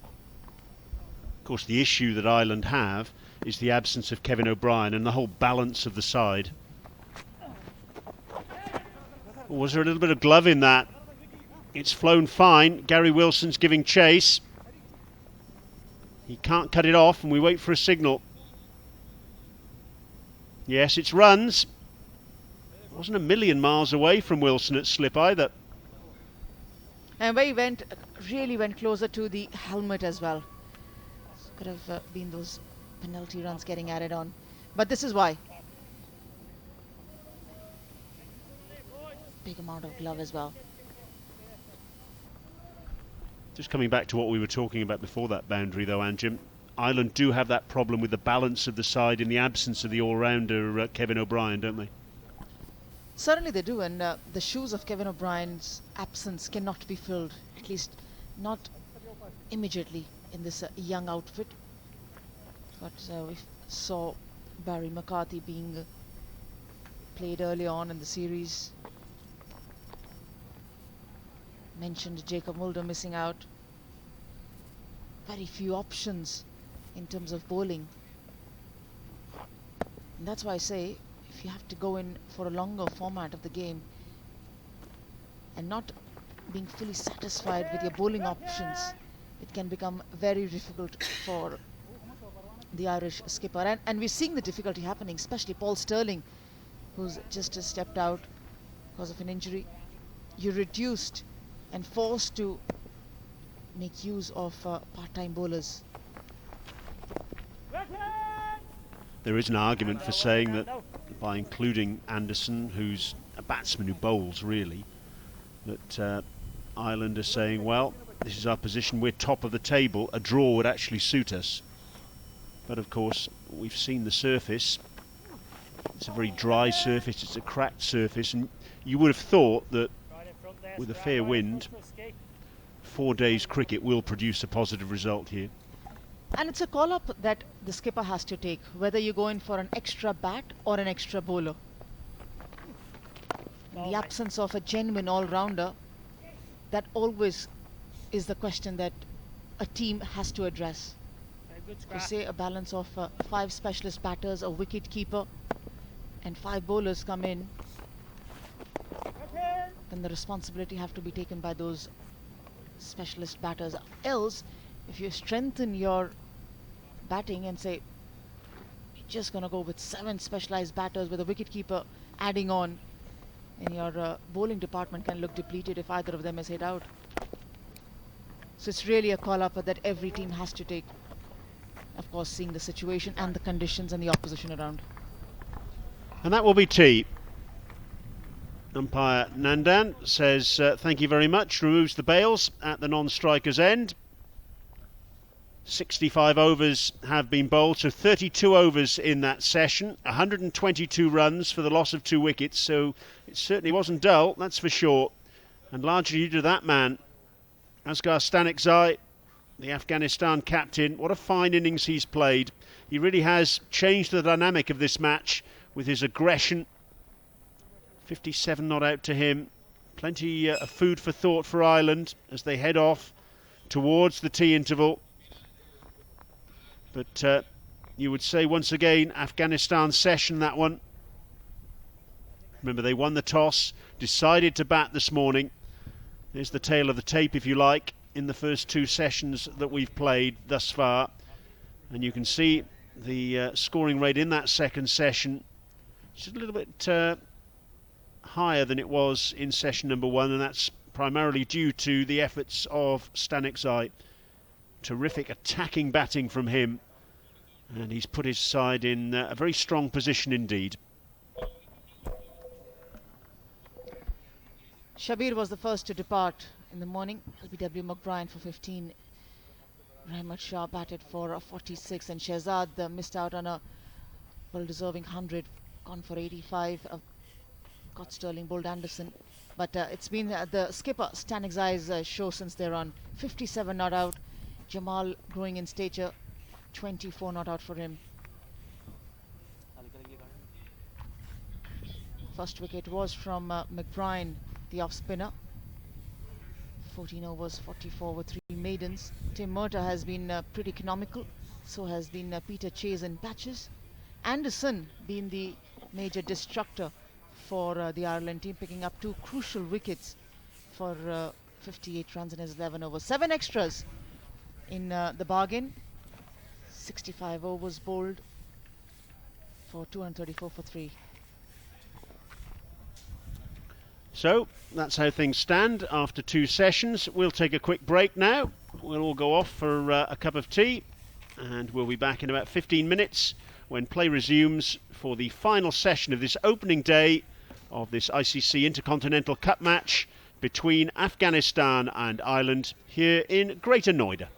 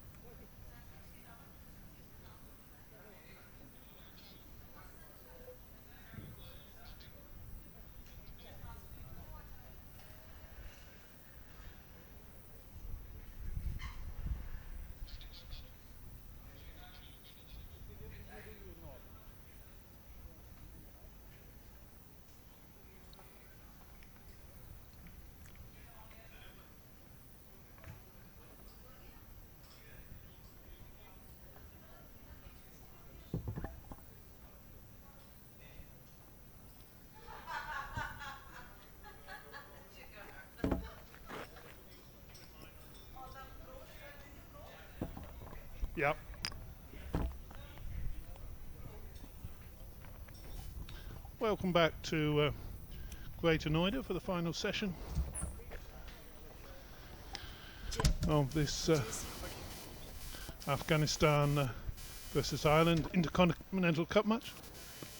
Those are the 3 wickets to fall so far. Left arm round.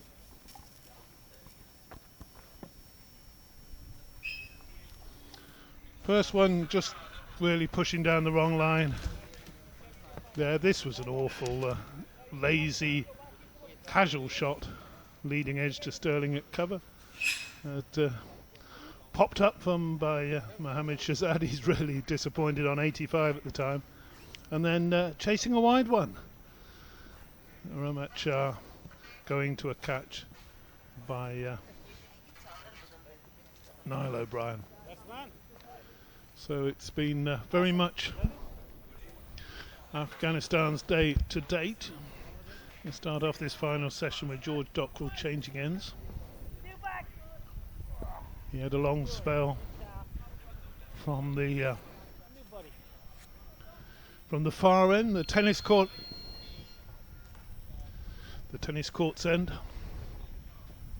city end, whichever we want to call it, and he's now changed to the pavilion end, and that's a little bit short again. If he's been guilty of anything today, Dockrell, it's not getting these batters onto the front foot.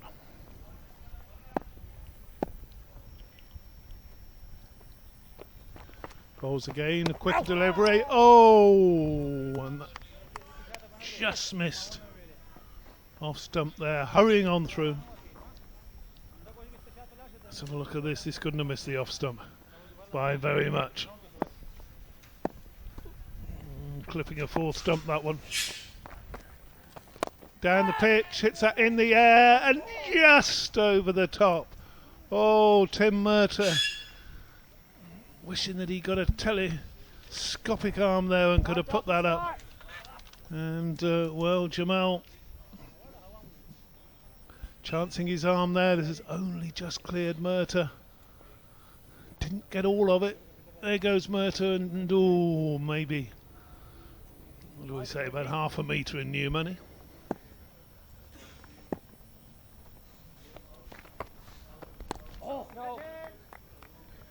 Dockrell pushing that one forward through a little bit quicker. The intentions coming out loud and clear from Nasir Jamal. He's been told to push on with the scoring rate.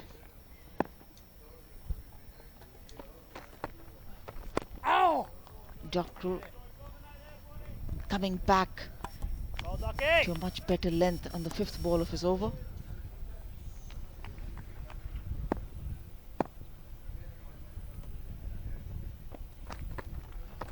Oh yes, Doc. Stop, buddy. End of 66 to 38 for 3.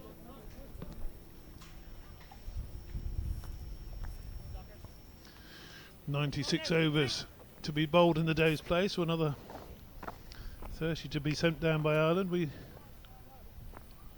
won't be seeing too many sent down by Paul Sterling today, who's off the field. Damaged left hand. Ireland camp keeping rather tight-lipped as to just how much damage Sterling did when he tried to stop that ball in the covers. And of course, when they're not prepared to tell you what the injury is and the player's off the field, then maybe you assume it's quite a serious one. Dump tip. Come on, boys. Looked to have damaged one of his fingers somehow. Andy McBride will open up proceedings from the tennis court ends. Bowled tidily enough. Took the first wicket.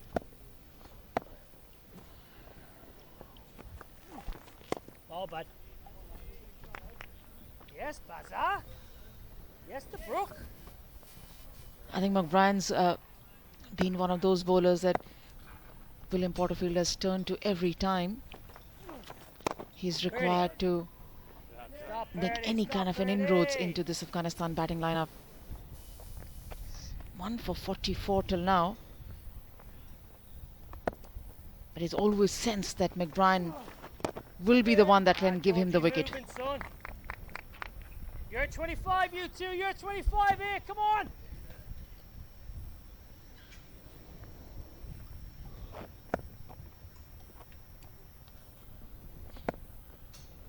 Good. Down. Quicker delivery there, trying to push that one through. Be important in this final session. We just saw a great piece of fielding there by William Porterfield, the skipper, leading by example. It'll be important that Ireland don't just sag in this final session. Don't let their heads drop. Things going against them at the moment, but need to keep it tight. 2:38 for 3. Afghanistan could charge away. Couple of wickets and a bit of pressure. Could go the other. Oh, bad. Good over by Andy McBrien, young man from the northwest of Ireland, plays for a little village team called Donamanna, quite a famous little village team, had some great success over the years. His father and uncle both plays for Ireland. Afghanistan flag fluttering proudly. And as ever in this part of the world, plenty of building going on in the background. Sweated out the next 4 days.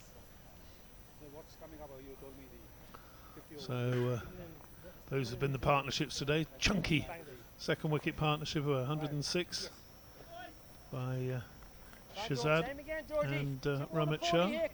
Those two then going relatively quickly, and now we're seeing another important stand being put together by these two. Doc. Is there one here, Doc? Doc to continue. Oh, yes. And bowled that one a little bit quickly, dragged it down, but got away with it. And first few overs after tea, I feel important just to set the tone for this session. Jamal on strike.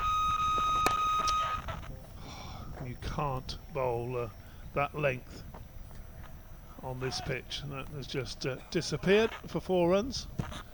That was help yourself. That was he was still at the tea time buffet there.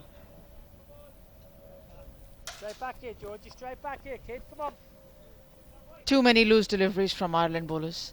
Every session, every time they've looked to create some inroads, some pressure, they've dropped the ball short. Straight back on it, Doc. Come on, bud.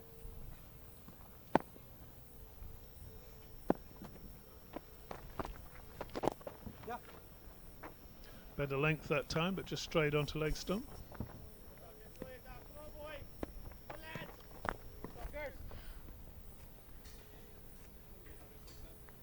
Every time Ireland has stepped onto the park, one has always felt that their bowling combination has a lot to be desired. Just felt they were either trying to pick an extra bowler or they were a bowler short. The perfect combination as a team has actually been missed right through the series, especially when Kevin O'Brien was not in the lineup. Yes, the balance isn't quite right with this Ireland team at the moment. They've lost a lot of absolutely gun all-rounders in the last few seasons, of course, through retirements. Oi! To turn that on the onside and just close to getting a leading edge again. Trent Johnson, of course, being the number one you think of. John Mooney as well. Wow. Before that, Andre Botha, Alex Kuzak, those guys who could all bat and bowl are now retired. Going back a little bit further than that, I suppose Carl McCallan as well, who was certainly bowled well today, the off spinner and former captain. Sorry, Mar, तूने मेरे. Sorry, skip. Andrew White, who could bowl a little bit of spin as well. Another man with over 200 caps to his name.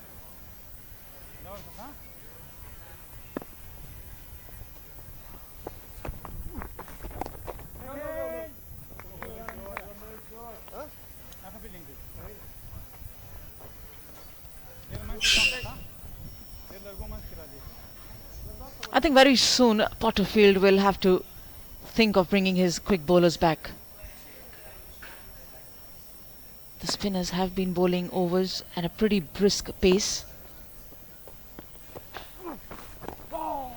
And the very fact that they might be a bit more fatigued as well.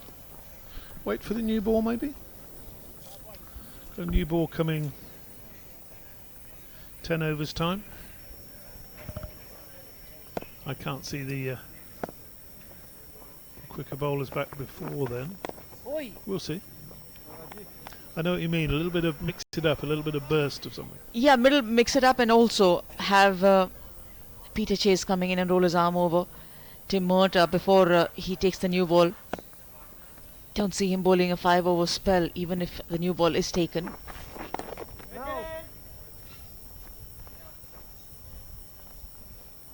I do feel from the other end, from where McBride is bowling, from the other end there needs to be a bowler who's able to contain the flow of runs. Either side, when you keep leaking, it becomes difficult for any bowler to ensure that consistency. Say bowl in partnerships, it's someone to help the other one from the other end.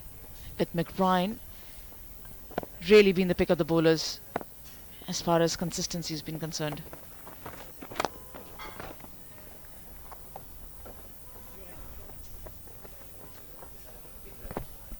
So 69 gone, 245 for 3.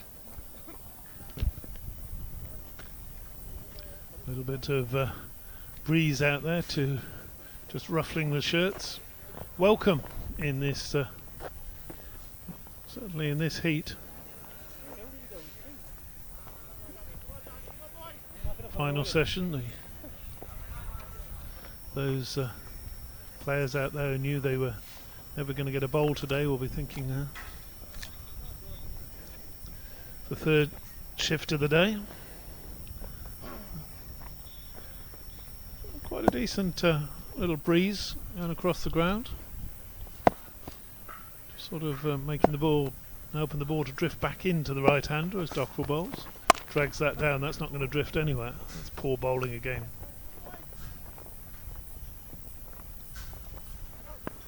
Perhaps trying to put a little bit more onto that one.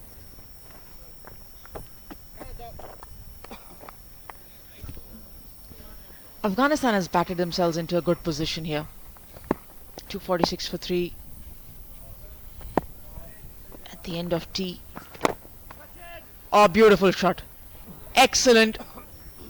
Didn't try to hit it too hard for a change was Jamal, and that's why he timed it well. Over the bowler's head, picks up a handy boundary. Couple of bounces there for 4. Needed to be sure why he was hitting that because Tim Murta pretty straight at a deepish mid-off, and he just got that wrong. He got it 10 yards, 10 metres to the offside. It was straight down Murta's throat. Quicker delivery there. Defended. But if you're a bowler, you wouldn't mind this shot. For two simple reasons. A, it was pitched up, so it was you were forced to play on the front foot. And B, it was an attacking shot coming in. At this length, consistently, if George Dockrell would like to bowl, I'm sure Porterfield will be in a better position to set a field. Straight back over the bowler's head is definitely encouraging signs if you're a spinner. You need to just encourage the batsman though. Make sure the ball's just tempting him. A little perhaps a bit more air than Dockrell's been giving it.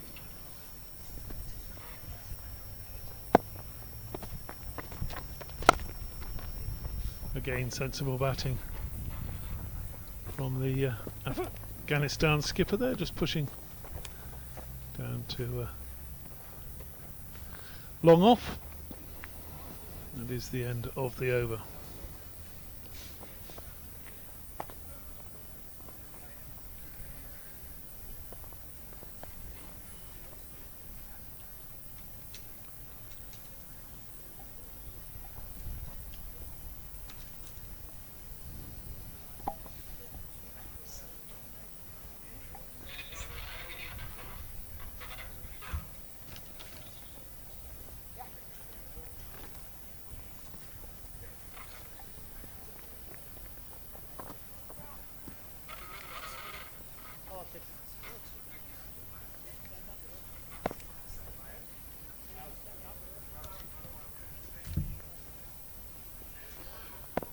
Definitely a day for rubbing a bit of sun cream in the knees. Nothing worse than waking up with red and blistered knees. Jacob Mulder on again, and this time to Ireland 12th man, just taking off the helmet. Just the one slip for McBride.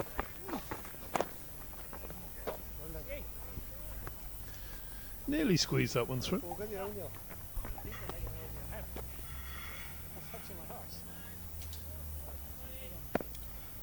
Afghanistan will be delighted with this situation.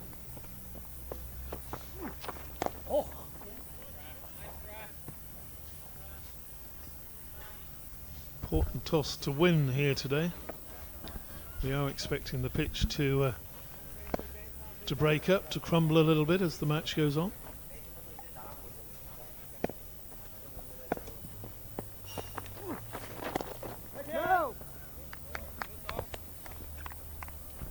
Stanexai bats pretty deep into his crease.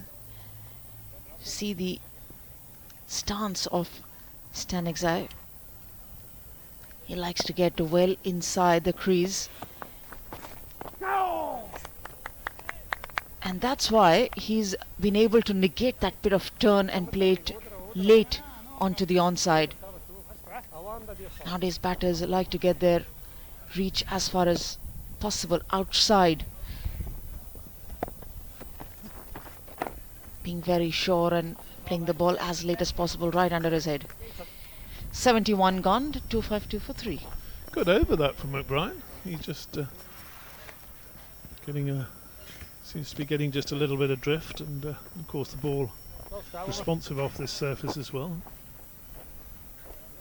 Yeah, good. Stanexai batting in a cap. Good. Just having a natter. There's McBride. Can be pleased with that over. Huh?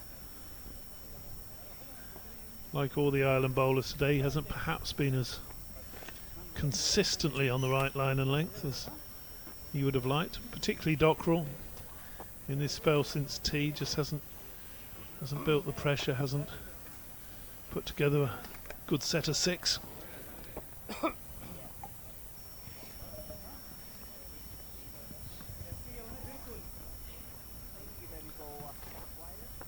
Pitch like this, it's interesting to see these cricketers with a lot of first-class experience in England, just working on all different ploys,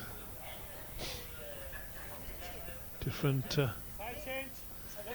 angles of attack. We've now got Dockrell deciding to go over the wicket.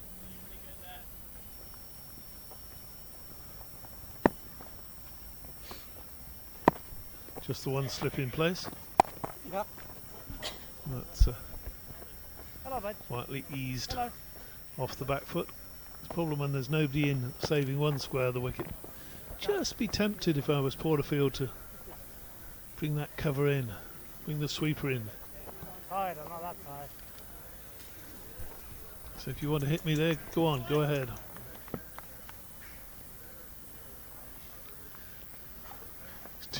For me, that's too much of a get-out shot there.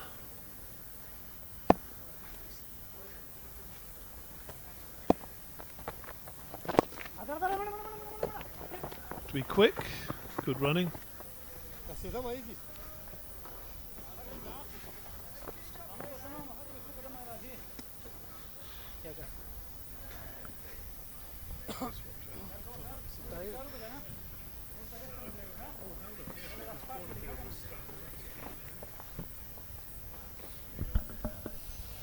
Over the wicket is a good strategy from George Dockrell.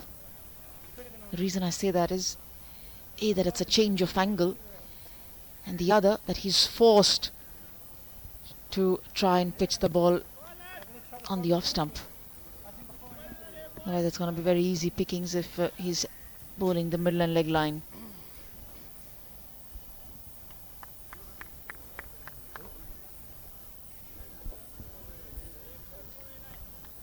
Discussion with the skipper, trying to get the field in accordance to what Dockrell likes to bowl or would want to be bowling. Change of thought, the helmet is being called back.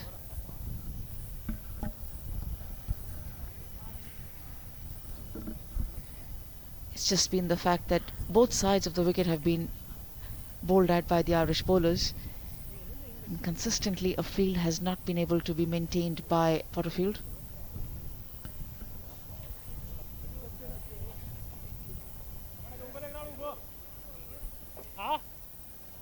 If there's one available, I'll have one. Yeah, thanks. Now the pads are going to be put back on, so this all eats up a bit of time. We're well ahead on the over rate at the moment. 96 overs to be bowled in the day.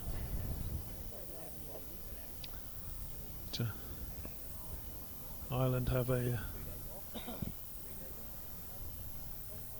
right almost to take up a little bit of time here. They certainly won't want to bowl more than 96 overs.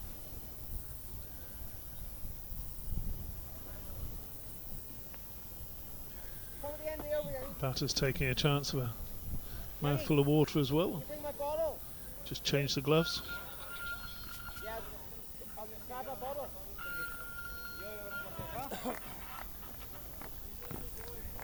One mercy up, Ferds.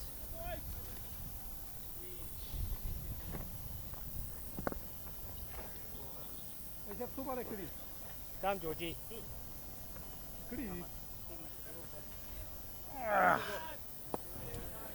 It's all set.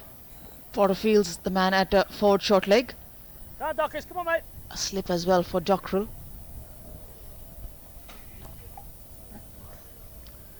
Most countries around the world, the forward short leg's always the youngster in the team, isn't it? Go in there at Boot Hill. But one of the more experienced Ireland players, William Porterfield, skipper. And not entirely sure I'd want to be 3 or 4 yards from the bat with the Sorry, Doc. willow being swung like that by Jamal. And it hit him on the full, Porterfield. Clearing the front leg this time and clearing the fence with ease. Big six coming from Jamal's bat. Let's have a look at that again. Porterfield's what? 4 or 5 metres from the bat there? Might not be happy with that at all.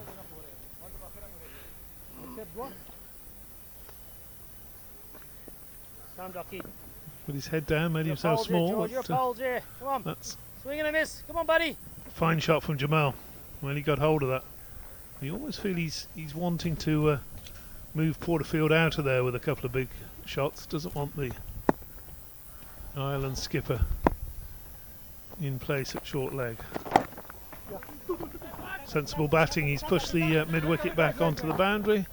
And with nobody in saving the one, just eases away a single. So on the cusp of a third half century in this Afghanistan innings. There are 5 fielders on the onside, David. Yeah, we Still are manages to clear the fence and then pick up a single. Yeah, when he cleared the fence, the mid-wicket was orthodox mid-wicket. Mid-wicket's then gone back, and he's just pushed a single, and that's sensible. Off the pad there, dive by Porterfield, but never a question of a chance.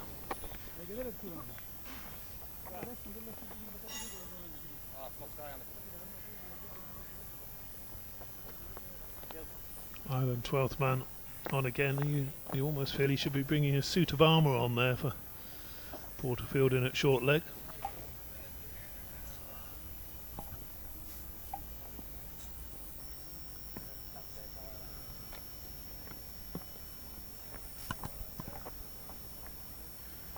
But leading from the front, Porterfield. Absolutely. I'm sure it's something you'd have done, Jim, in your days as skipper, gone in there at short leg with a helmet on. Yeah, I've done that as a youngster, as a senior one as well in the team. I've done that. I'll bet you never did it when you were captain. Am I right? I did that, but not for too long. Fair enough. But I was always a slip fielder. So been around the bat. In the air, but over the slip fielder's head. Growing in confidence has been Jamal.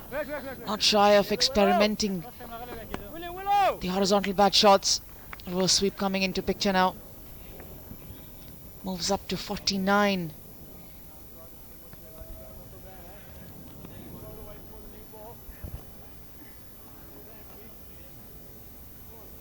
Good ski, rah!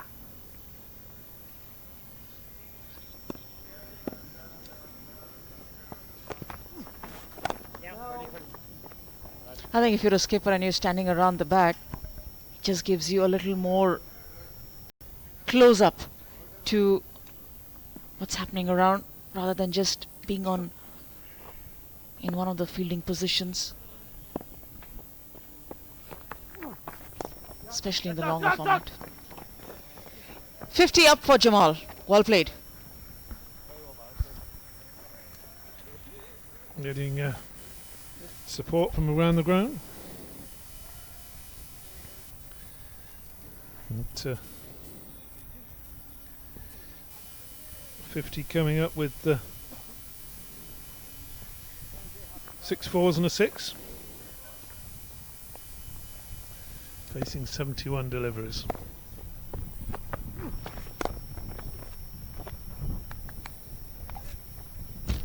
Doing full justice to his selection, Asir Jamal. Been amongst the runs in the domestic format. Replaces a senior member, Shenvari, who's not in the squad. Had decent performances, if at all had likely to be continued. But being preferred into the longer format answers the confidence of the skipper and of the team management.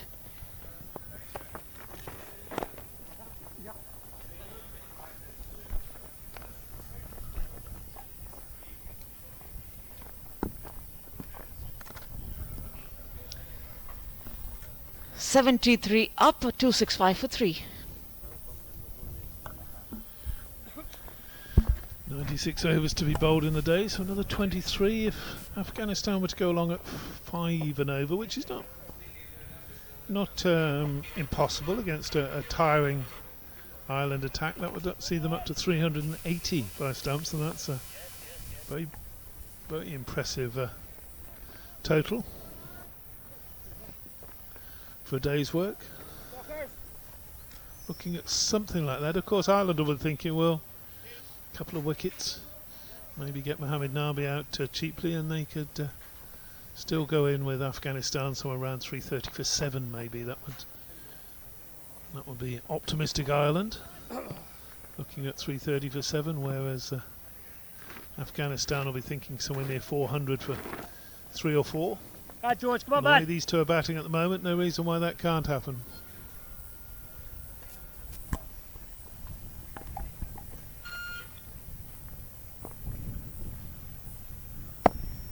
Porterfield in there again.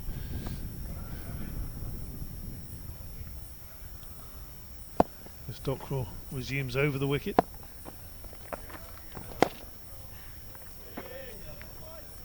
Nice, George. 6 there, Georgie. 6 there, buddy.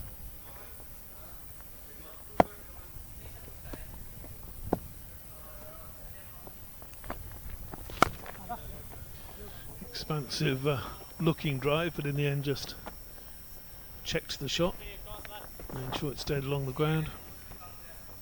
Heavy up or back? One more to the Afghanistan skipper, who's probably still patting himself on the back for winning that toss this morning.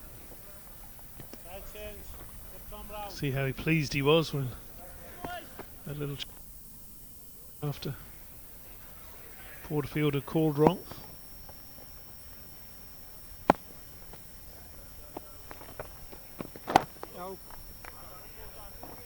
Almost crept through that.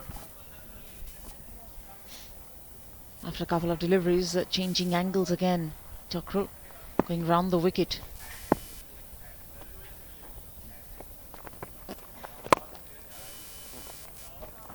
Drive from Jamal.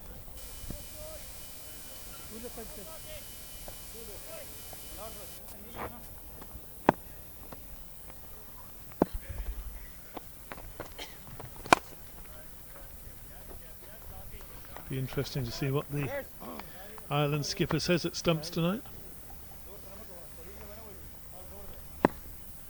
Not sure he'll think his bowlers are bowled as well as they can. Dockrell yet to take a wicket. He's the senior spinner.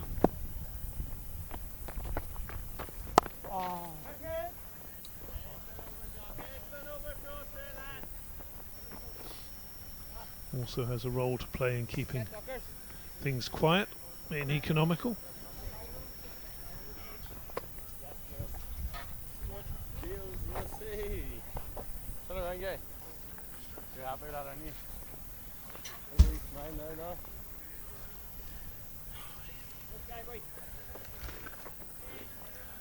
Changing the commentary box with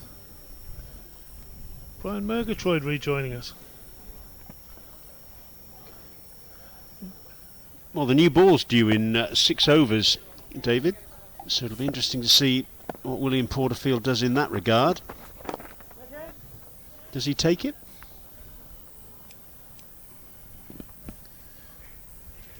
I think he probably does. The other argument, of course, is to delay taking it so that you perhaps delay to the 85th, 86th over, so it's you've still got a bit of hardness in the ball tomorrow.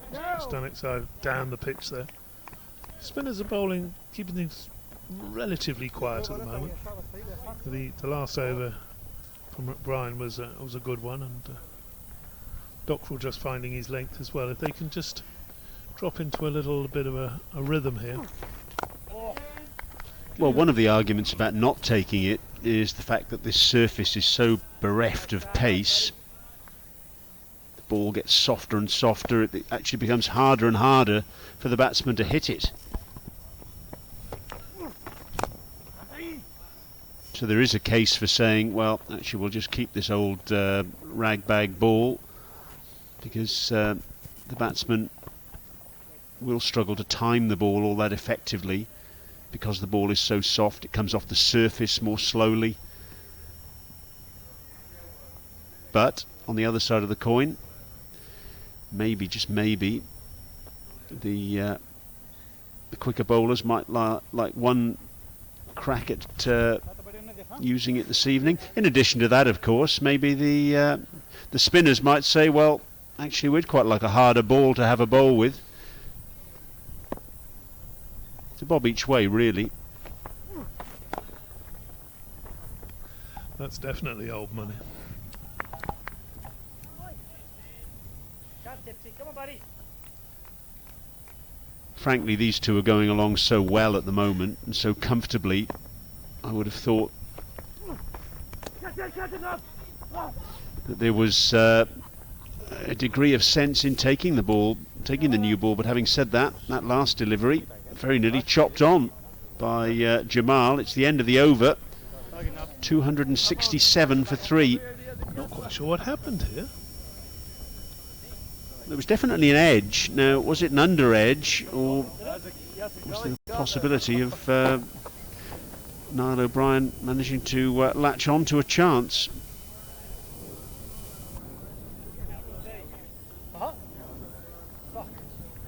No, he's hit it hard into the ground, but has he then or rather he's hit it down. Has he actually hit it into Niall O'Brien's knee and the ball bounced up? That's what I'm wondering there.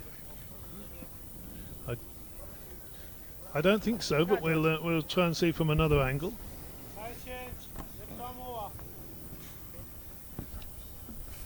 I think there's more chance of it actually hitting it into O'Brien's boot, was there not, and it popping up. Judging by the reaction of Gary Wilson and indeed Andrew McBride there, that suggests that might have happened. It might have been chopped onto the boot. Again, Dockrell just dropping short.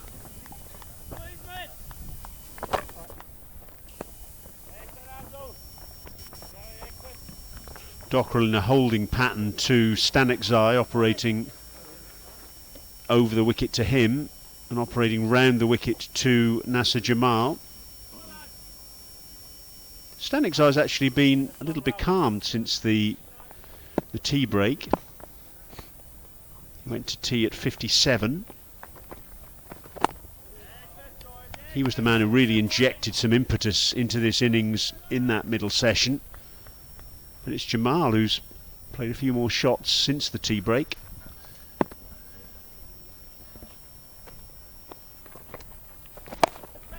And there's a case in point.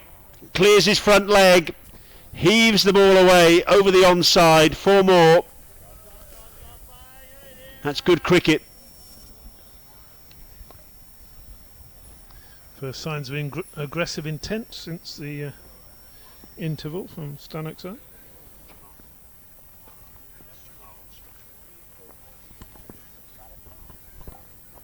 Let's have another look at that shot from Jamal. Really was terrific the way he cleared that front leg, allowed him to swing his arms, plenty of wide open spaces out at deep mid-wicket. Well, there were anyway. There's a change in the field now. One of the fielders on the offside is coming into short mid-wicket, and the man who was at mid-wicket, that's Ed Joyce, is going out onto the deep mid-wicket boundary.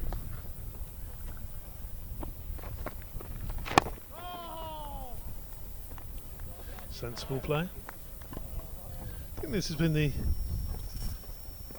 would have had a talk about tactics at tea in the Afghanistan rooms. I think they just said,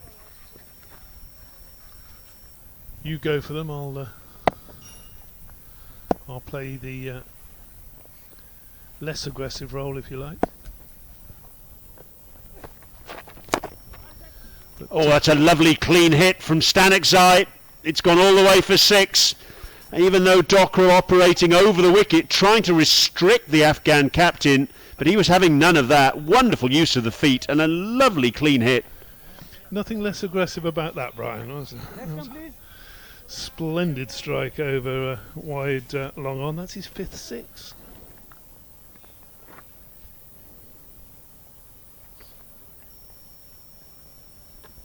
It was hit as clean as a whistle.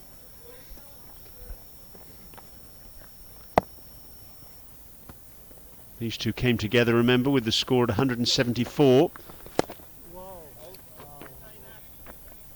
So the 100 partnership has now been raised. It's 279 for 3. You won't see many cleaner hits than that 6 from the Afghanistan captain. I think they're just two players just having a little chuckle about that one. And I said, well hit, Skiff, and he's just explaining how he did it again. Look. You can keep in touch with us using Twitter, using the hashtag ICUP. Carl Sloan has done that. He says he's still watching in Cairns, an Ireland fan. Cairns in Australia. Wickets please, he says. They certainly need them at the moment, do Ireland. This is now becoming a very, very dangerous partnership as far as they're concerned. Afghanistan, well, at 174 for 3, the match was a little bit in the balance, you'd say. Ireland fighting back in that middle session, but now Nasser Jamal and Asghar Stanekzai have once again ensured that Afghanistan, having won the toss and deciding to bat, are not squandering the advantage.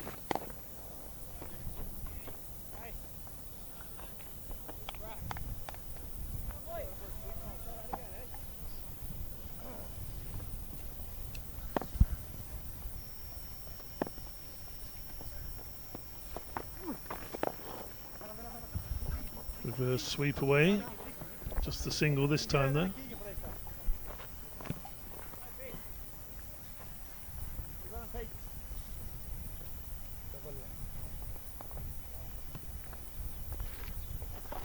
Would you be tempted to bring John Anderson back on at this stage?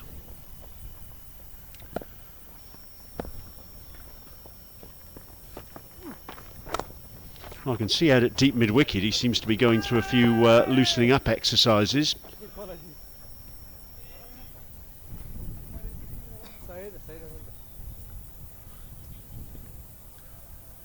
Yeah. And again, Tim Murtaugh's going through a few loosening up exercises as well at long leg. It might be a case of just keeping loose for Murtaugh. Well, less than 4 overs to go now before the new ball is due. When Porterfield's landed awkwardly there, he actually landed on the ball.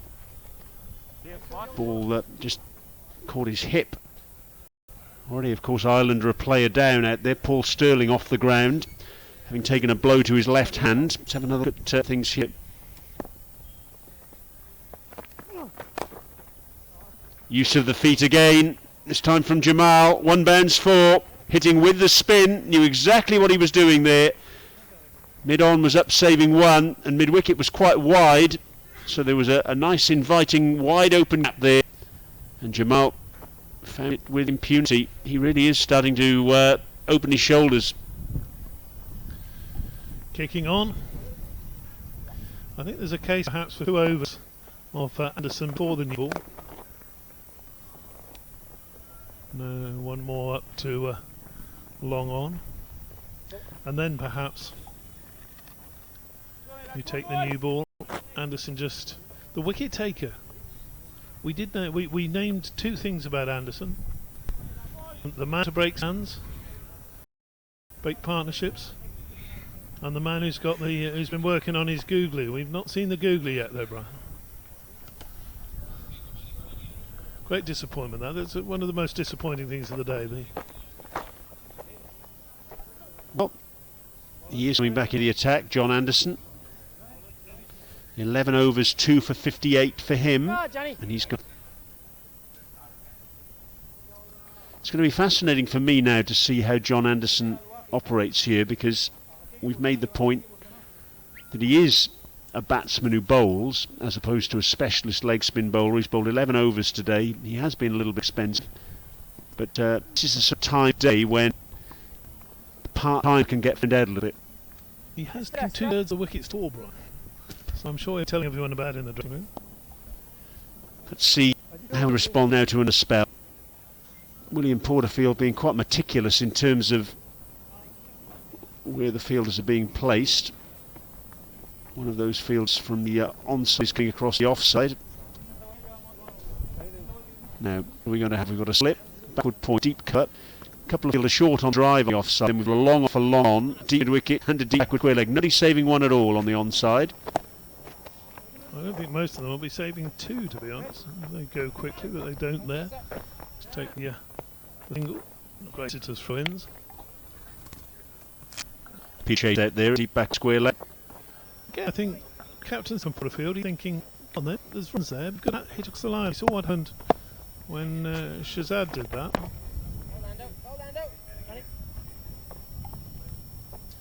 Very sort of casual, lazy little flick shot, just attempt to flick it into the onside. Shazad, spoon cat up to cover. Remind that we've seen just 5 bowlers used today: Tim Murtagh, P. Chase, George Dockrell, Andy McBride and John Anderson. Paul Stirling off the field. Took a blow to his left hand, was field in the mid-session, stayed up there for a couple of minutes, then tied to the dressing room, and he hasn't been seen since. It's not a situation as far as Ireland's concerned, not only with the ball but also with the bat. Short, edged by Stanek's eye. Gary Wilson giving Chase a slip. Good work from him, it'll flick back. And batsman to 3. How far away from some of that, isn't it? Certainly was a chance, but it went with a second slip had it. Went very quickly, didn't it? It did. You can see Asghar Stanek's eye there, by the way. Certainly I'm looking forward to seeing the Afghanistan wrist spinners bowl on this surface. Zahir Khan, the joint leading wicket.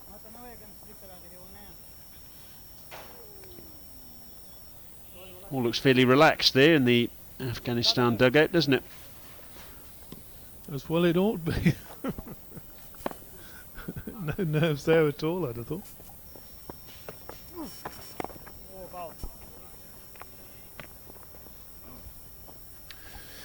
William Davis has been in touch on Twitter.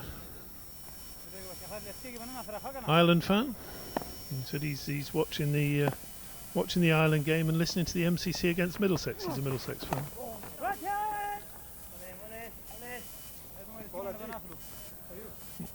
In his heaven today, I'd have thought. Except for the fact that Paul Sterling's off the field injured, Middlesex man. And Middlesex look as though they're losing in Abu Dhabi. But apart from that, Brian.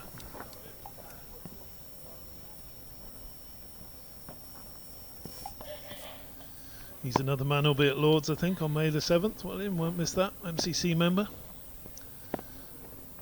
Cracking day's cricket in store. Great occasion. Jamal will keep the strike. 79 overs have gone, so the new ball will be due in 1 over's time. Afghanistan 294 for 3.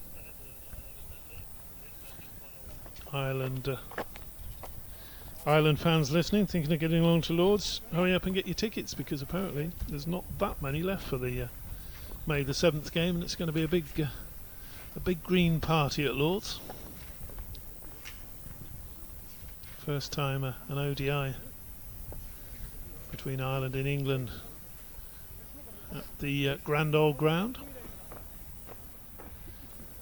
This will be the 80th over.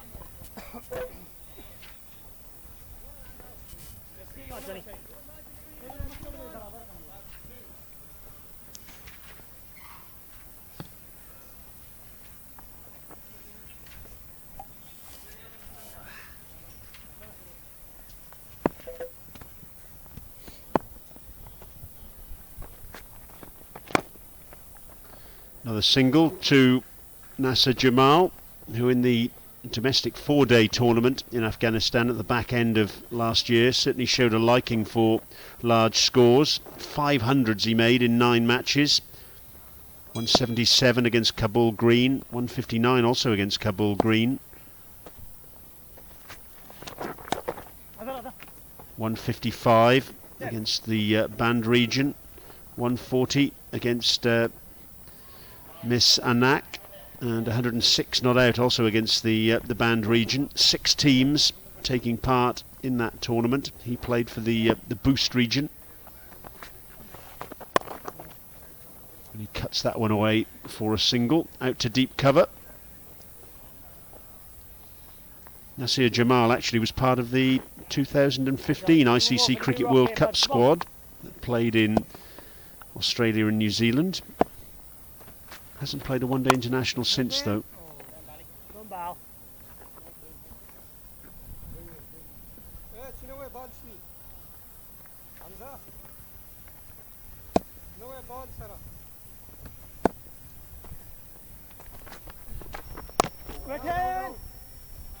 Hello, Barry.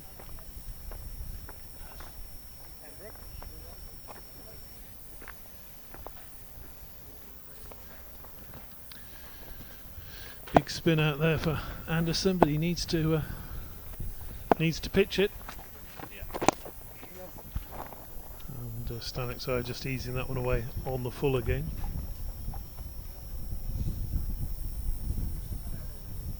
So the new ball is due. Afghanistan 298 for 3. 80 overs have gone.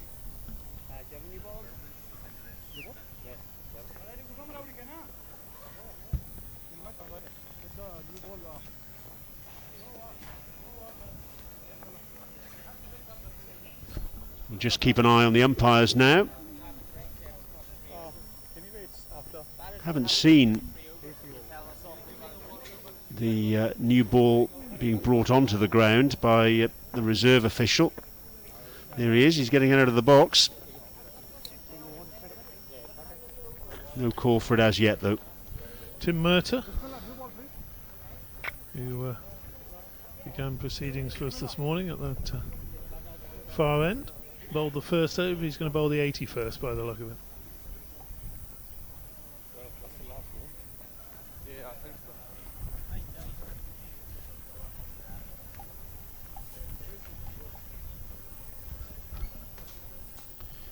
Bismillah Jan, the reserve umpire, just taking the new ball out. Handing it over to Ahmed Pakteen, who in turn will hand it to his on-field colleague, Mr. C.K. Nandan, who in turn waves it at the scorers. The new ball being taken then, immediately it's due. And Tim Murtagh, Mr. Experience, is the man who's going to take it from the tennis court's end. And you can't help thinking, David, that this next hour now, the 16 overs we've got remaining on day one, are going to be absolutely pivotal to the course of this match. If Ireland can make 2 or 3 breakthroughs here, they'll feel they're back in contention. If they can't, then it's going to be an awful long road back for them from this point in time. They're going to have to bat out of their boots already if they're going to get a first innings lead in this game. Afghanistan approaching 300. They would think they'll get up to somewhere around 370, 380 tonight if things go to plan. You would expect them to kick on tomorrow in that first session. Don't lose wickets, Brian. I think they'd possibly be looking at, what, 550 declaration, something like that. Well, that's the nice part about things, isn't it? That Afghanistan have to make the running. They not only need first innings points, but they need the victory as well in order to leap above Ireland in the ICC Intercontinental Cup table. Here's Murtagh with the new ball. Well, that's an interesting approach to facing the first ball of the new ball. Stanek's just charging down the wicket and getting a blow in the thigh for his troubles. He won't have had too many blows that part of the thigh, will he? As a right-hander, if you look, he's got it on the inside of his left thigh, which is really got to be squared up. I think that particular shot was probably what's known as not letting the bowler settle into a new spell. Far more orthodox there.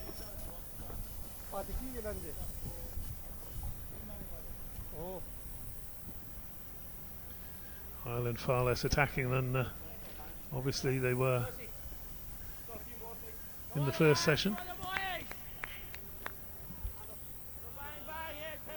Just the one slip in for the new ball, and a man either side catching at extra cover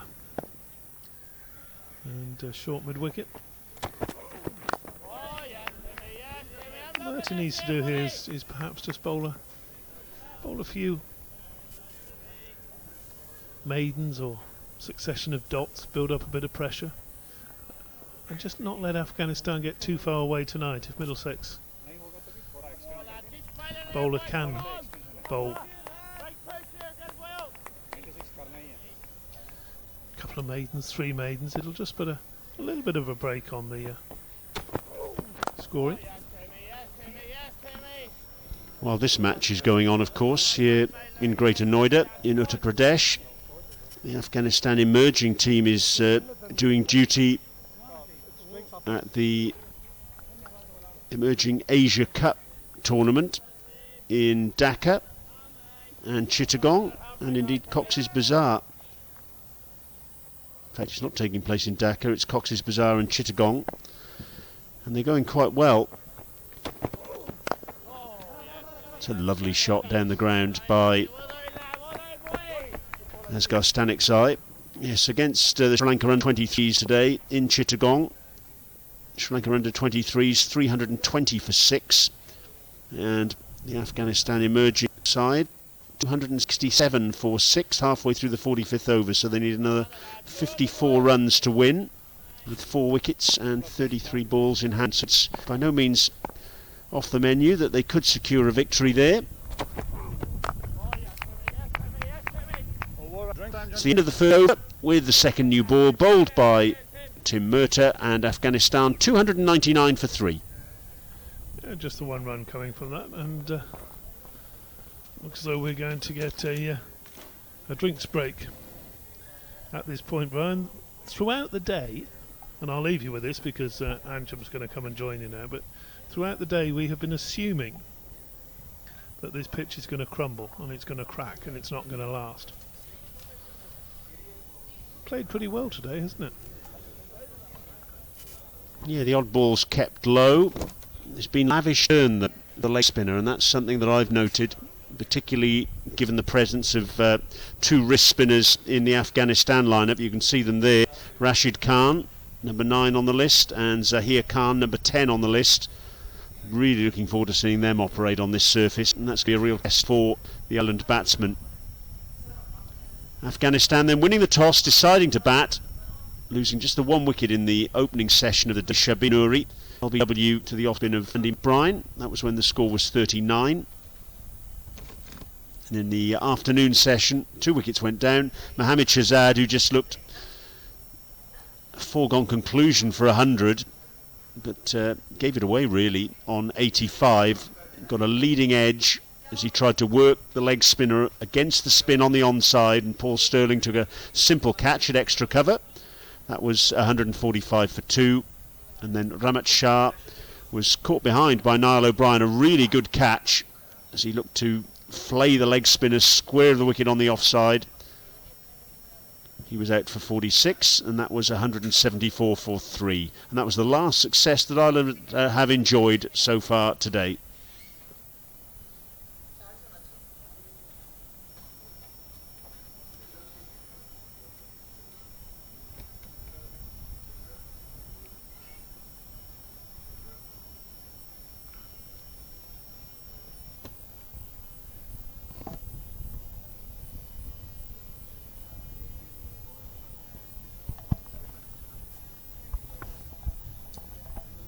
Drinks being taken.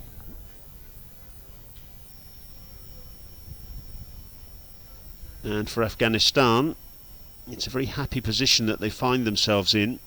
This 4th wicket pair, Stanikzai the captain and Jamal, have now added 125 for the 4th wicket.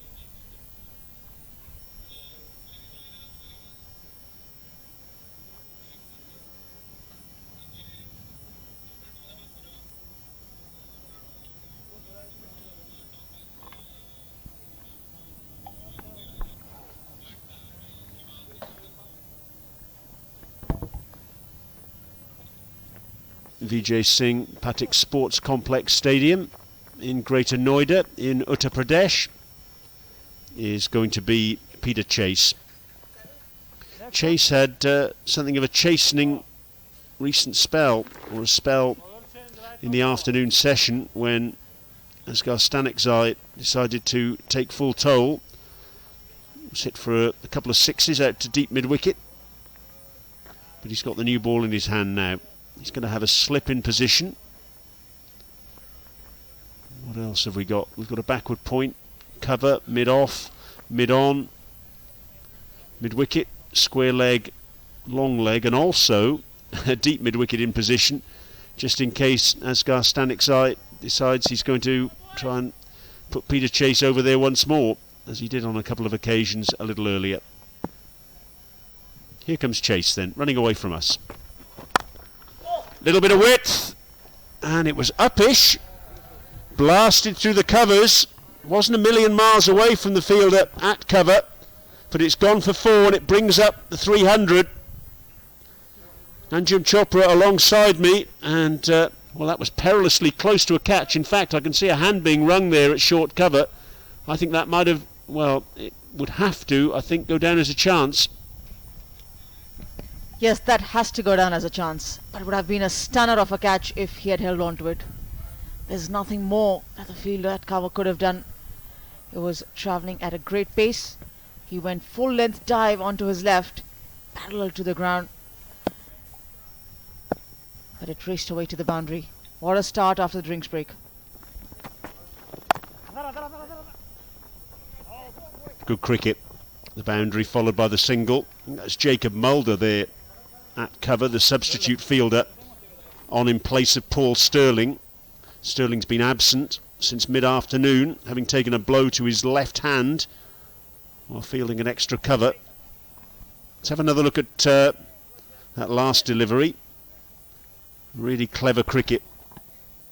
The boundary followed by the single.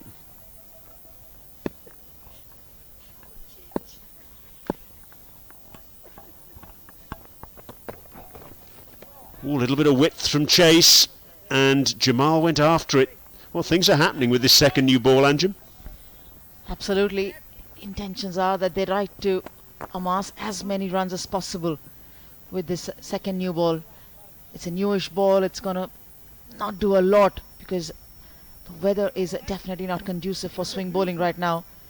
So in this hardish cricket ball, which is going to come on nicely onto the bat, both the batters well set. They would like to utilize these conditions. Anjum, was there a case for not taking the second new ball for exactly the reason you've outlined there? If the spinners were very effective, yes, I would have said that there's no point taking the new ball. You could have delayed it by another 10 overs. Maybe just towards the dying stages of the game, you would have had to be forced to take the new ball. But just the reason that the Irish spinners have left a lot to be desired. I won't say that a quick bowler coming in would be really bending his back with that old ball. That's nicely done. And able to do that, Jamal, because the ball coming onto the bat that little bit more easily, the harder second new ball, and he was able to use the pace of Peter Chase there and run it down to third man.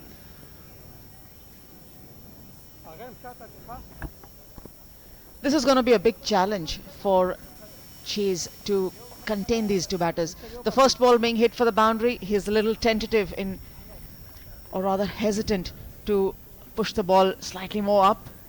If he drops in short, he can be pulled away onto the onside. So it's going to be a big challenge. Where exactly does he want to land this ball? Well, we saw a third man going back after that last shot, and third man it is who fields on that occasion. Just a single, so Jamal keeps the strike, and Afghanistan going nicely. 309 for 3, and I think you've hit the nail on the head there, Anjum, in terms of what we've seen today. One of the main problems that Ireland have had has been their spinners haven't been able to impose the degree of control that William Porterfield would have wanted, particularly on this dry surface. You can see just 8 maidens in 60 overs between them. The 3 of them have bowled: George Dockrell, Andy McBride and John Anderson, and that's not really good enough, is it? Nearly 60 overs from the spinners, and when you see the effect of it, yes, 3 wickets have come in, but the manner in which those 3 wickets were earned by the Irish bowlers just leaves a lot to be desired, in the sense that you have to go back to your quick bowlers. Ideally, Porterfield would have loved to have a left-arm spinner operational at this point of time with the newish cricket ball. Just a single for Jamal. And we really haven't seen the skill from the Irish bowlers in terms of using the old cricket ball, trying to get for it to reverse or do a bit.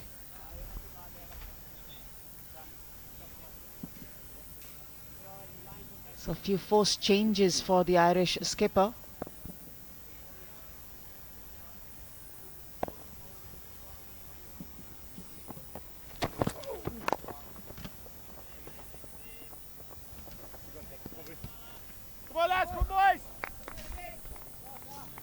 Nasser Jamal at the non-striker's end. This is comfortably his highest score in first-class cricket. Mentioned the fact that he'd got 500s in Afghanistan's domestic 4-day competition at the back end of last year. At that stage, that tournament wasn't first class. It is now. It was awarded first class status in February.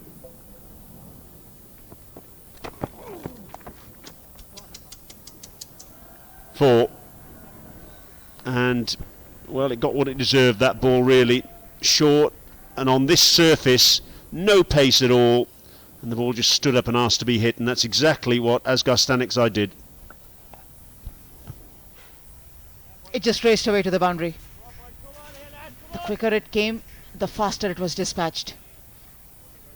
Raced away just to bounce into the fence. There was no opportunity for the man at fine leg. Was not that far from the ball to get to it. 12 shy of his 100. He's played a beautiful knock. Skipper, Stanikzai.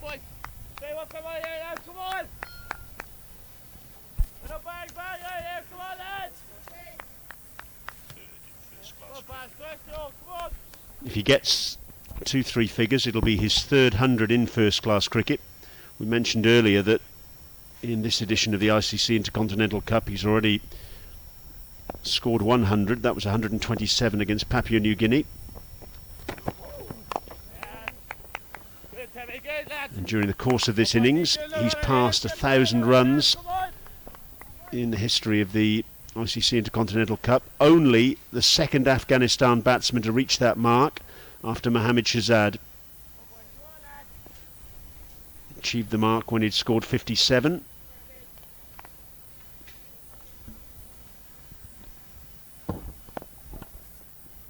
It's a very significant innings for Stanikzai, considering the time that he came into bat, and now the way he's been scoring runs. He's made sure that the scoreboard is always racing to another figure that Afghanistan is targeting at. Another boundary to end the 83rd over. Once again, no chance at all for Peter Chase to get round at fine leg. Again, misdirected from Murtagh.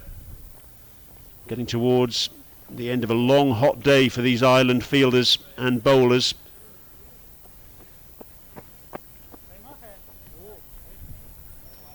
Discussion on the sidelines with Ed Joyce there,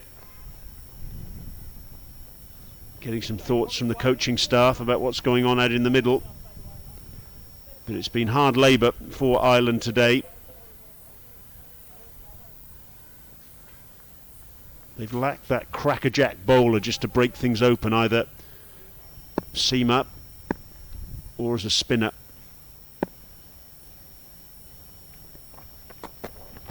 No.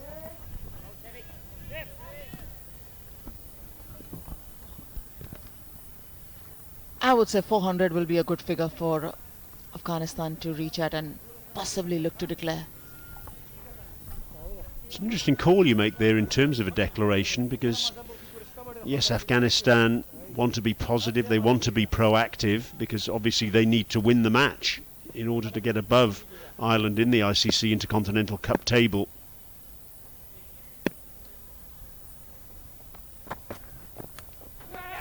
Oh, a little bit of width, it's out, yes! Out of absolutely nothing, Nasser Jamal goes. The new ball has done the trick, and Jamal throws his head back. He can't believe it.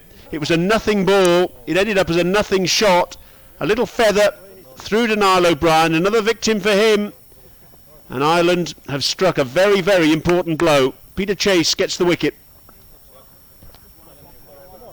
Too wide to get to the ball. In any cricket it could have been a wide, but Test cricket or a first class man just trying to poke at it, and he knew the moment he hit it that he will be walking back. Simple catch for Niall O'Brien. Chase gets his first. 7-3 to Nasser Jamal. 3-1-8 for 4 Afghanistan.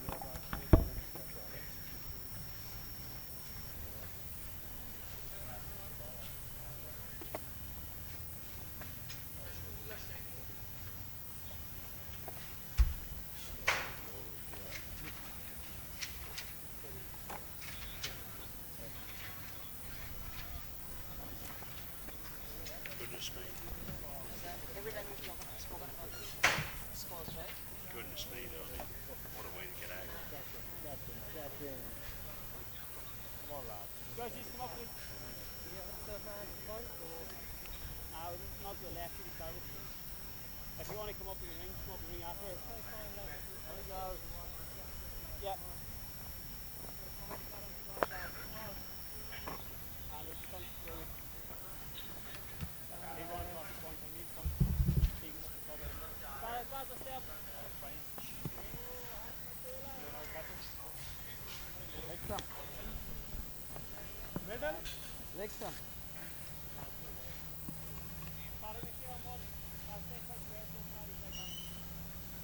The new batsman, Hashmatullah Shahidi, left-hander.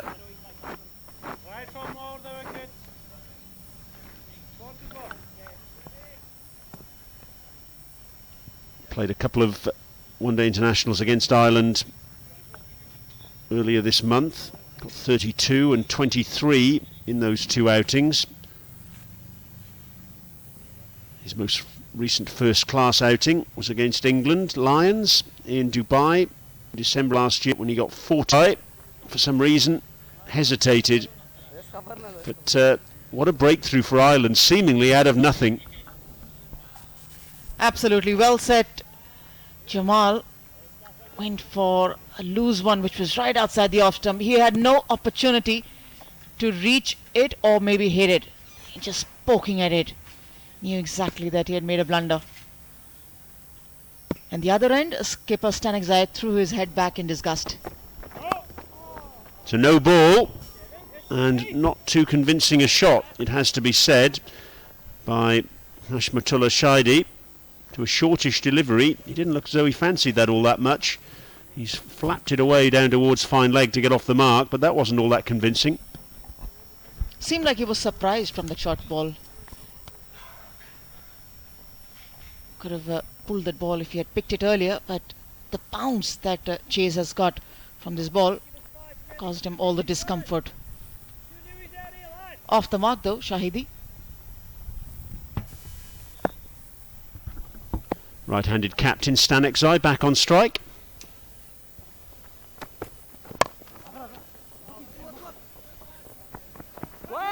Just the single. Keep it up. Incidentally, Niall O'Brien gathers that throw in from the deep, taking that catch to claim the latest wicket. Nasser Jamal. That's his 53rd catch in the ICC Intercontinental Cup. He's also had 6 stumpings.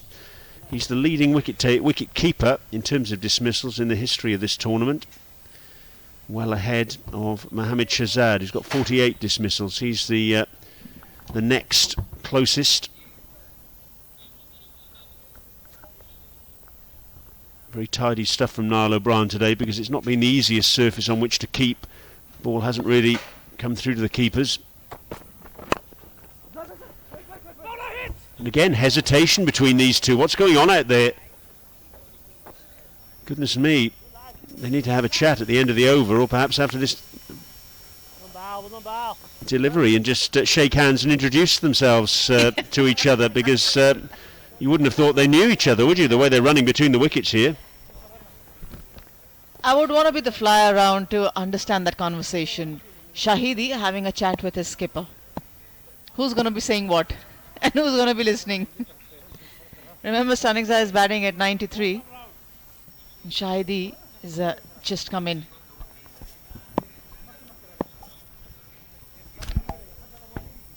Chase round the wicket now. And that's watchfully played by Shahidi. The end of a successful over for Ireland, a successful over for Peter Chase. His first wicket of the day. And Afghanistan 321 for 4.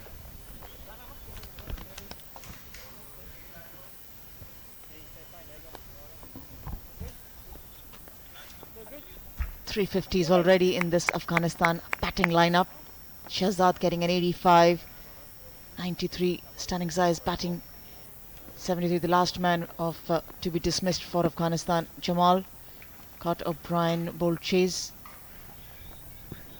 Everyone who's gotten today has had his share of batting. Won't want to say that anybody got poor starts. Everybody got a good start.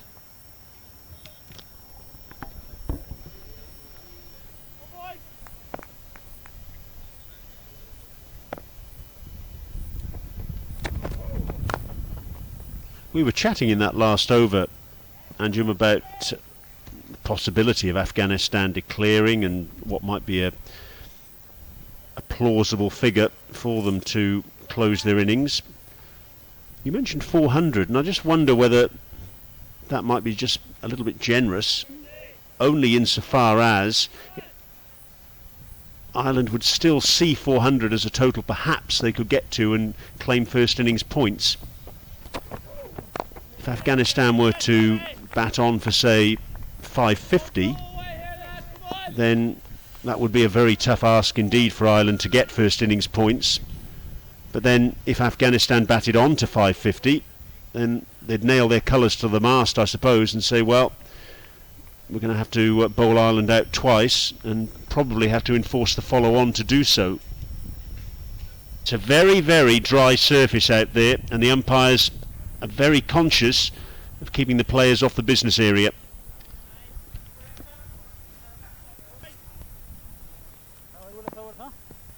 Two tips for Mota. Supposed to show the confirmation of the fact that Afghanistan really do need all 20 points here. If they get them, then you would say they're in the box seat, end up topping the table. It's a stand which the skipper will have to decide on. Either you go all out or you play a defensive format of the game.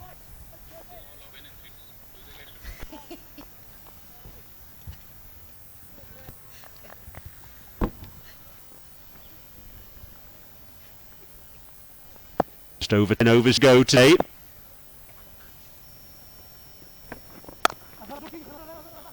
Forcing shot off the back foot from Stegzai. They'll come back for two.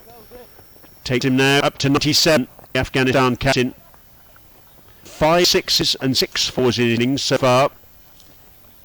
Really has been a terrific hand, leading for the front. Beautiful at this.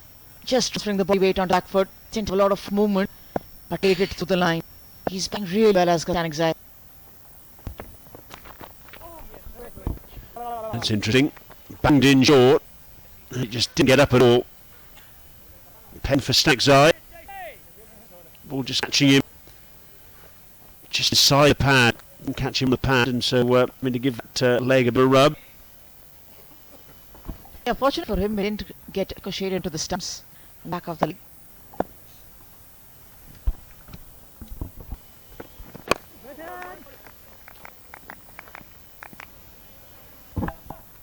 What would your call be for Afghanistan to declare, Ryan?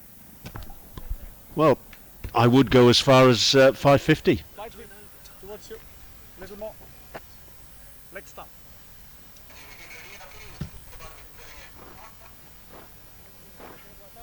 Nice still scrap.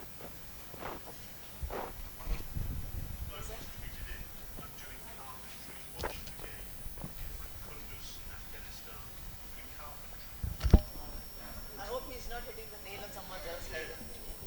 Sorry.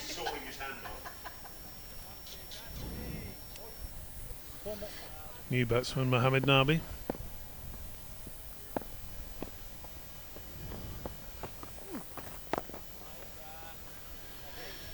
Ireland want to get Nabi early. Always seems to score runs or take wickets against them.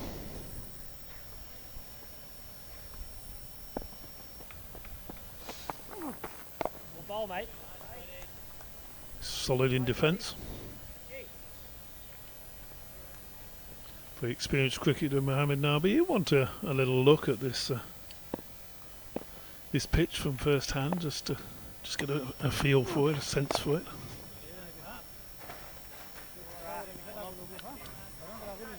When he comes to bowl on it later.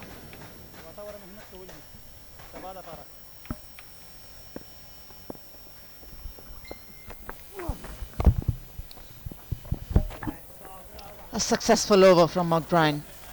Got the wicket of Shahidi.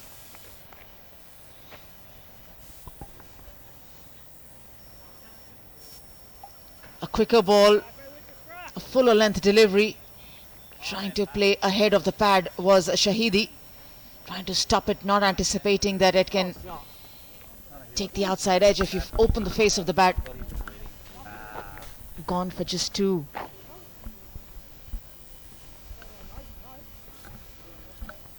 Mohammad Nabi, the new man in.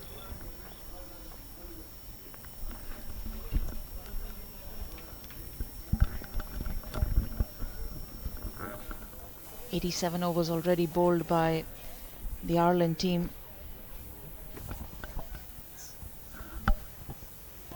Nearly 25 minutes more into this game.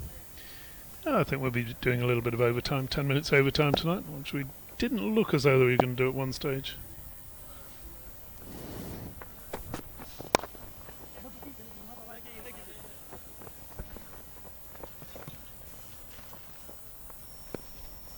I think it's an important wicket to get at this point of time for Shahidi. The left-hander was definitely going to be looking at scoring at a brisk pace, and he can do that as well. Seen it in the ODIs. But picking up his wicket will just maybe allow Afghanistan to reassess their strategy, their attack against the Irish bowlers.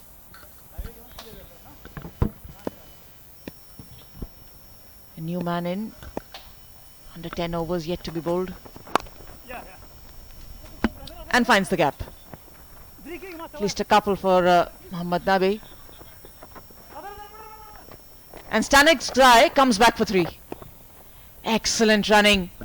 Realized that the fielder at the point region was just ambling towards the ball. After batting of more 100 runs and running for 100 as well, the intensity is still up to the mark. Yeah, I think it's been a good performance by Afghanistan today, but some of the running has been not perhaps as intense as it could have been. You don't need to, of course, in first-class cricket, but at the same time, don't miss out on runs. Not always pushed for the second run.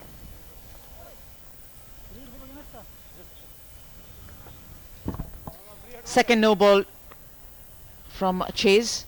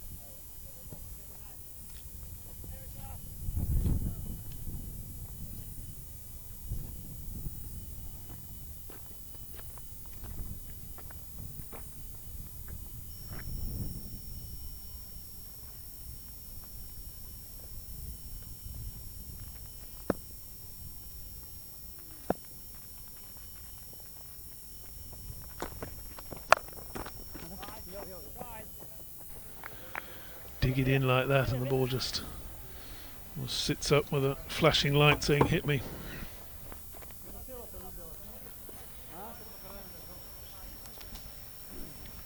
I think it'll be too long until we see George Dockrell back on.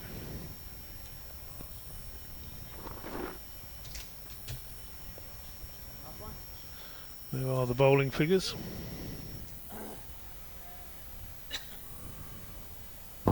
Yeah, 5 bowlers used by Porterfield. Of course, Anderson giving the earlier breakthroughs, and then McBride coming back and picking a couple as well.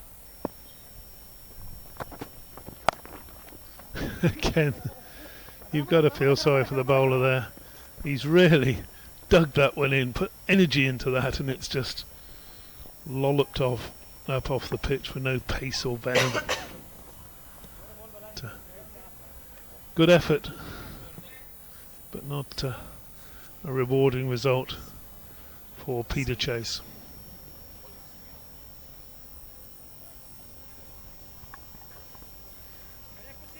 Possibly just this over, and maybe Porterfield, if gets greedy, gets another over from Chase. He's had a longish spell coming from the pavilion end. This will be his last ball, I'd suggest. It's a 4 4 overs he'll have bowled in this spell, but it's late in the day. Good attempted Yorker as well. Well bowled Peter Chase. Dug out comfortably though by Mohammed Nabi.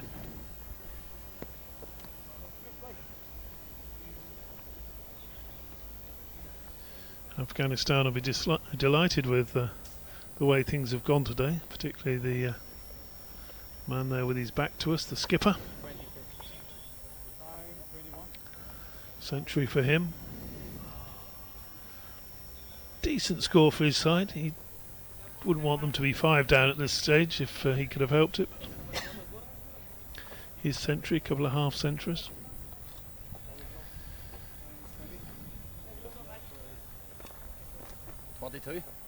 Two big partnerships in there.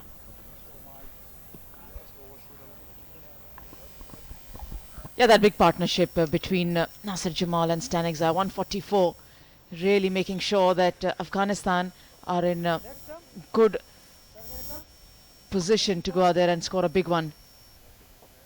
I was very unhappy when Nasir Jamal got out Stan Exai. He was unhappy with the shot selection. He was unhappy that the partnership got disturbed. I think at that stage he would have probably been looking for somewhere north of 500 in his first innings, but now perhaps Afghanistan 470, 480.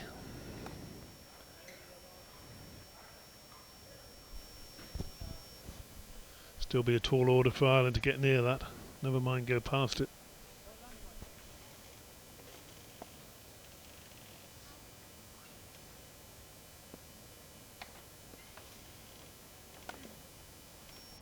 Yes, it will take a lot of effort from Ireland to overhaul whatever target Afghanistan sets in. Time will be a big important factor for them. The scoring rate will also come in handy, and also the fact that the fitness of Paul Stirling will be in doubt. He hasn't taken the field almost 2 hours or more since the time he got hit. It's before tea. He went out and there's no real report as how match fit he is and when will he come back. It was a finger, wasn't it? So it'll be one of two things. Oh, that's gone many a mile. Nabi down the pitch and just crashed that one over. A wideish long on. Very, very hard hitter of a cricket ball, Mohammed Nabi. Former captain of the Afghanistan team, Mohammad Nabi, has played himself in these situations many a times. Good hit. Beaten there outside the off stump. Trade played for the turn, Mohammad Nabi. Wasn't an offer. Over the wicket is McBrien and using a angle to get the turn. Largely to get the forward shot leg fielder into play.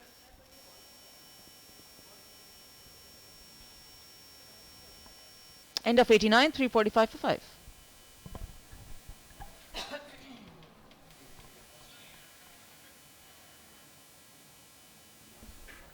Seven overs left in the day, and indeed it is George Dockrell now coming back. He'll be disappointed with the way he's bowled today. I think Dockrell, he's not hit the lengths consistently, allowed the batsman to play back to him far too many times.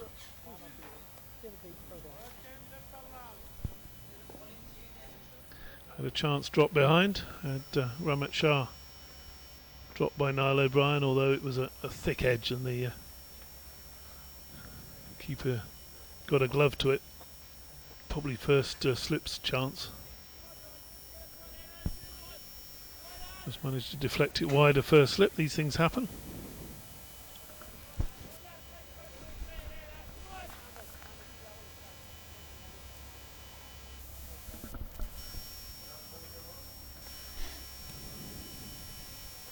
And of course the injury to Sterling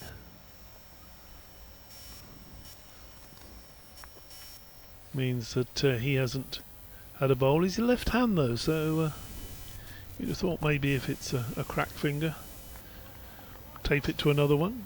If it is, we don't know what the injury is yet.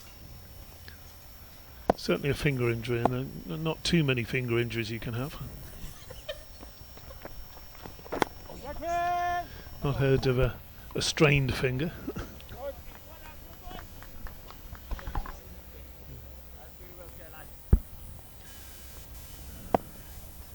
Cracked or dislocated, those are and sometimes the two together, which is very bad. Sort of driven back over the bowler but hit into the ground and bounced up. Just the single.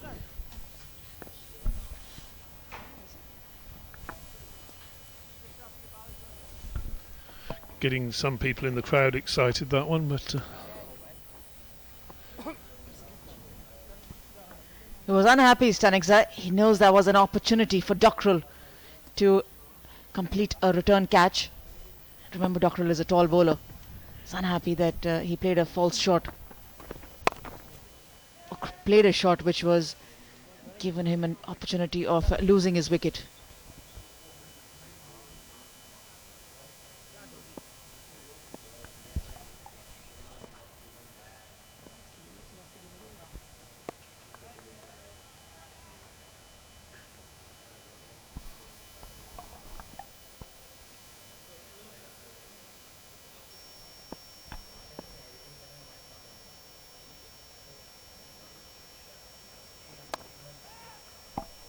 Out. Mohammad Nabi was trying to clear the bowler. Played it straight to the mid-off region. simple enough catch there at mid-off for Peter Chase.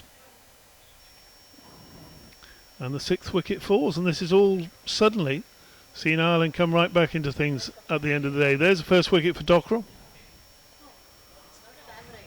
Very straightforward chance, mistimed drive. Let's have a look at it again. Just a bit of drift in, driven it, and thank you very much.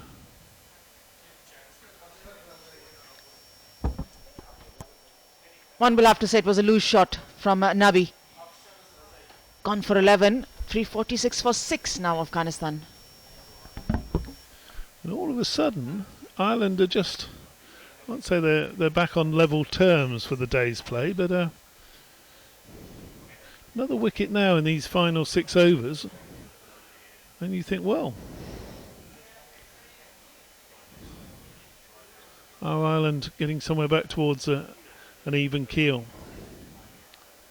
Would they fancy chasing 400 in the first innings on this pitch? Pitch hasn't done a lot, has it? The leg spinner's got some spin, Anderson, and of course the Afghanistan spinners are a much more potent threat.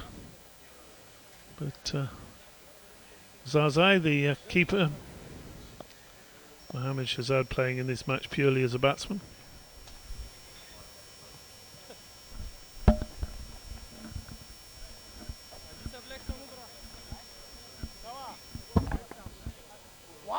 Dockrell picked up his first wicket as Mohammad Nabi. Kind of a loose shot, especially the kind of potential that Nabi has. Had an inclination of playing over the bowler's head. Bottom hand just dominating there, opening the face of the bat, holding out to Peter Chase at mid-off. Come on, they're available. Come on, Georgie. Zazai. Oh, there's a lot of movement down here. Watchfully played. Oh, Georgie. 90 gone, 346 for 6.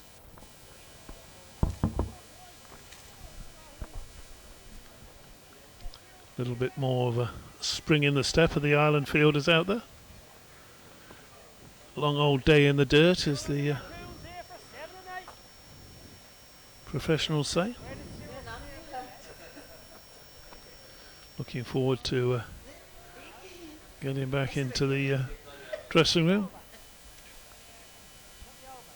There, the last 20 minutes or so. It's really just swung back towards Ireland. Come on, let's get Sneery out here. Two spectators there waving away.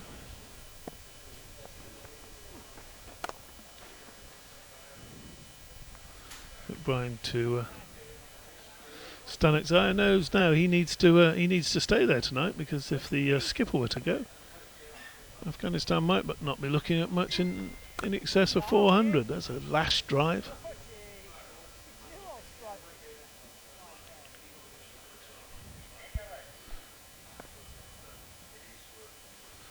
McBride again.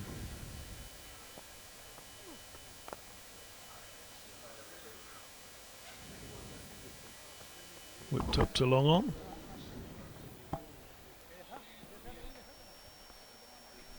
Ball's nicely coming onto the bat, and that's why he's just making sure that Zaizai doesn't try to overhit it, trying to force the pace.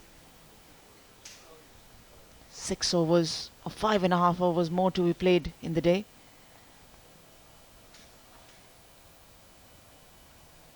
Porterfield just marshalling his troops, getting the deep square leg fielder inside the ring, closer to the umpire.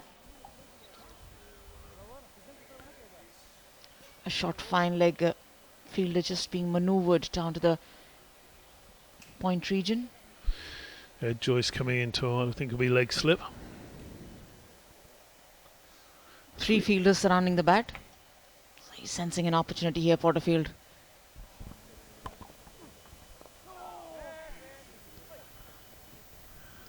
They're just about the 4 most experienced players in the Ireland team there. You've got Niall O'Brien behind the stumps, Gary Wilson at slip, Ed Joyce, who's the oldest member of the team at leg slip, and the skipper himself at forward short leg. Down the pitch and away into the distance. Another 6. So Andy McBride looks and says, "You've only just come in, you shouldn't be hitting ball that sort of distance." Cracking shot. You put pressure on Zaizai and he responds like that to get off the mark.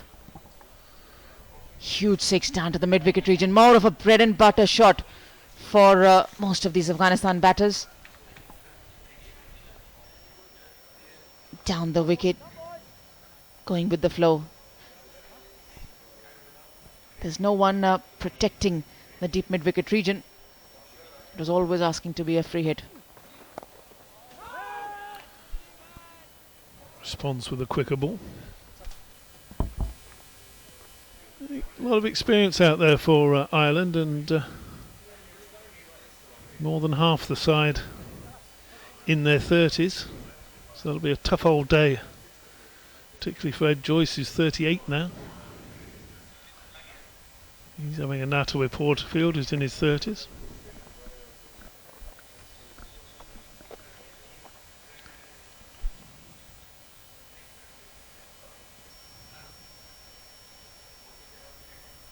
You know you're getting old, Angel, when you see a youngster come into the side as he did as a teenager, Ed Joyce, when he was 18, and now you're referring to him as the veteran, nearly 40. Where did those years go? Evergreen Forest. Magnificent servant for Irish cricket. Ed Joyce went off and played for England for a few years, but came back in 2011.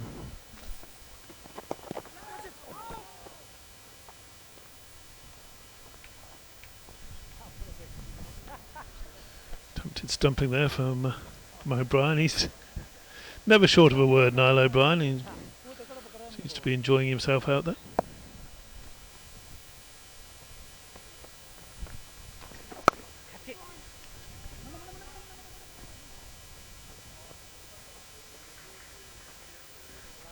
Smartly taken single, just a slight misfield. Brings Zaizai on strike.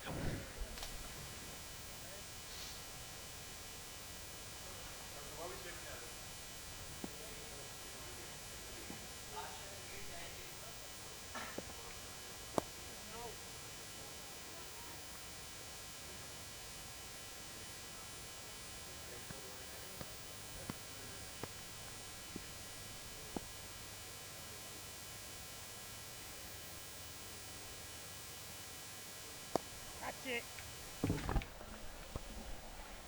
Good ball from Dockrell, targeted towards the stumps.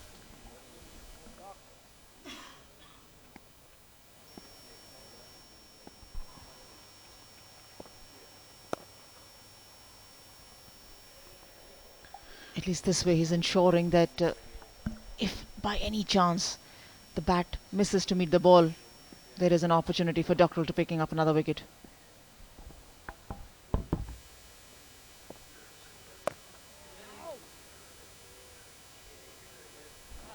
Good over from Dockrell, 4 left in the day.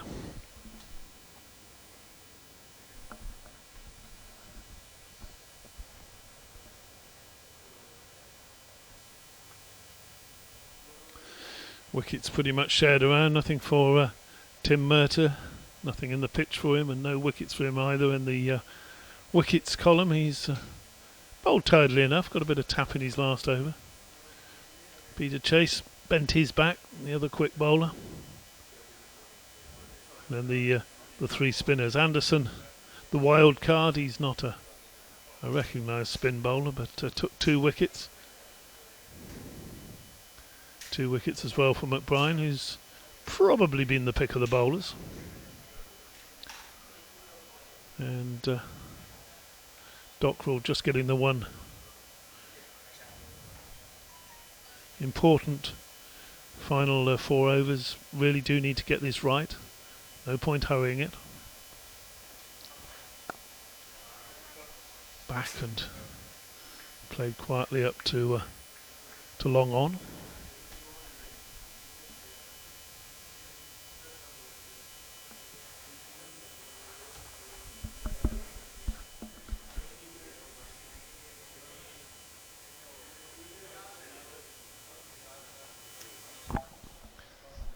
Because of that 6 in the previous over from Zaizai, it's just prompted a fielder dropping down to the wideish long on region.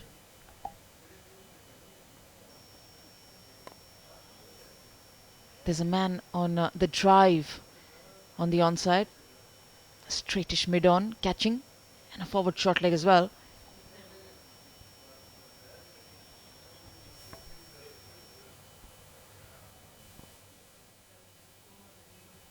Porterfield was still trying to get his man in the right area that he would like.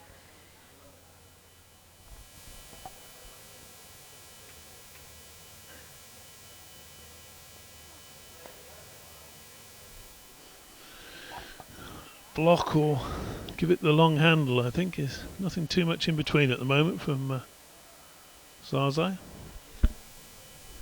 Is he going to be able to resist for the rest of this over?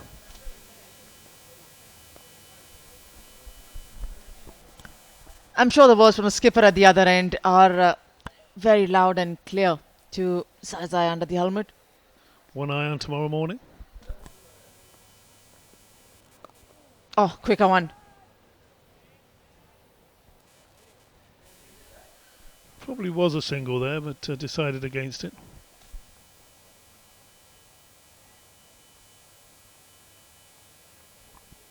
Man going back from mid-wicket to the deep mid-wicket region.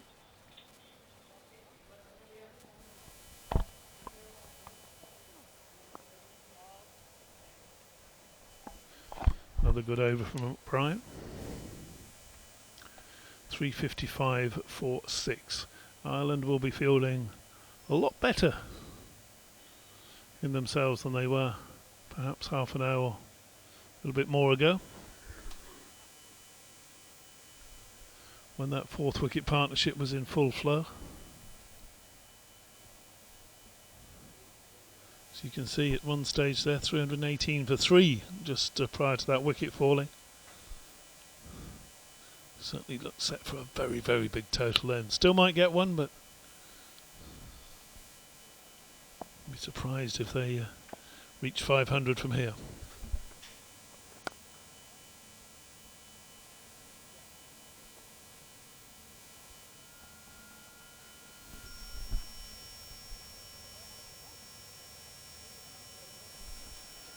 Noticeable how the field comes in immediately for the new batsman.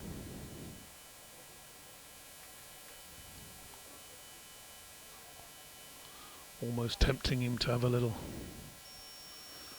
flirt, a little go over the top.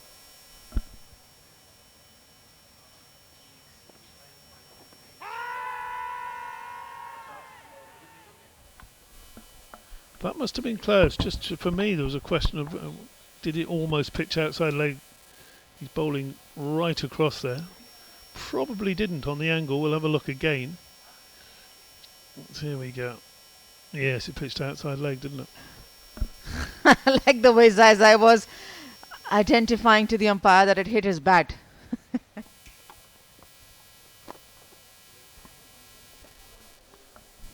If he had been given out, would he have been called by the match referee?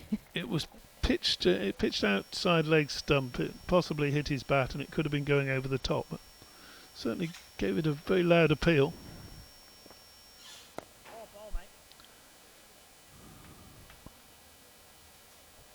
Words of advice being quickly offered from the skipper Stanek Zai at the other end. Just a couple more deliveries. Make sure you just play them out, block them out. He's done well till now. He's been out there for 17 deliveries as Zai, and just one attacking shot. One scoring shot. Just got the bat down on that. I think that would have been an even bigger shout had the bat not come down. It kept just a tad low. Seen a little bit of variable bounce today. One or two have kept low. Nothing alarming, but just enough to suggest that later on in the game variable bounce could be a problem. And of course, Ireland, having lost the toss here, are going to have to bat last. We would assume they're going to have to bat last.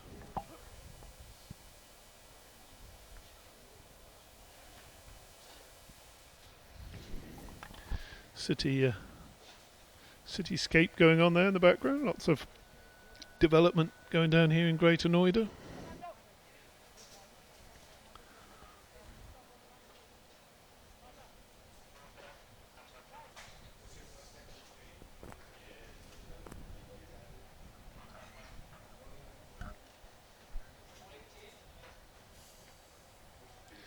Anderson then.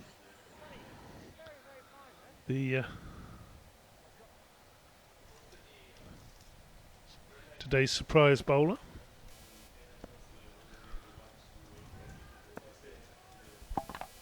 Interesting choice. 2 overs left on the day's play. One of them goes to Anderson. Sharp turn straight away. It's the last throw of the dice for the day from Porterfield. 2 men catching on the off.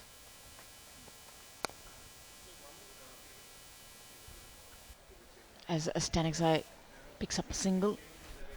Sure, the field's going to come in. Porterfield knows that it's another wicket now. Ireland are not back on level terms, but really right back in the game. They're going to have to bat out of their skins tomorrow if they're going to get a first innings lead. They'd much rather be chasing something that starts with a 3 than something that starts with a 4, that's for sure.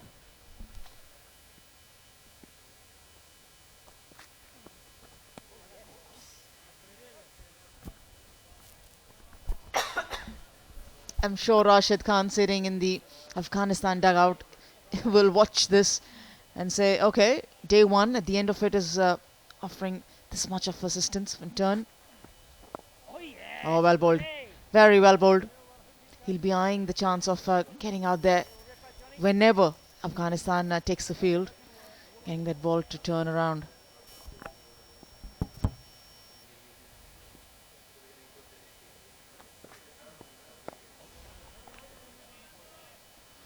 Good bowling as well.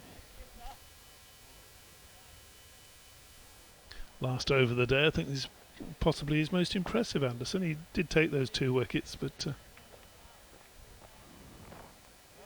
wasn't the most accurate of spells either of his earlier attempts.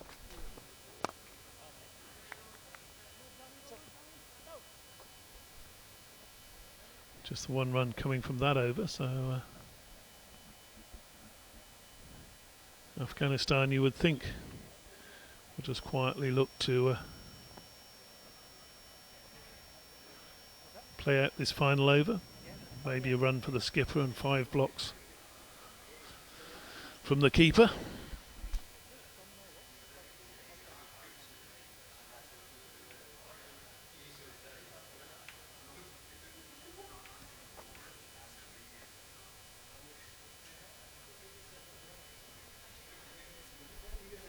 No surprise as it's Dockrell to continue.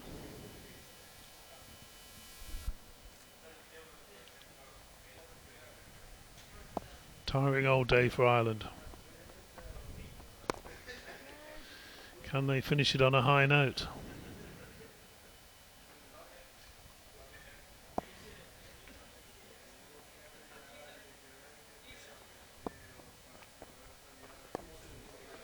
Thank you for all your tweets today. This ICC stream being viewed literally around the world. Lots of viewers in Afghanistan, viewers in Ireland, across Europe, America, Australia. I haven't had too many from Africa tweets today. Perhaps you've been listening in southern parts of Africa. Perhaps tomorrow you could let us know. That's one region.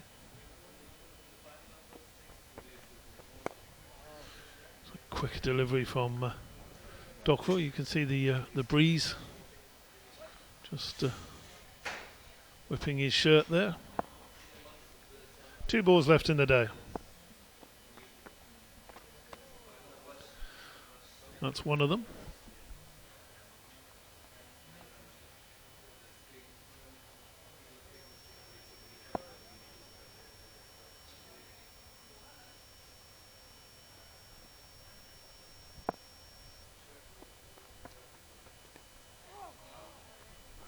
On the bounce to slip, and that is stumps. So cracking day for batting here in Greater Noida, and Afghanistan have made the most of it. 357 for 6. He's been the star of the day. Asghar Staniksai, Afghan captain, leading from the front. 110 for him. 110 not out, with skipper leading side off with his wicket keeper there.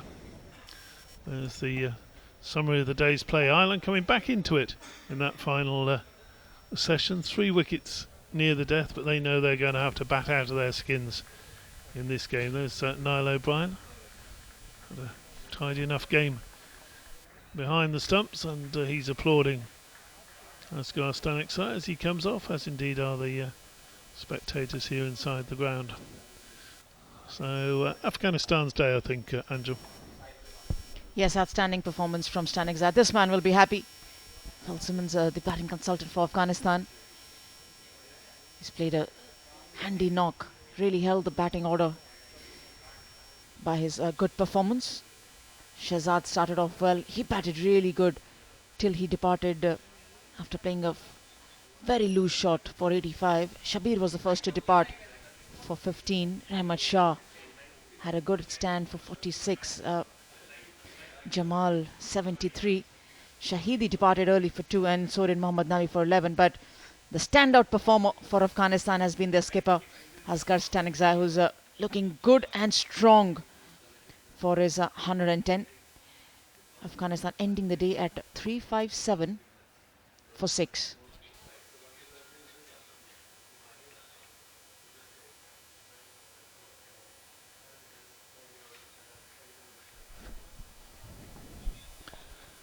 Here are some of the shots, some classy blows we've seen today.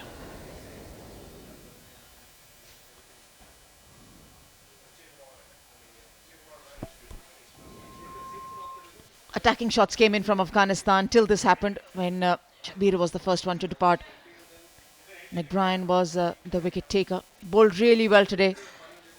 Looked like picking up a wicket, and that's why he was persisted with by Porterfield.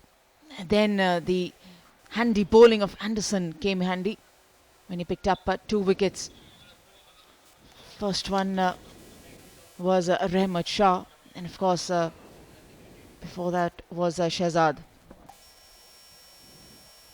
Some big blows, some very stylish cricket as well, and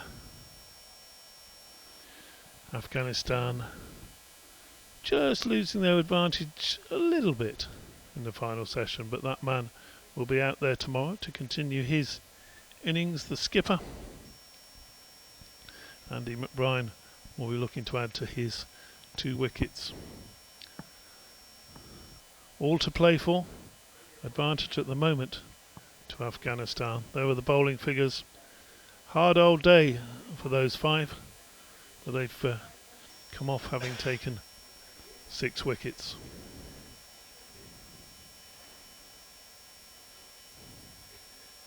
Pick of the bowlers there, McBride. Dockwell doing well in his final few overs as well, just getting that economy rate down nearer to 3. So that's day 1. Day 1 where Afghanistan won the toss, reached 357 for 6. They're in a strong position not only to take a first innings lead, but also to kick on and win a maximum points of victory in this match. We'll be back tomorrow morning here in Greater Noida, 10 o'clock Indian time, and please join us again then.